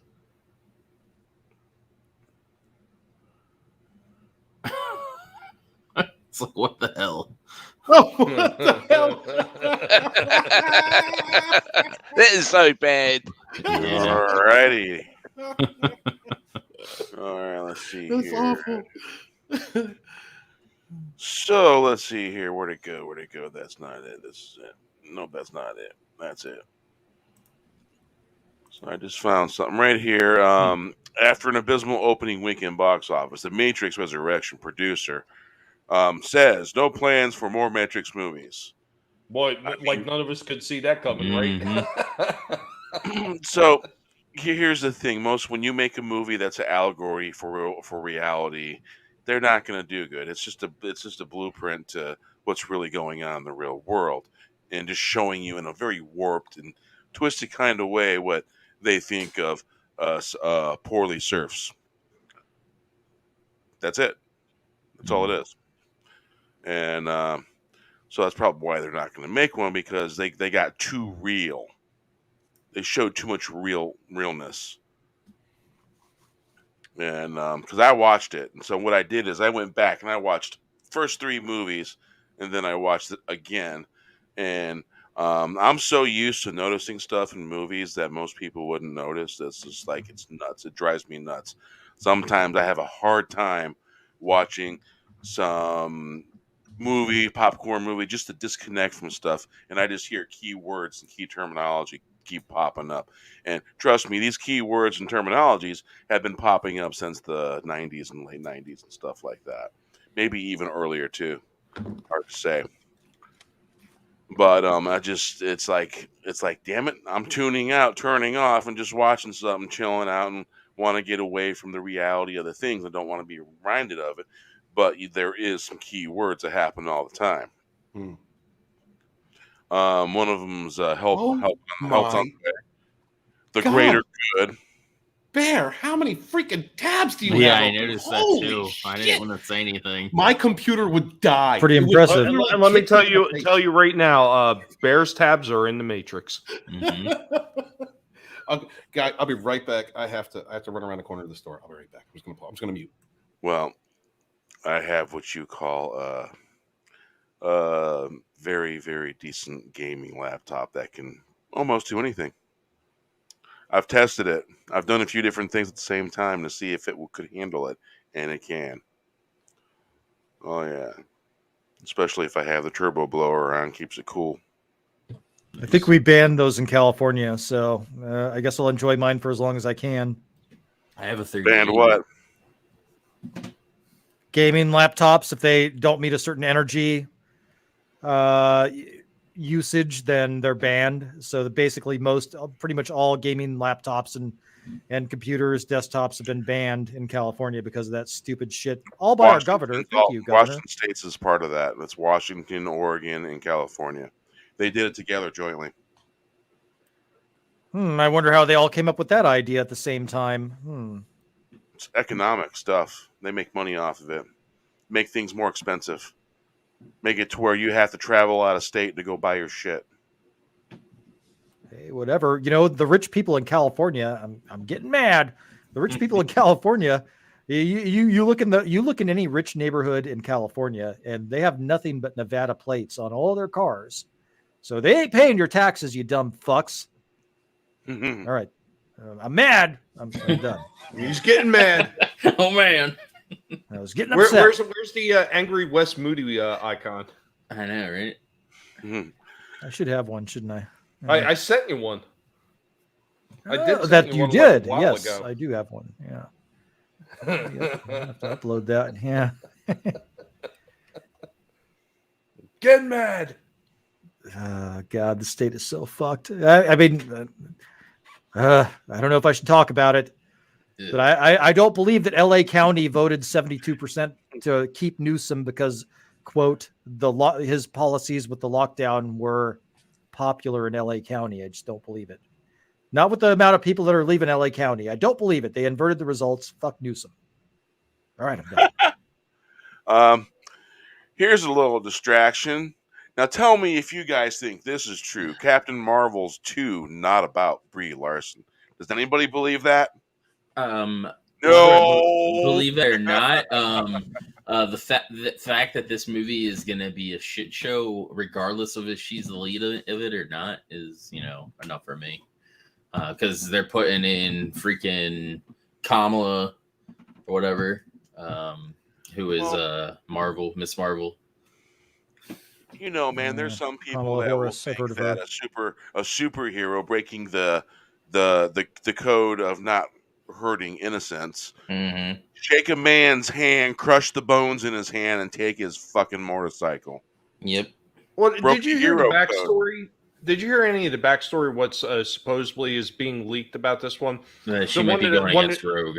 Yeah, that one of the villains is supposed to be Rogue. How much you make a bet if they do put Rogue in this movie, they're going to kill Rogue off? I better fucking not. I'll be pissed.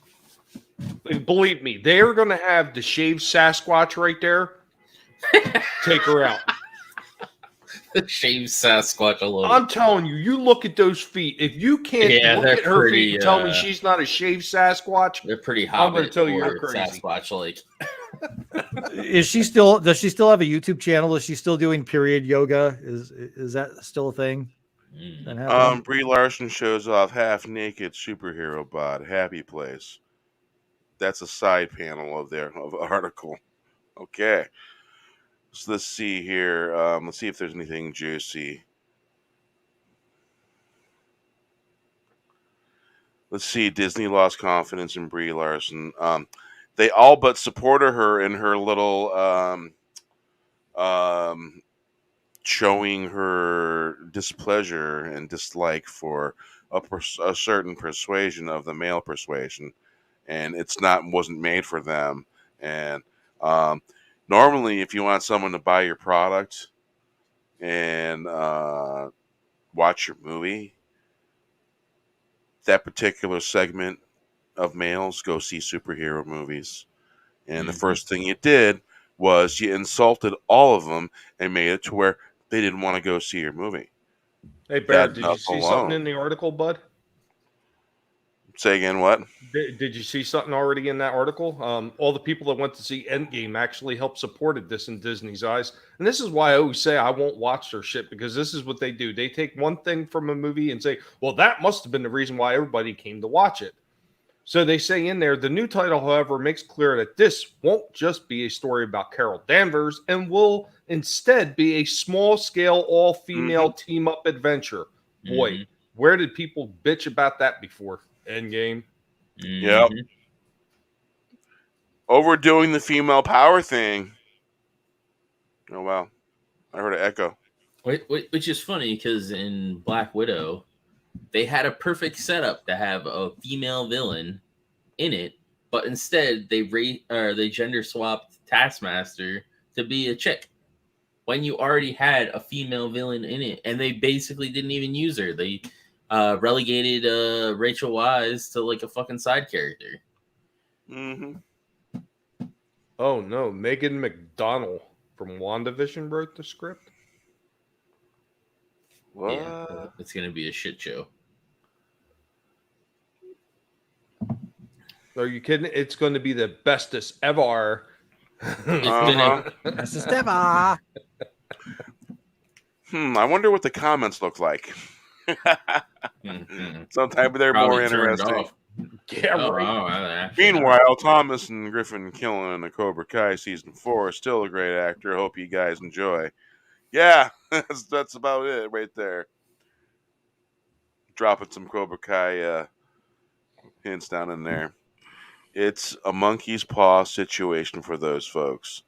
They want less Brie Larson, so they get a Captain Marvel movie where she takes a back seat to a black Captain Marvel and Muslim Miss Marvel with a black female.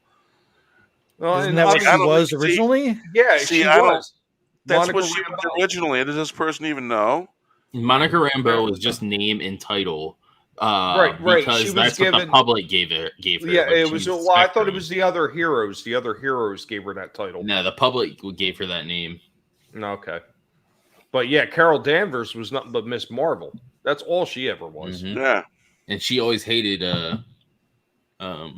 Danvers. And the fact that she even looked up to her as a kid is bullshit. Yeah, because originally Monica Rambeau was like Quasar or something, I think. Pulsar? Was it Pulsar? Pulsar or Quasar or something like that. God, I'm not even a fan of this stuff, and the Google machine brought all this stuff up for me as soon as Captain Marvel showed up. And it's like these people are so full of shit when they're talking about this diversity and all this bullshit. I really hate too when they fucking make movies with these characters. When you type in their names, it brings up the fucking movie version. I don't want the fucking movie version. Yeah, you literally All right. got to type in old comic.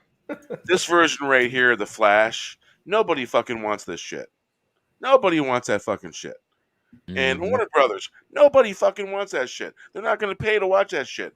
They're going to pay a little extra to watch a TV Flash show because even some of the stuff that's in it, even that's better than this shit right here. Photon and Pulsar were two of her other code names. Okay. Well, I mean, then you had Ezra Miller beating some pregnant chick up, smacking her around. I mean, what the hell's going on here? I mean, talk about double standards. What the hell? I mean, the guy struck me as a creep from get go, and apparently, I guess he really is a creep. Well, Ezra Well, I mean, Miller it's Hollywood, so it's not like as a female, so it's all okay. I mean, but it's Hollywood, so again, he's probably like the Jeffrey Toobin of Hollywood, whatever. So, okay, what else we got for headlines? Oh, like he's a crank anchor. He's not a kid diddler. Right here, woke Natalie Portman Thor to be center of Love and Thunder. You know what? I put a video out about the director of this thing and all that stuff, and it's been true ever since, and we all called it, and bam, there we go. Didn't they backpedal on her being the lead in that? Yeah, they did, but they were never going to do that. They were going to make her the center of it to begin with. Once again, you're going to lose money. Jane Foster's a shit character, too. So let's see. Sony rethinking Spider-Man in the MCU. Writers explain. Tom Hardy, Venom. It's like, no, you just have to use Tom Hardy and Venom, how that was a decent movie. Yeah, that was a good movie. And let's make a decent Spider-Man movie in the same vein. Oh, my God, that would be such a miracle if they could do that. But they don't like money. Let's see. Black Panther 2. Is it Danae? How do you say that? I think it's Danae. Danae Gukura. Okui. Looks like Danae to me. I don't know, but that's Hawaiian. That's probably rumored to have. Okay, lesbian relationship. Let's throw another kind of relationship like that, where that's more about the relationship than it is about the story. Yeah, look at that little subtitle. Lots of LGBTQ representation in the MCU. Oh. And same with Doctor Strange too. I don't even think I'm going to see it just because. Oh God! And look, it just continues with the next one. Yep. Subtitle. Oh yay! Look at the next title. Doctor Strange 2 shows off America Chavez promo art. It's funny because America Chavez isn't Latin. She's literally an alien from another planet who has taken the form of a Latin American. Mm-hmm. So they're literally being racist as fuck with that character. And you know I'm confused. Is there more than one America? Wasn't there another America also? Yeah, South America. Yeah. Well, whatever. That's not what he meant. He meant character-wise. No, Was there another? Well, I mean, like, isn't there another actress in the America?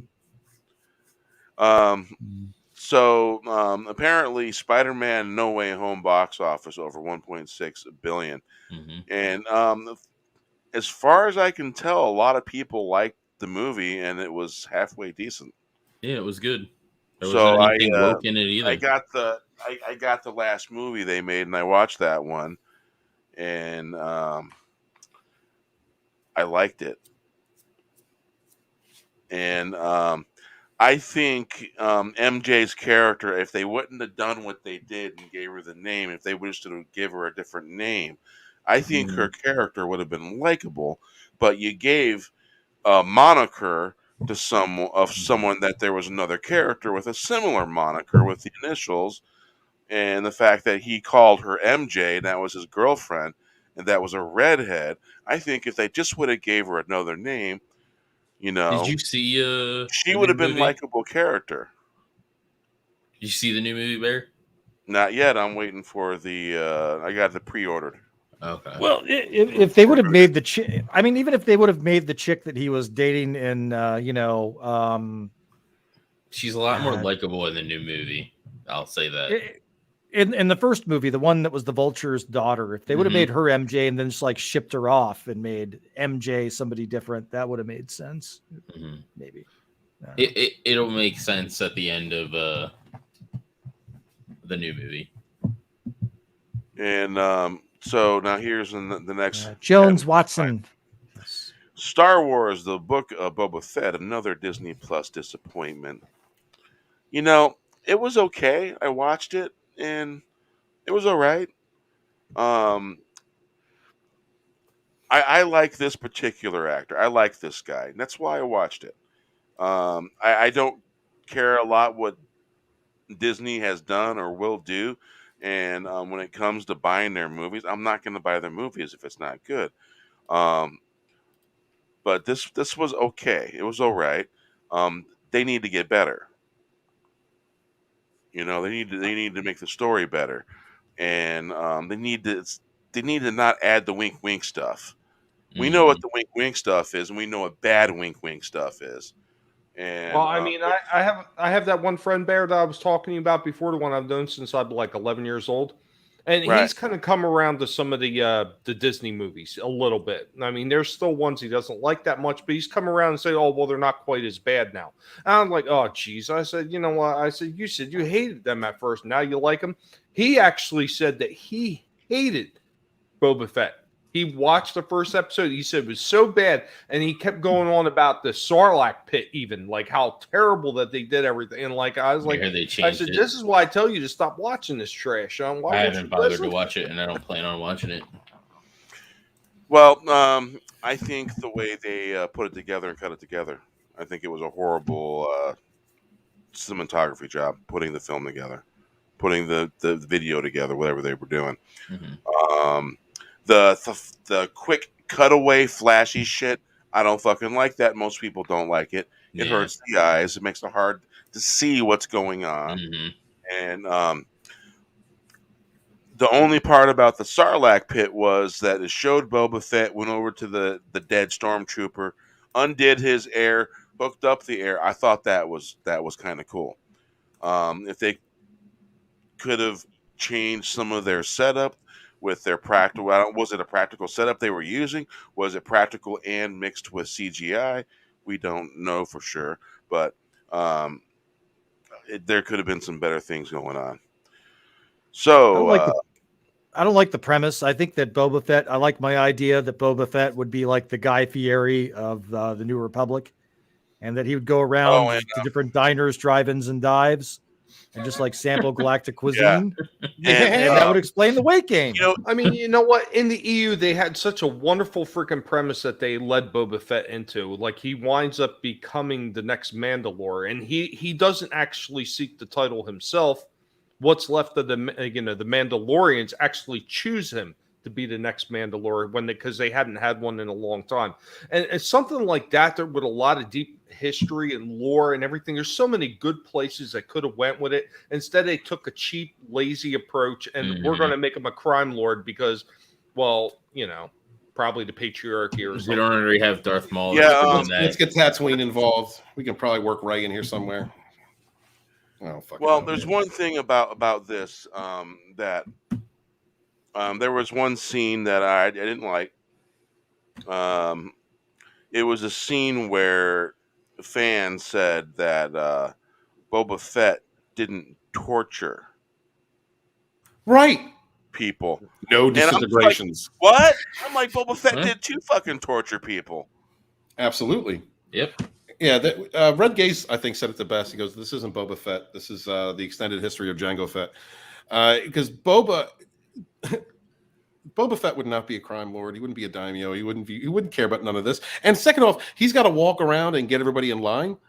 Who the hell does not have an innate fear in that universe when you hear Boba Fett is coming for you? Yep. Boom, explosions, wham, bam. Exactly. Everyone's dead. It didn't listen. Well, That's if you go back what to the fuck George should Lucas, happen. you can go back to George Lucas and look what happened just in Empire alone. If he was somebody who was aspiring to be a criminal mastermind or a crime lord, he would have never left Tatooine. He would have sat there learning as much as he could from freaking Jabba or anybody else. Because there was a weequay that ran a freaking a den, kind of like Jabba did. It was in an old sail barge that was on Tatooine. He would have stayed there and learned the trade. See, well, what do I got to do to be able to take over? He wouldn't have been going out to the Empire to take a job to track down Han Solo and Luke Skywalker and everything. He wouldn't have done that if he was looking to become a crime lord in the first place. But that's not what he was ever intended to be. He was a bounty hunter. He was one of the most deadliest bounty hunters in all the galaxy. You know, like and everything that we understand that they separated and like cutting and severing a limb with a rusty sword and severed the EU from what they were going to do, because quite frankly the EU had better stories and better writers, and Disney didn't like that, and they didn't want to pay him. Right down to it, The this fact was that Disney's intention to do all along.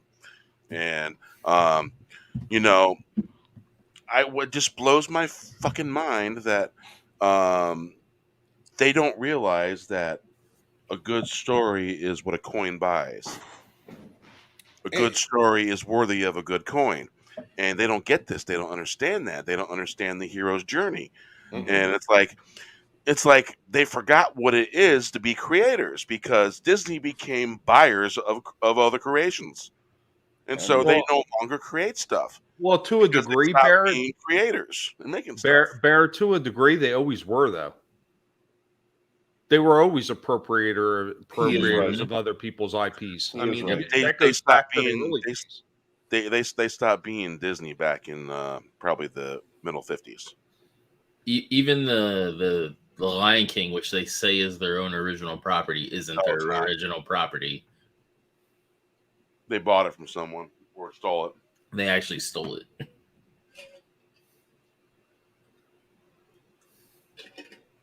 And the person that owned it passed away before they even got a chance to finish the litigation and stuff for it. I mean, well, look what they did with so many other franchises. You know, Cinderella, Snow White, all those are stolen IPs. Mm-hmm. They took the original plots of those old stories, they twisted them a bit and claim that they're all original. No, they're not. Mm-hmm. They're stolen from old folklore, some of it old Germanic folklore at that. Yep. Okay. Marvel once again. Ghost Rider cast could be Norman Reedus. I'd be all right with that. I'd be all right with him doing that too. I wouldn't mind seeing that. I just but once again, Marvel, we're not.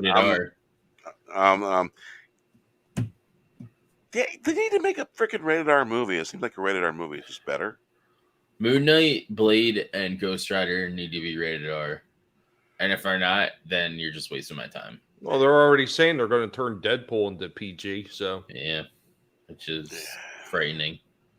The Batman, the Bat and the Cat. It's like, I've seen the way this guy's bat suit looks. I've seen the way he looks, and you know, I'm not feeling too warm and fuzzy about that. It looks too much like Daredevil.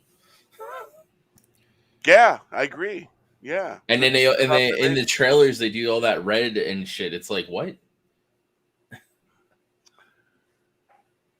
So is that Mikhail or Michelle? Shannon and I can't pronounce that name. Confirmed. Michael. These Shannon? two people right there. Those would be two kind of cool characters if they bring them in. as long as they don't water it down. Spider-Man: No Way Home will hit $1 billion at box office. This is an old one. This was at Christmas. All right, we've got to the. That was the best theater experience I've had in a very long time. Now the story, again, the story was a 7 out of 10 for me. So if I was watching it, just like Dune is something you need to see in IMAX, right? You don't want to see that on your TV. I've seen that in IMAX. So good. Yeah, the experience is very different. So good. Same with the No Way Home. I've seen that in IMAX too. It was so good. Oh yeah, yeah. No Way Home, man. That is a theater going experience. You want to have that around people. Do you see this title right here? Pretty white people to blame for Game of Thrones backlash, says Peter Dinklage. The original one that he posted on Twitter said petty. Petty? Mm-hmm. I don't know about this.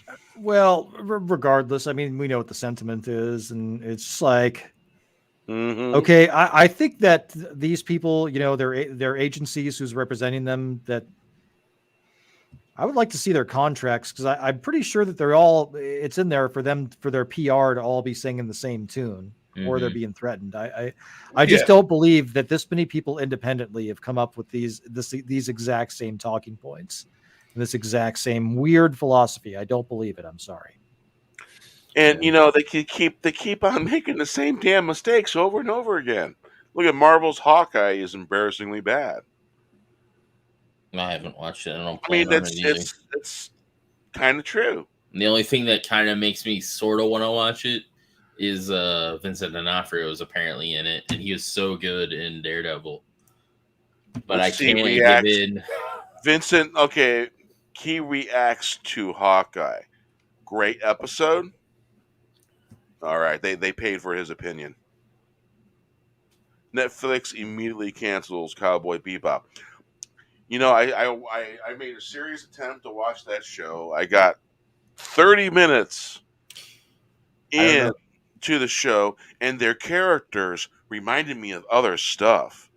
I don't know if you are into anime, Bear. The male guy, he reminded me of somebody I'd seen. He's from Harold and Kumar. But the character, the way he acted, the characters, the way he was dressed, it looks so familiar that way. Not the actor itself that I've seen, but the way he looked. It reminded me of something else. Yeah, Angela, and this time you're legitimately right. It is the guy from Harold and Kumar. I know this time I'm right. Yeah. Like the other night. Let's see. I don't know the Green Hornet. You were saying you thought it was. I don't know if you are into anime, Bear, but I suggest watching the anime at Cowboy Bebop. I used to. There was on UPN used to at 11 o'clock used to have anime.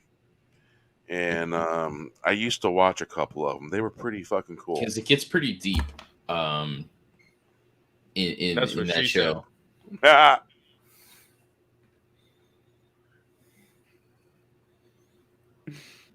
Battle Chasers live action series coming from John Wick, creator Derek Kolstad. I don't know what Battle Chasers is, but yeah. Don't know. Doctor Who Flux ending disappointment as ratings drop again. Yep, I haven't even watched it.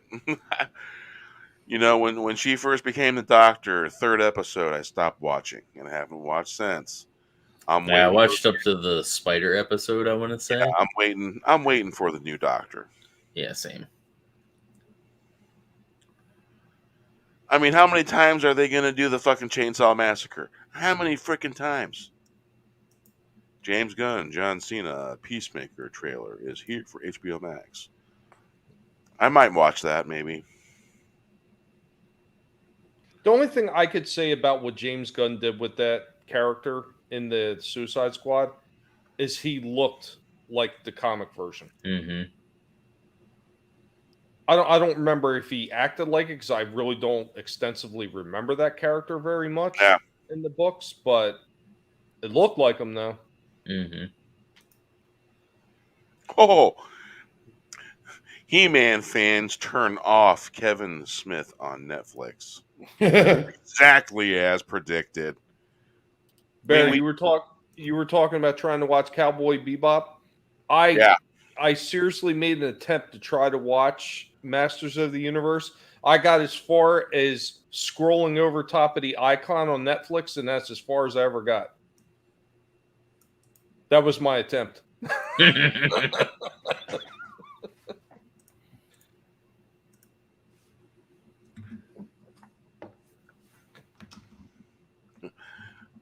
Marvel, woke Hawkeye, huge fail on Disney.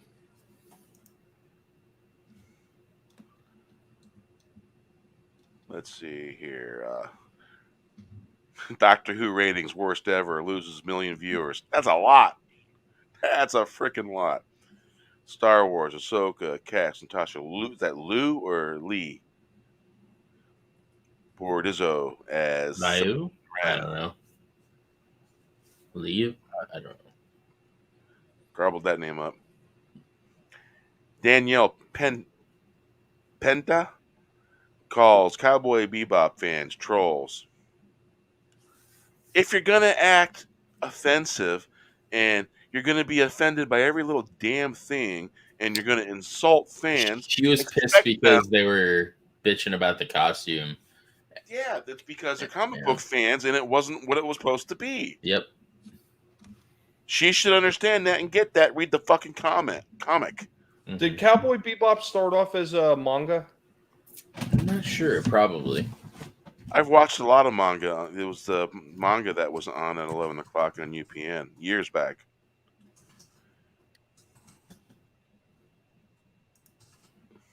Alrighty, well, I'm starting to pass out here, so I think it's bedtime for me. But Happy New Year, guys! It's Happy New Year. 2022. Happy New Year. Thank Happy you. New Year. 90.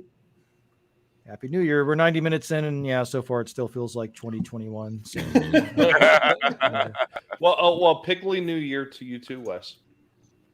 happy, Piggly New Year. Yeah, there's not really anything as cool as Pigmas. So, yeah. I know Pigmas is like the be-all, end-all of the holidays for the pigs.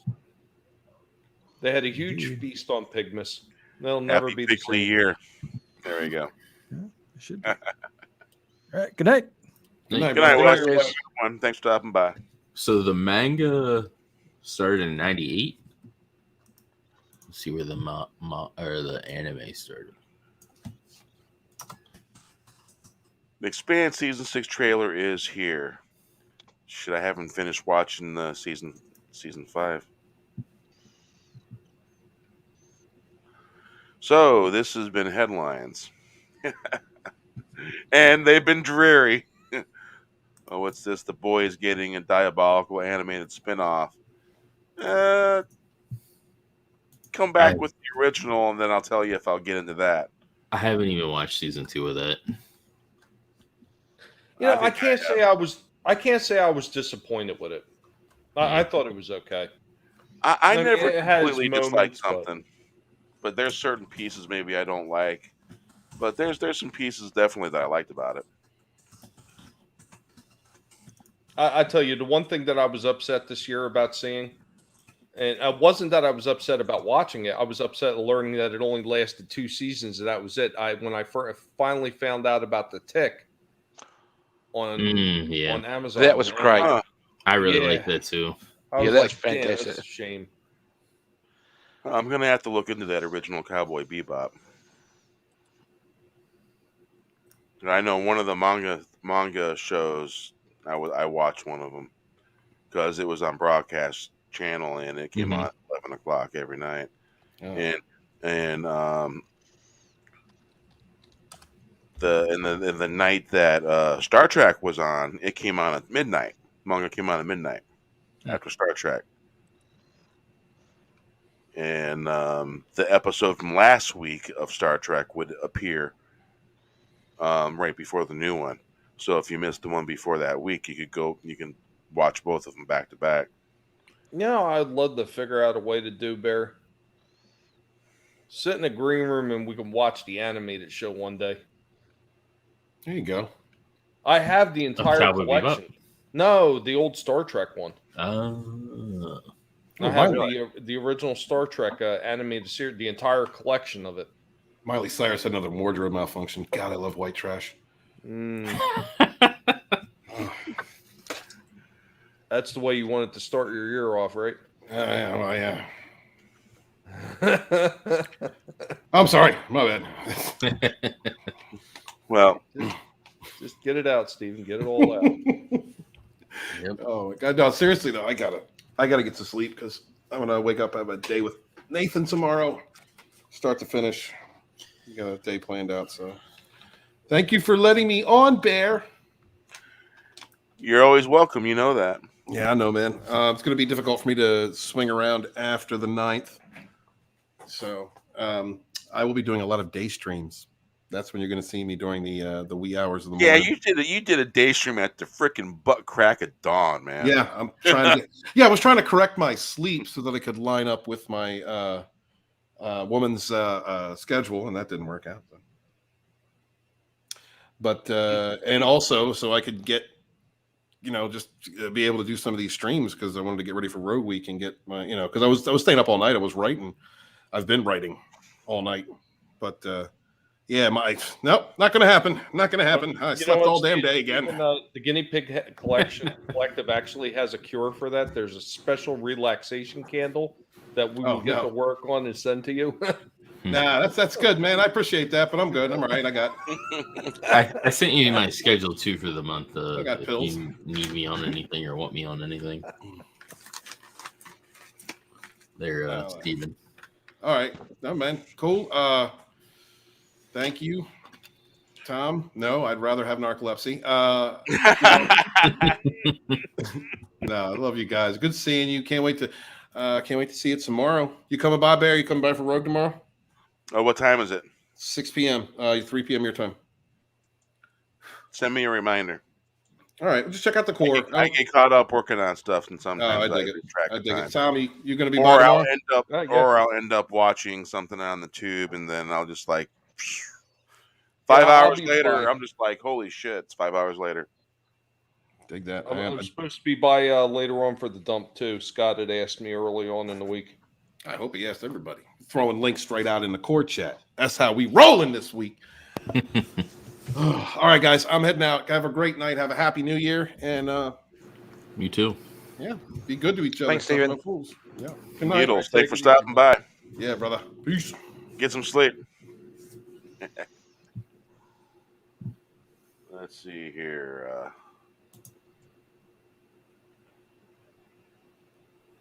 Looking at this song list here in Winamp that I got with the new songs. They're not alphabetical either. You'd think they would be.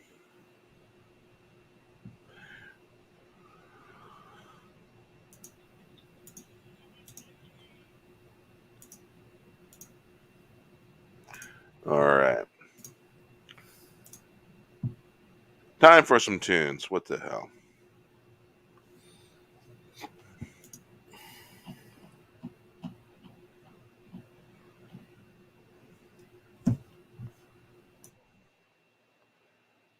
All right. Tell me y'all can hear this. Living in the age of life. Yep, you can be. I wish the day. We'd all rather be playing in the day.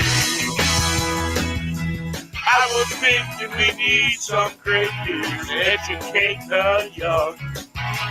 Hop, dance, raise the roof. Great beer, clarion call. Looking for answers. Looking for answers. Sending for the deer. Looking for light in the place that shines bright. Living in the age of lies when I'm winning the day. We'd all rather be playing in the day. I was thinking we need some greatness to educate the young. Hop, dance, raise the groove. Hop, dance, raise the groove. Great beard, clarion call. Looking for more answers. Looking for answers. Sending for the seer. Looking for light in the place that shines bright. Living in the age of light. When apple pie wins the day, we'd all rather be playing in the day. I was thinking we need some great news. You thought that was a cork? Pop and raise the roof. Pop and raise the roof. Great beer, great beer. Looking for answers. Sending for the cheer. Looking for light. In the place for the cheer. Looking for light in the place that shines bright.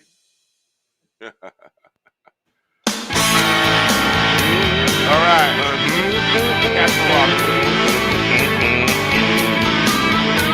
The Castle Rock Show keeps going and going, growing and growing. Some just wish it wasn't over and over.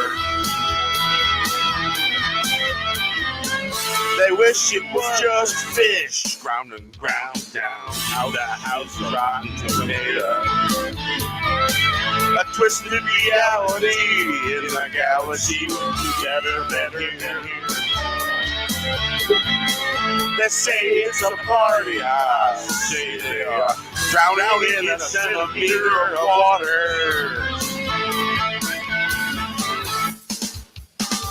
Don't have a hammer, a bag of rocks, knew better.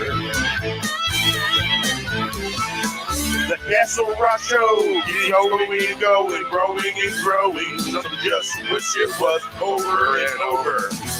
They wish it was just fish, round and round down. The house is a rotten tomato. A twisted reality in the galaxy would be better than here. They say it's a party, I say they That's are cool looking. drowning in a centimeter of water. No man has a hammer, a bag of rocks, do better. The Castle Rock Show keeps going and going, growing and growing. Some just wish it was over and over. They wish it was just fish. Grinding ground down the house. A grinder. Rotten tomato.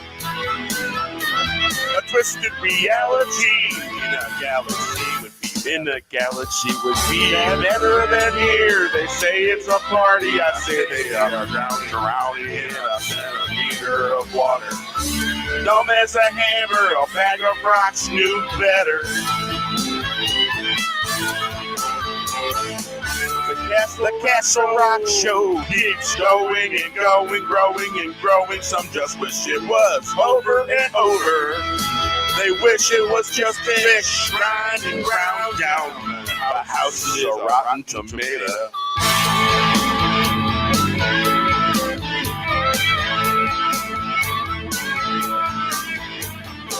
A twisted reality in the galaxy would be better than here. They say it's a party.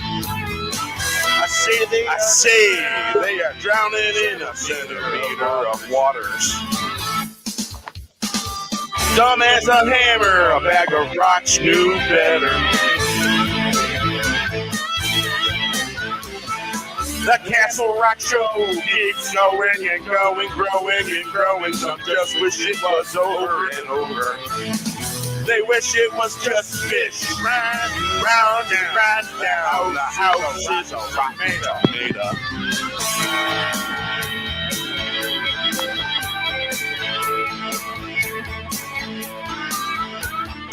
A twisted reality in the galaxy would be better than here. They say it's a party. I say they are drowning in a centimeter of waters. Dumb as a hammer, a bag of rocks knew better.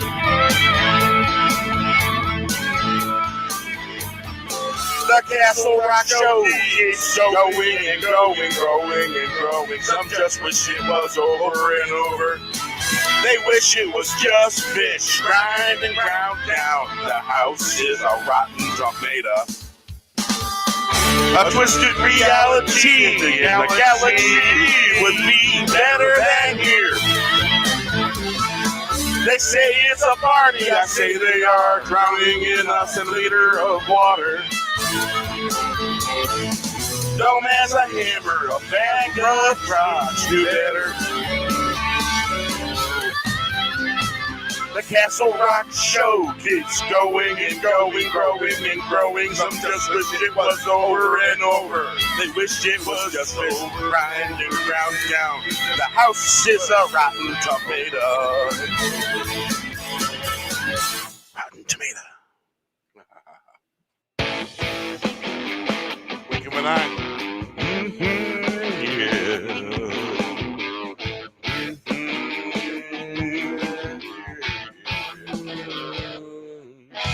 The world holding on by a thread. We need a magical weaver. Weave a world leaving all the pain behind. Hold on for dear life. Wrap it up in a flower petal. Gathering for the grand old show. Time like years flying by in the wink of an eye. World holding on by a thread. We need a magical weaver. Weave a world, leaving all the pain behind. Hold on for dear life. Wrap it up in a flower petal. Gathering for the grand old show. Time like years flying by in the wink of an eye. In the world holding on by a thread.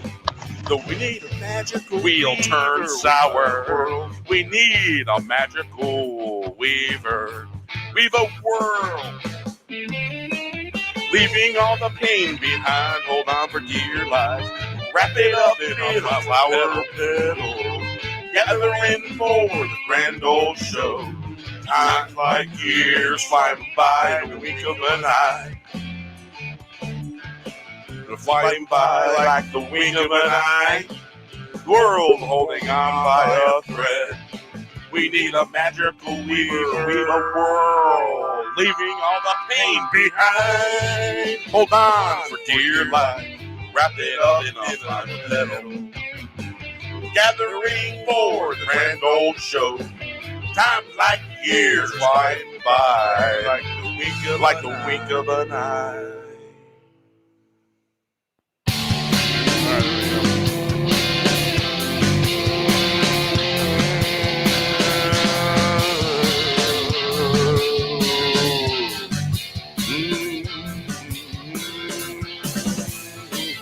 Ooh, yeah, yeah. Ooh, yeah. This is the tale of two sovereigns down on a plantation. Conventions of this and little of that. No one's being conventional. What's that blowing on the wind? Like flags flapping in the air. The sweet singing coming from the bed. Freedom ringing in the wind. Was it mythical? Was it all a dream? Was it a fantasy? This is the tale of the two sovereigns down on the plantation.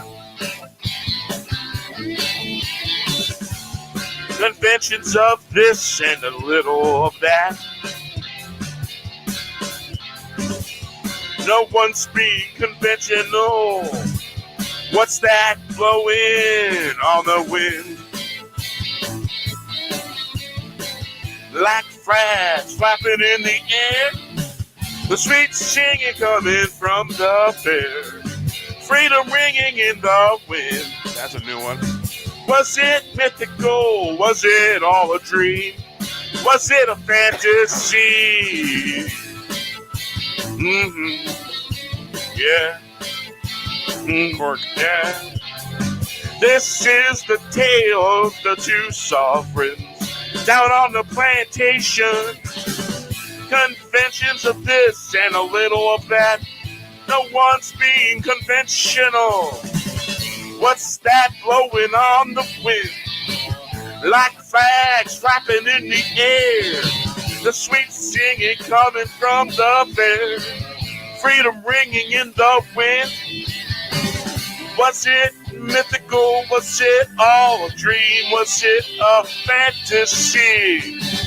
This is the tale of the two sovereigns down on the plantation.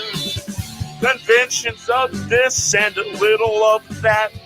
No one's being conventional. What's that blowing on the wind?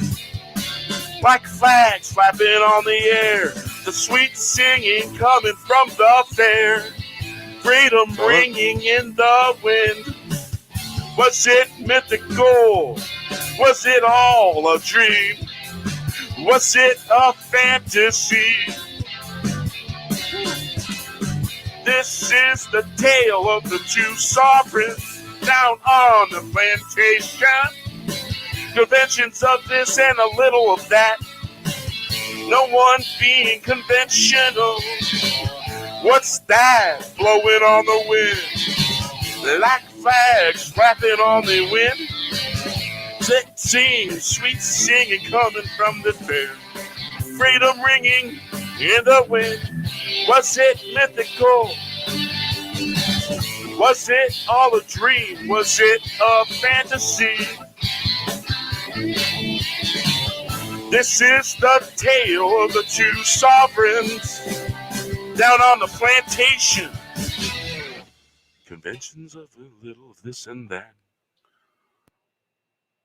All right. Oh, yeah. So how's everyone doing? Tailbone's hurting yet? Good. I'm good, Beer. I think I'll bail out now. It's 11 o'clock, so I'm feeling a bit tired. So, All right, brother, man. thanks for having me on the stream. Thanks, brother. And to everyone, have a happy new year, and I wish you all be blessed this coming year. Oh, I can agree with that. Same to you. Thanks to you as well. Happy New Year, you and yours, and may everything be the way they should in a good way. Definitely. Okay, thank you again, Beer. Thank Dean Dies, and thanks to the chat for a wonderful night. No problem. Thank you for stopping by and hanging out. Yeah, definitely, bud. Okay, bye-bye. All righty. I think with that, I think we'll see what we can put here that matches that. Love Gotta Be True. Yeah, there we go. Yeah. Someday the suffering will end. Shine stars shining down on the people. Would you walk miles in my shoes? Pointing fingers along the way. There's That's a little different. Going around town. She looks lovely out on the town. Many miles I've walked and you say the same. Only a fool would accept fool's gold. The clouds show faces smiling, reflected on the sound still water. Moon overhead, hearing all the laughter. I see the rain falling from the sky. The birds sing, overtaking, ready to win the glory. In the story, 5 steps back. Love's gotta be true, 5 steps wins the glory. Overtaking, racing to win the story. Yeah.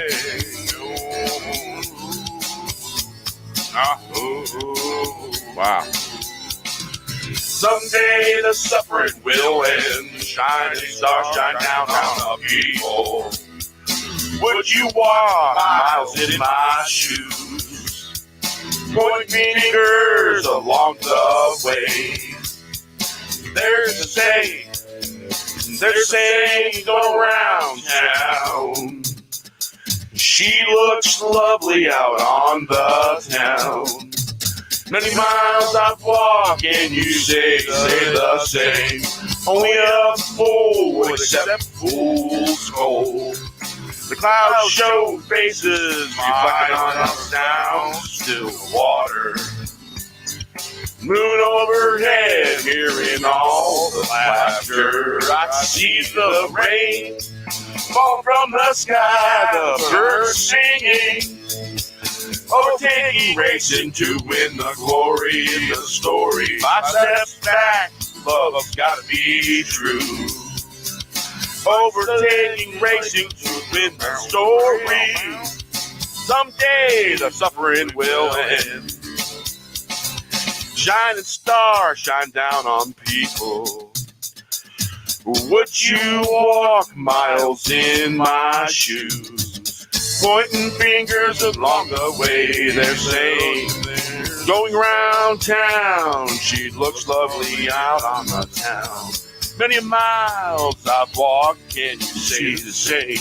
Only a fool would accept fool's gold.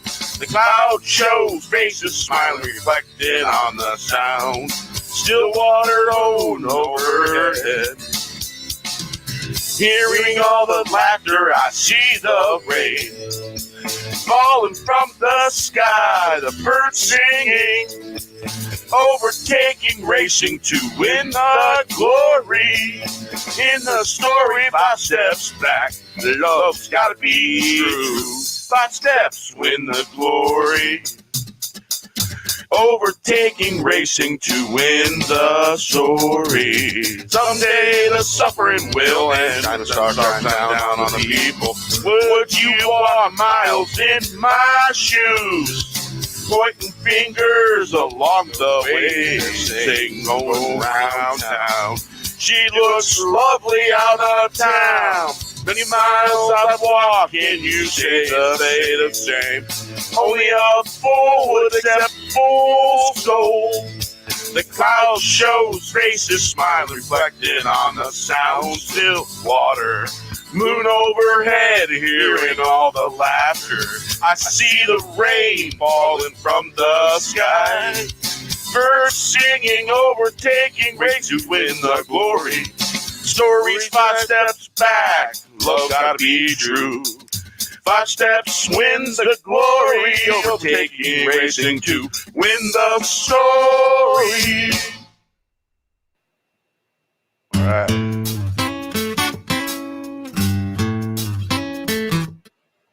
That's some weird looking shit there. That was even weirder. Wow. Yeah. All right. I have gone into creative mode. Yeah. All right. Okay. Remember, you were hearing random spurts of music. Let me find that tab. Oh, you're reloading. No, you're not it. Are you it? Are you it?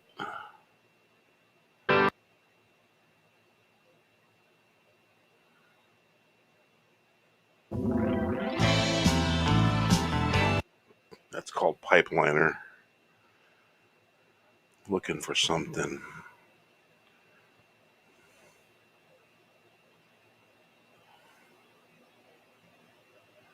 Let's see here. Let's see what'll pop up. Do do do do do. Let's see here. Let's go with release date. Let's see what's going on there.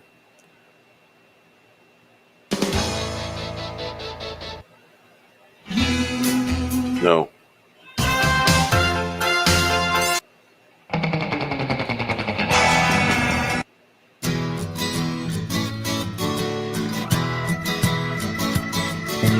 I think I might have used that already.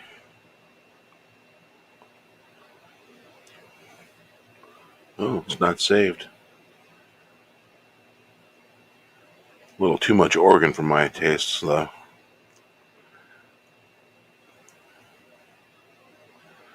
Let's go to see more. All right, Bear. I think I'm gonna All right, head brother, out. man. Getting a little You tired here. have a great one. But yeah, happy New Year's to both of you. Happy New thanks- Year. Thanks for having me. I need to get on these when you do them a little more often. I don't have to worry about getting up early Sundays anymore. So, Well, yeah. Did you finally find that super SPF that you needed to keep from burning in the daylight? no, but I don't run sound anymore because they closed our campus down on Church. So, Can you show me where the Pampers are? what? Can you blow me where the Pampers are? What the fuck? God damn it, Tommy. All right. Happy New Year's, guys. Happy New Year. Have a good one, buddy. Yeah, you too. Take care. Take care, brother. It's a little upbeat.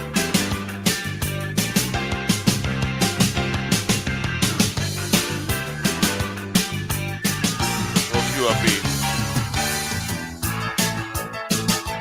Oh,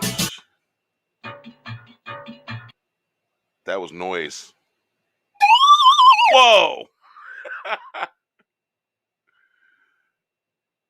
Oh man, that's okay. Let's just do this. Sound like something that would have been on the Walton string. Yeah. All right.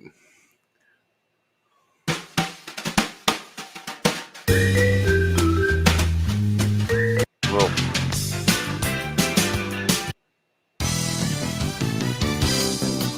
whoa.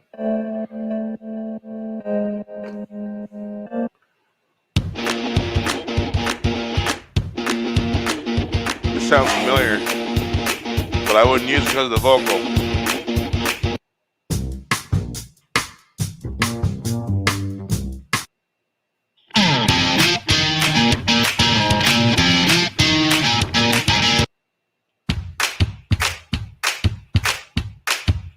Indie rock.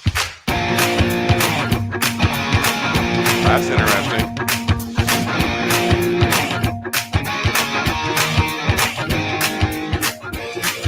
It's got vocals.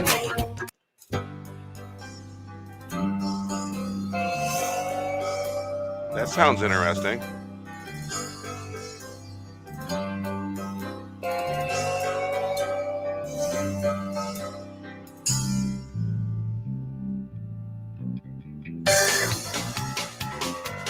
Nice.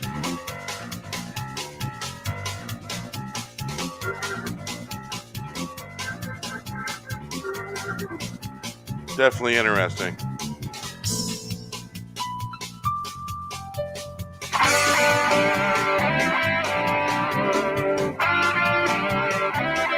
What do you think of that? Pretty upbeat. Yeah.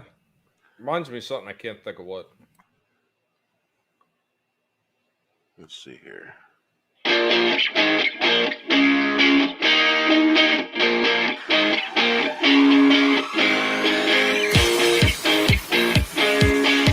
Went for that bass sound.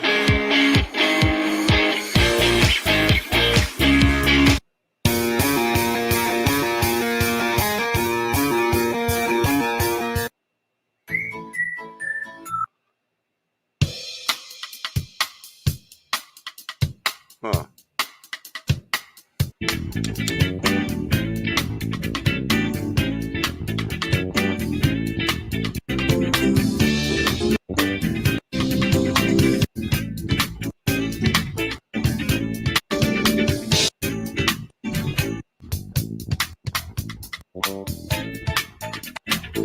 Wow, that's kind of groovy.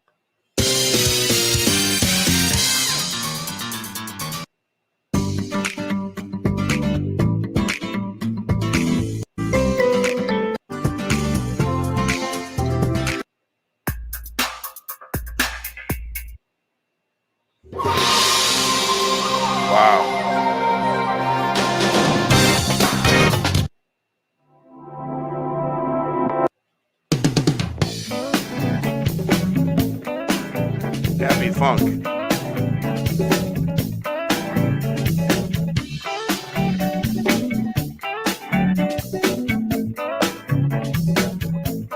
Huh, not saved. Maybe.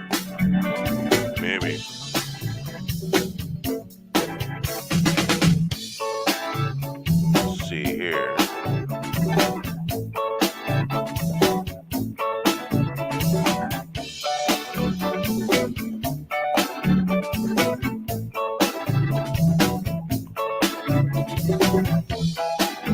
All right.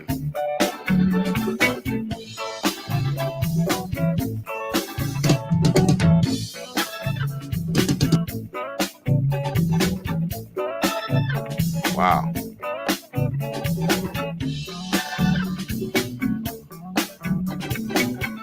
I think that might be it.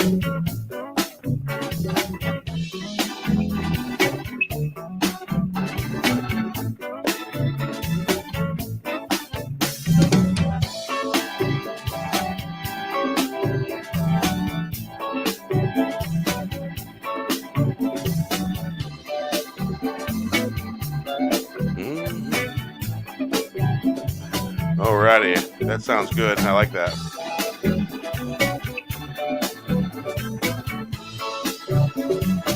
Yeah. Yeah.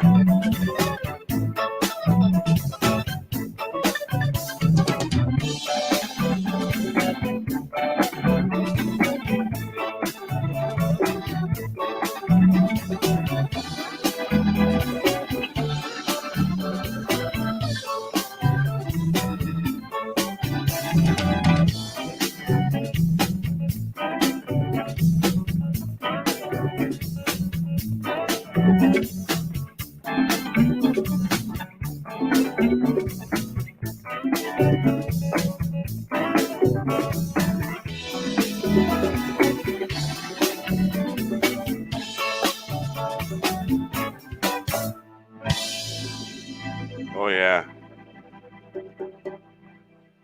Yeah, that does sound great.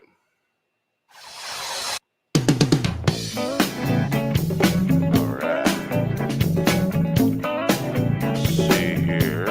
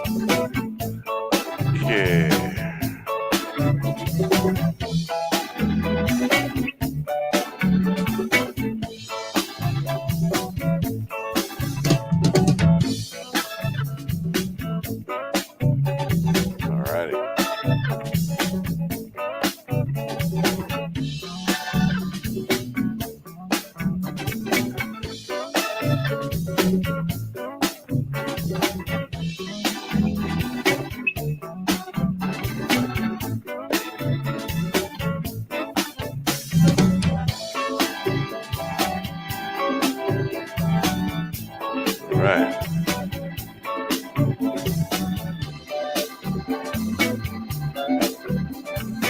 Okay. How's that? Yeah.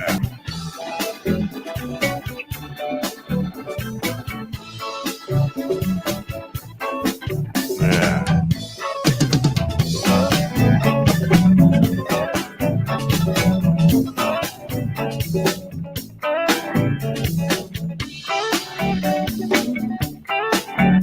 Yeah, that's the studio right there.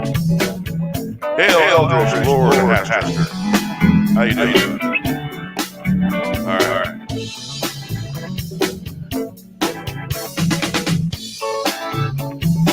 That's got a nice sound.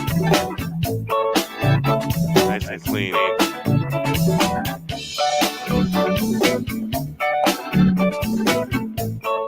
All right. Nice.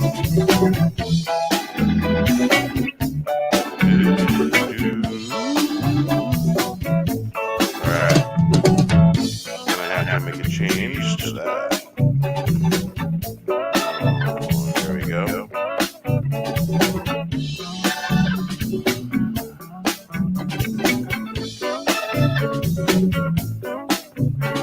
There we go.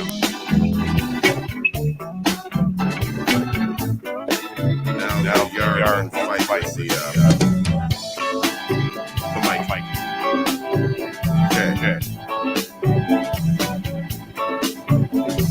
All right, brother, man. We have to take off. Go ahead. I'm gonna create a song.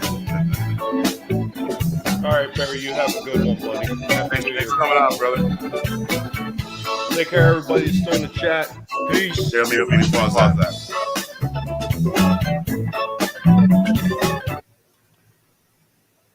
Okay. All right. Okay.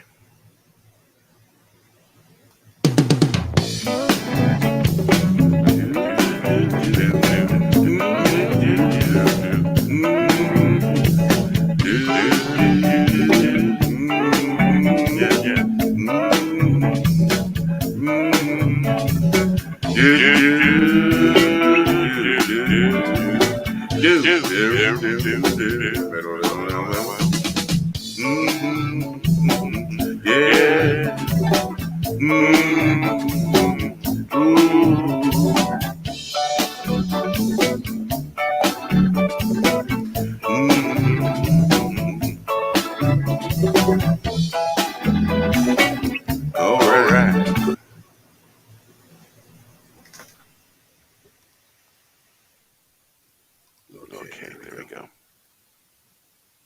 Let's do this.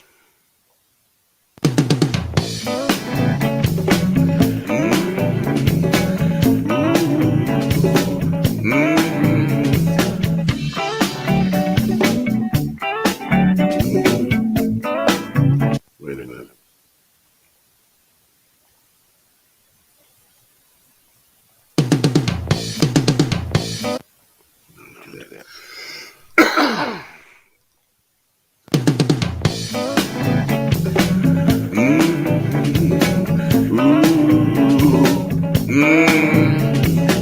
Tall tales told Moby Road. No masters here telling tall tales.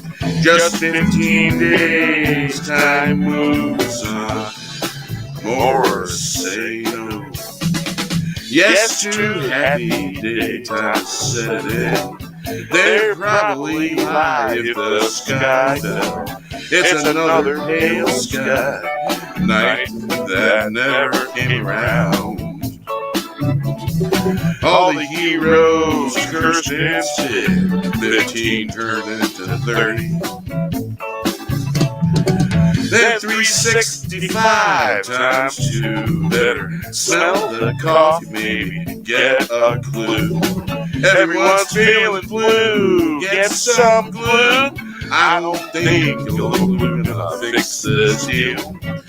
Tall tales told won't be rolled. No masters here telling tall tales. Just 15 days, time to move on. Say no more, yes to happy day. Time to set it in. They probably lie if the sky fell. It's another pale sky night that never came around. All the heroes cursed and spit. 15 turned into 30, 65 times 2. Better smell the coffee, maybe get a glue. Everyone's feeling blue. Get some glue. Don't think a little glue gonna fix this deal. Tall tales told won't be rolled. No masters here telling tall tales. Just 15 days, time to move on and say no, yes, a happy day. Time to set in, they probably lie if the sky fell. It's another pale sky night that never came around. All the heroes curse spit.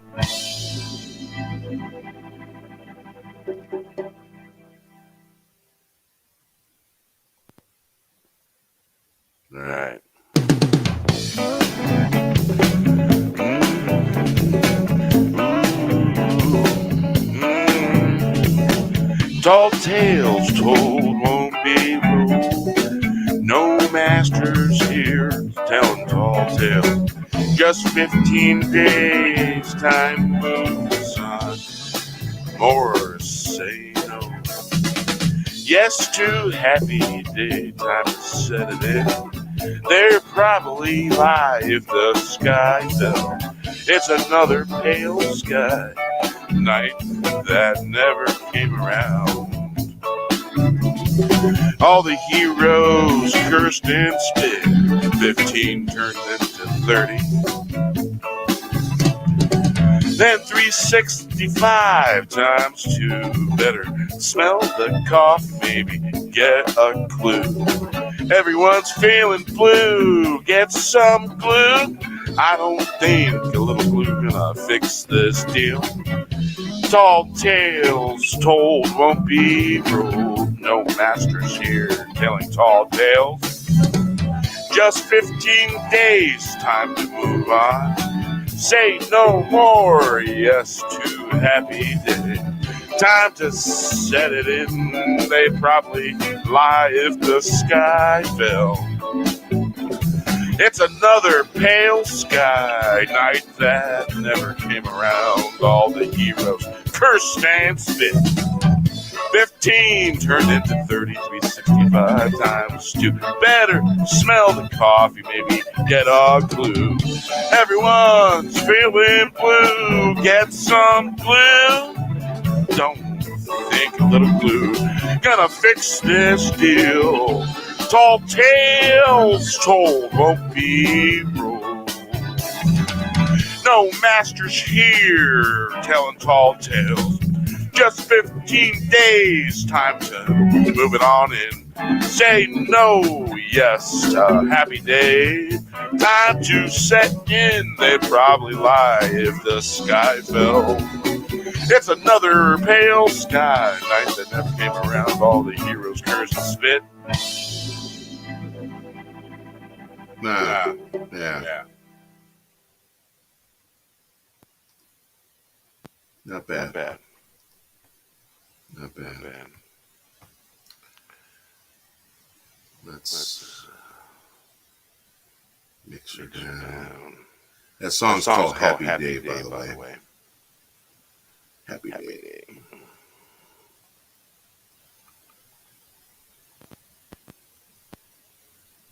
Do, do, do.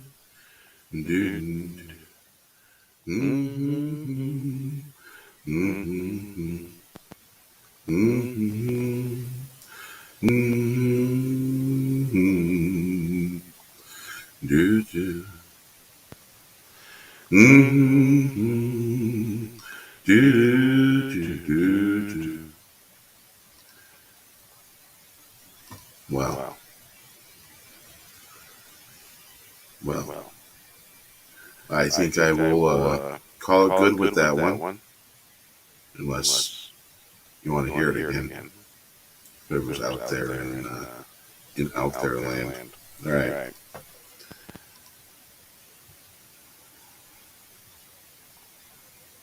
Happy day.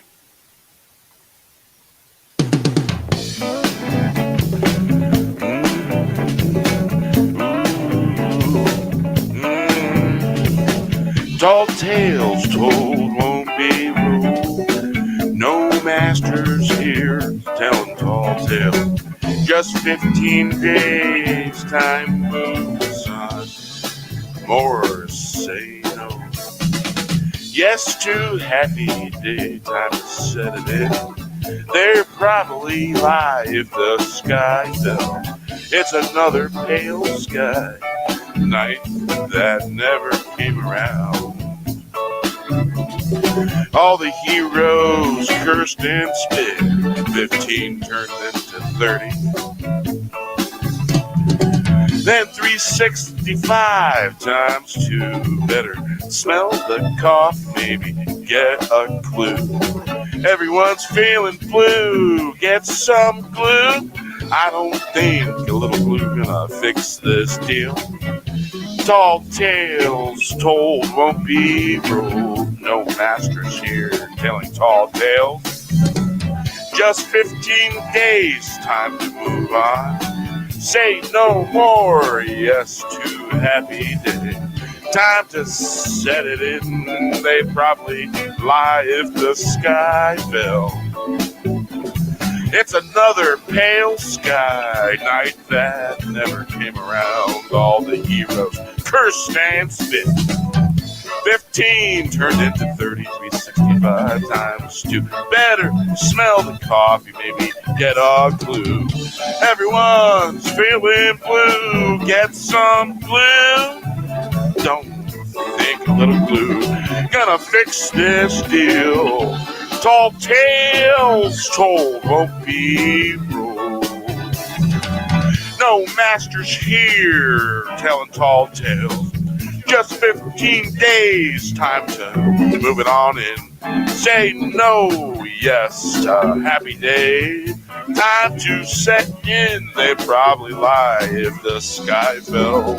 It's another pale sky night that never came around. All the heroes curse and spit. All right.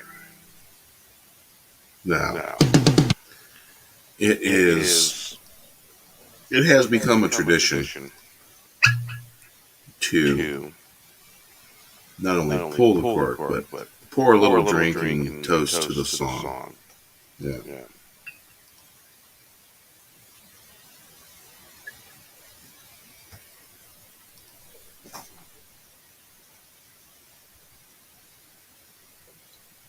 Oh, yeah. So, here's to the tune and blessings it brings. Slip. Oh, yeah. Mm-hmm.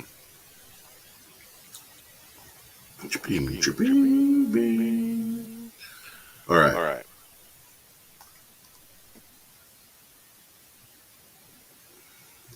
Get rid of that. Okay. Indeed. Let's hear that one more time.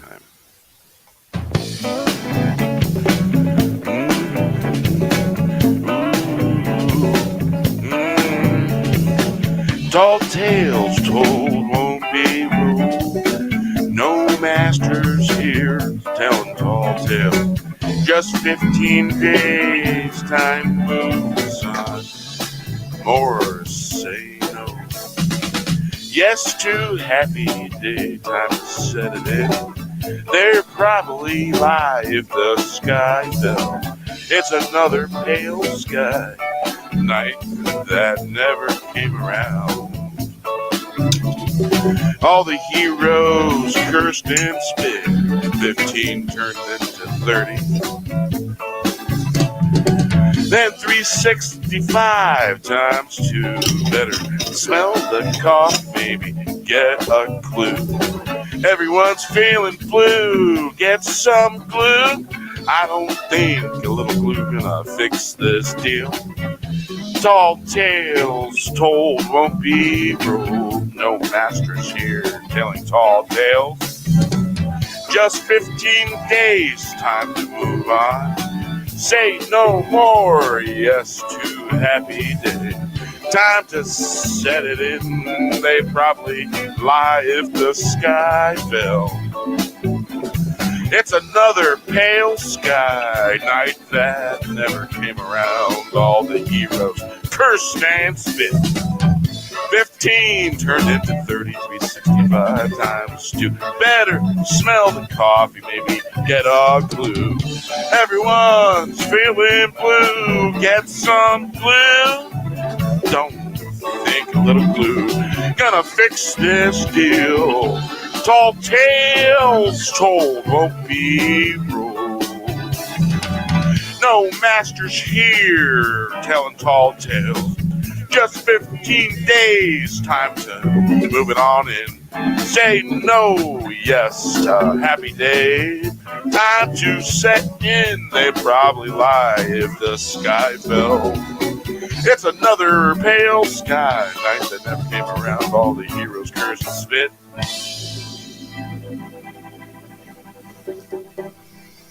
Yeah.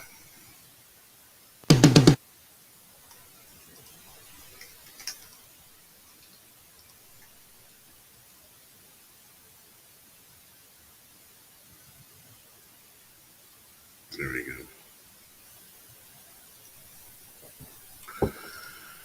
So with that, we say Happy New Year, and we'll see you next time. First, I'm going to fix this here mic. Yeah,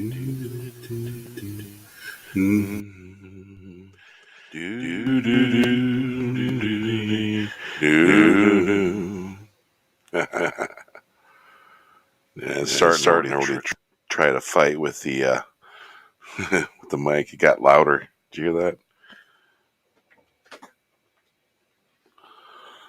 All right. I'm going to try and go outside to have a cigarette. And it was 18 degrees the last time I checked. Maybe we'll have a heat wave and then it'll get back up to 28.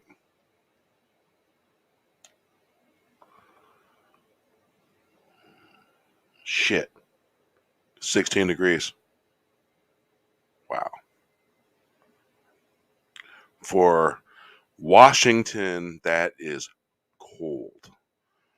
I've experienced 19 degree, 20 degree weather in Washington. That's normal for some November sometime. They'll get that cold in November. In 2000 in November, my God, it was so damn cold. 19 degrees. It hovered there for a couple weeks. Didn't rain. That was very cold. Clear skies. Yeah, in Washington State during the wintertime, you really don't want clear skies. You want cloud covers and nice 42 degree to 46 degree weather, rain. Or you get a cold system that blows all this cold air down. Whew, so 16 degrees. Holy shit. Well, I will let you guys know if I have any, unfortunate cold shrinkage, if you know what I'm saying. All right, Happy New Year, and thanks to the chat and all you guys. Thanks, RR, for hanging out, and have a great one. Goodbye.